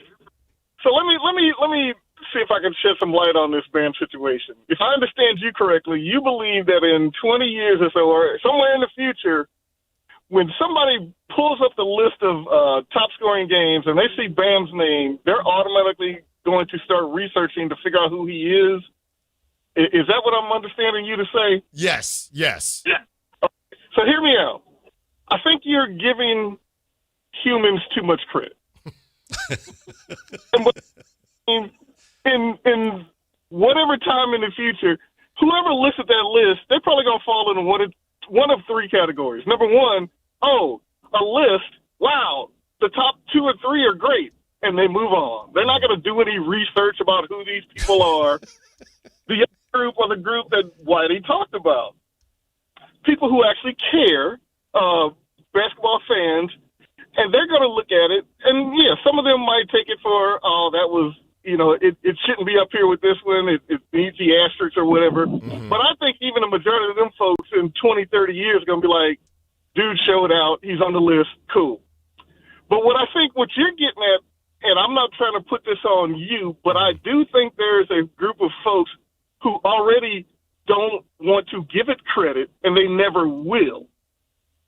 Mm-hmm. Does that make sense? Yeah. No, I hear you on that. And the Kobe part of it makes this whole thing a little bit sticky, right? If Bam scored 80, I don't know how this is viewed, but passing Kobe makes people feel some type of way. I'm not one of those people. I just think people are going to go back and say, okay, well, how the heck did Bam do this? But I hear what you're saying, Skip. There's just different levels of, I guess, basketball fans, if you will. Right. I'm wondering how many of the Kobe fans, me included, are going to be around way in the future when people start analyzing whether or not Bam belonged on that list. Mm-hmm. Yeah, fair enough. I think you're going to have a completely different audience by that time. That's all I'm saying. Thank you, Skip. Yeah, appreciate it. Good to hear Skip. from you. I'm just looking here at the list of guys who scored the most points, and I mean, you tell me, Bam does kind of stand out a little, but that doesn't delegitimize it. But you got Wilt, Kobe, Luka, David Thompson, Dame, Donovan Mitchell, David Robinson, Elgin Baylor, Joel Embiid, Devin Booker, Wilt again, Michael Jordan, Pete Maravich, Wilt, Kobe, Wilt, Giannis, Jordan, Rick Barry, Elgin Baylor, George Gervin, Wilt, Jerry West, Elgin Baylor. I mean, it's a who's who of the greatest scorers in history. Yeah, I mean, you know what? The best argument, and I know I'm the one who, coined who the hell is Bam, but the best argument is Devin Booker and Donovan Mitchell. Like, I don't know how they'll be remembered versus Bam. Mm-hmm. Donovan Mitchell hasn't gone to a finals. I know he's viewed as the number 1, and Bam's always been a high-level number 2. But Devin Booker went to the finals. Excuse me, Donovan Mitchell. Yeah. Donovan Mitchell hasn't been to a finals yet, and Devin Booker went but didn't win it either, just like Bam. So those are probably your 2 biggest arguments, but it's just quieter because they didn't pass. They didn't get to 80. They didn't pass Kobe. Yeah, it almost sounds there from the cut from Spoelstra like I don't think this is the case, but it's almost as if he's saying, of course we made a mockery of it. The whole thing was a mockery with a team like the Wizards playing. Right. Yeah, if you guys can't get this thing under control and we have to go out here and play this trash team, then if it's a joke, if y'all don't want to win, then we're going to take advantage of it. If it's a joke, joke's on you. Yeah, we're going to make it a real laugher. Mm-hmm. That's what we're going to do. Picking baseball's best number 14 ever, not as easy as you might think. We're back with that, wrapping things up. Sactown Sports. Time to check out Capital Casino, conveniently located at 411 North 16th Street in downtown Sacramento. Think you got the perfect bracket? Prove it. Enter the Sactown Sports 1140 Basketball Mayhem Bracket Challenge for a shot at $1 million. It's free and open to fans nationwide, so lock in your picks now at SactownSports.com/contest. Powered by Power Business Technology. Why'd I go to the doctor? Working on the farm, my heart kept skipping a beat. I didn't think much of it, but my daughters made me get checked out. Turns out I have atrial fibrillation, which increases the risk of stroke about 5 times. Symptoms like irregular heartbeat, heart racing, chest pain, shortness of breath, fatigue, or lightheadedness can come and go. But if it's AFib, the risk of stroke remains. If you have symptoms, contact a doctor. I'm so glad I did. Visit notimetowait.com. Sponsored by Bristol-Myers Squibb and Pfizer. Meet iPhone 17e. A whole lot for a lot less. With an almighty, all-powerful A19 chip. And Ceramic Shield 2, built to survive this. And this. And a 48-megapixel fusion camera with 2 times optical quality zoom and next-gen portraits. And double the starting storage of iPhone 16e. And long-lasting battery life for hours of watching the studio. That's the dream! And it comes with Apple Intelligence. And you can charge it with USB-C. Or with MagSafe accessories. And a whole lot more, all for a lot less. Get the new iPhone 17e at T-Mobile today. Yo, Palisades crew. Johnny Mosley here, blasting into your Thursday with the Toyota Tahoe Report. The Toyota's locked and loaded, so let's swing open the door, peek at the conditions, and see what Mother Nature is serving up today.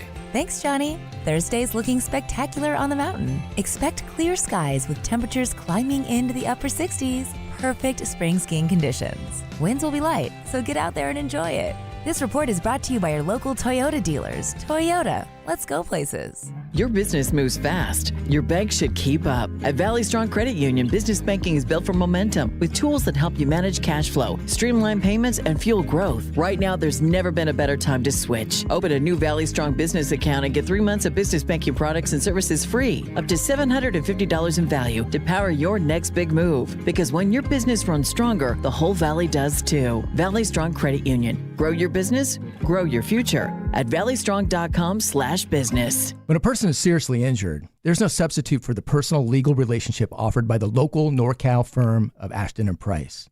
From the first attorney meeting, every important decision is made with a direct consultation with, and I can't believe I have to say this, a real, live, experienced, flesh and blood local attorney. It's called Home Court Advantage for a reason. Ashton & Price, serious local attorneys for serious people with serious injuries with no fee until we win.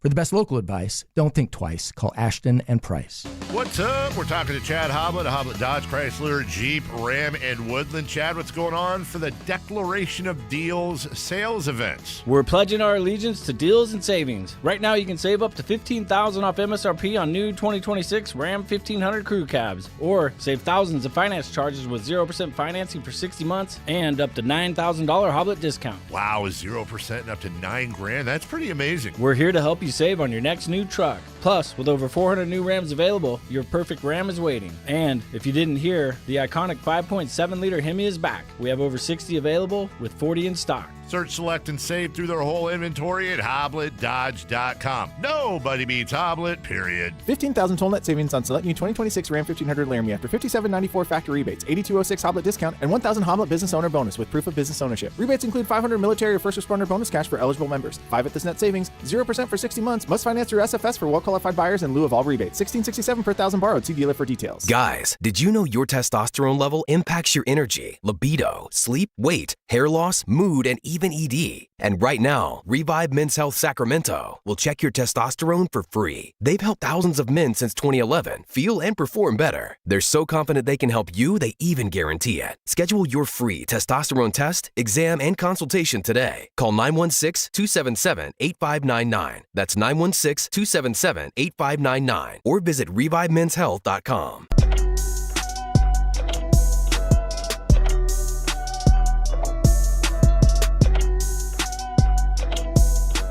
Your afternoon home for Kings talk and so much more. The Drive Guys on Sactown Sports. 2 nights ago, as you know, Bam Adebayo scored Do I have to say who he is, or are there people that don't know who he is? Is that what you're telling me? I mean, you might need to let Scored 83 points, and tonight his coach, Eric Spoelstra, is furious at all the criticism that has come his way, and Bam's way, and the Heat's way. But it also sounds like some of this is Eric Spoelstra's chance to say, look, tanking sucks. My guy scored 83. Why are you coming after me when you got teams, including the one that gave up 83 to our guy? They're not even trying to win. Spoelstra also made this point. He says Adebayo had 31 points in the first quarter, 43 by halftime, 62 through three quarters, 70 with 9:05 left, 77 with 3 minutes, 26 seconds remaining. So Eric Spoelstra wants people to know the first instance of Miami fouling to get the ball back for Adebayo was with 1:40 left. So he's saying it's not like we did this through the whole fourth quarter. How many points did he have at that point, though, with the minute? How many did he score from the end? Don't have that. I could only guess. That's the thing. 77 with 3:26 left. If he had 83. So if they don't do that, he doesn't pass Kobe. I think it's pretty clear, right? There was a moment, and when there's a moment in time like that, carpe diem, he said. You have to go for it. That was just thrilling. I'm honored that we were all able to be a part of it, and I know you saw some of his comments that were anti-tanking. Yes, he did go on to say, if the Wizards want to tank, that's on them. We can do with the 14th pick what they're trying to do with the number 1 pick, which isn't terribly true. But, I mean, they've been successful. That's a real shot. I mean, it is. It is. And I don't know. The Wizards probably just thinking, look, man, we let Bam have 80. What's the problem? Why are you still honest like that? But here's the thing, though, Whitey. We were just talking with Anthony. There are a bunch of random Heat fans, and you'll see him at the game when Kings play the Heat. They pop out out of nowhere. But a lot of Heat fans wish the Heat did tank. Now, I know they can get big names, like they got Jimmy because they're out there in Miami, but a lot of Heat fans wish that they would just reset because they're not a threat to anybody. I know they've gone to a couple finals, but in both those instances, nobody thought they were actually going to go to the finals. Ty Lue and David Adelman have indicated they had no problem with the Heat using the final minutes to help add to what was already that big point total. And I'm wondering if Spo said what he said about the Wizards because Brian Keefe, coach of the Wizards, did not seem thrilled Tuesday with how the last few minutes went. Tonight in Orlando before his team played, he just said, we're focused on today. So I'm thinking maybe that was Coach Spoelstra saying, your team's tanking and you're coming after us. Yeah, he need to be focused on his job. 83. Yeah. We can do with the 14th pick what you're going to do with the first pick. How about that? Yeah, he need to focus on, his job. I'll tell you what, Heat culture is holding here, right? Under this barrage of criticism. Yeah, and it'll go away. I'm just trying to confirm with the game cast just what Bam had because, I think that's the whole thing. If they don't foul, then obviously, or I don't know about obviously, but if they don't foul, it feels like he doesn't pass Kobe. And that's what this whole thing is boiling down to, which maybe isn't fair, but that's what it feels like this thing is boiling down to. So I'm looking here, Whitey. They did take Bam out with 1:08 left. I didn't realize that. That's crazy. Yeah, they took him out as soon as he passed. As soon as he passed Kobe? Yeah, as soon as he passed Kobe. So there you go.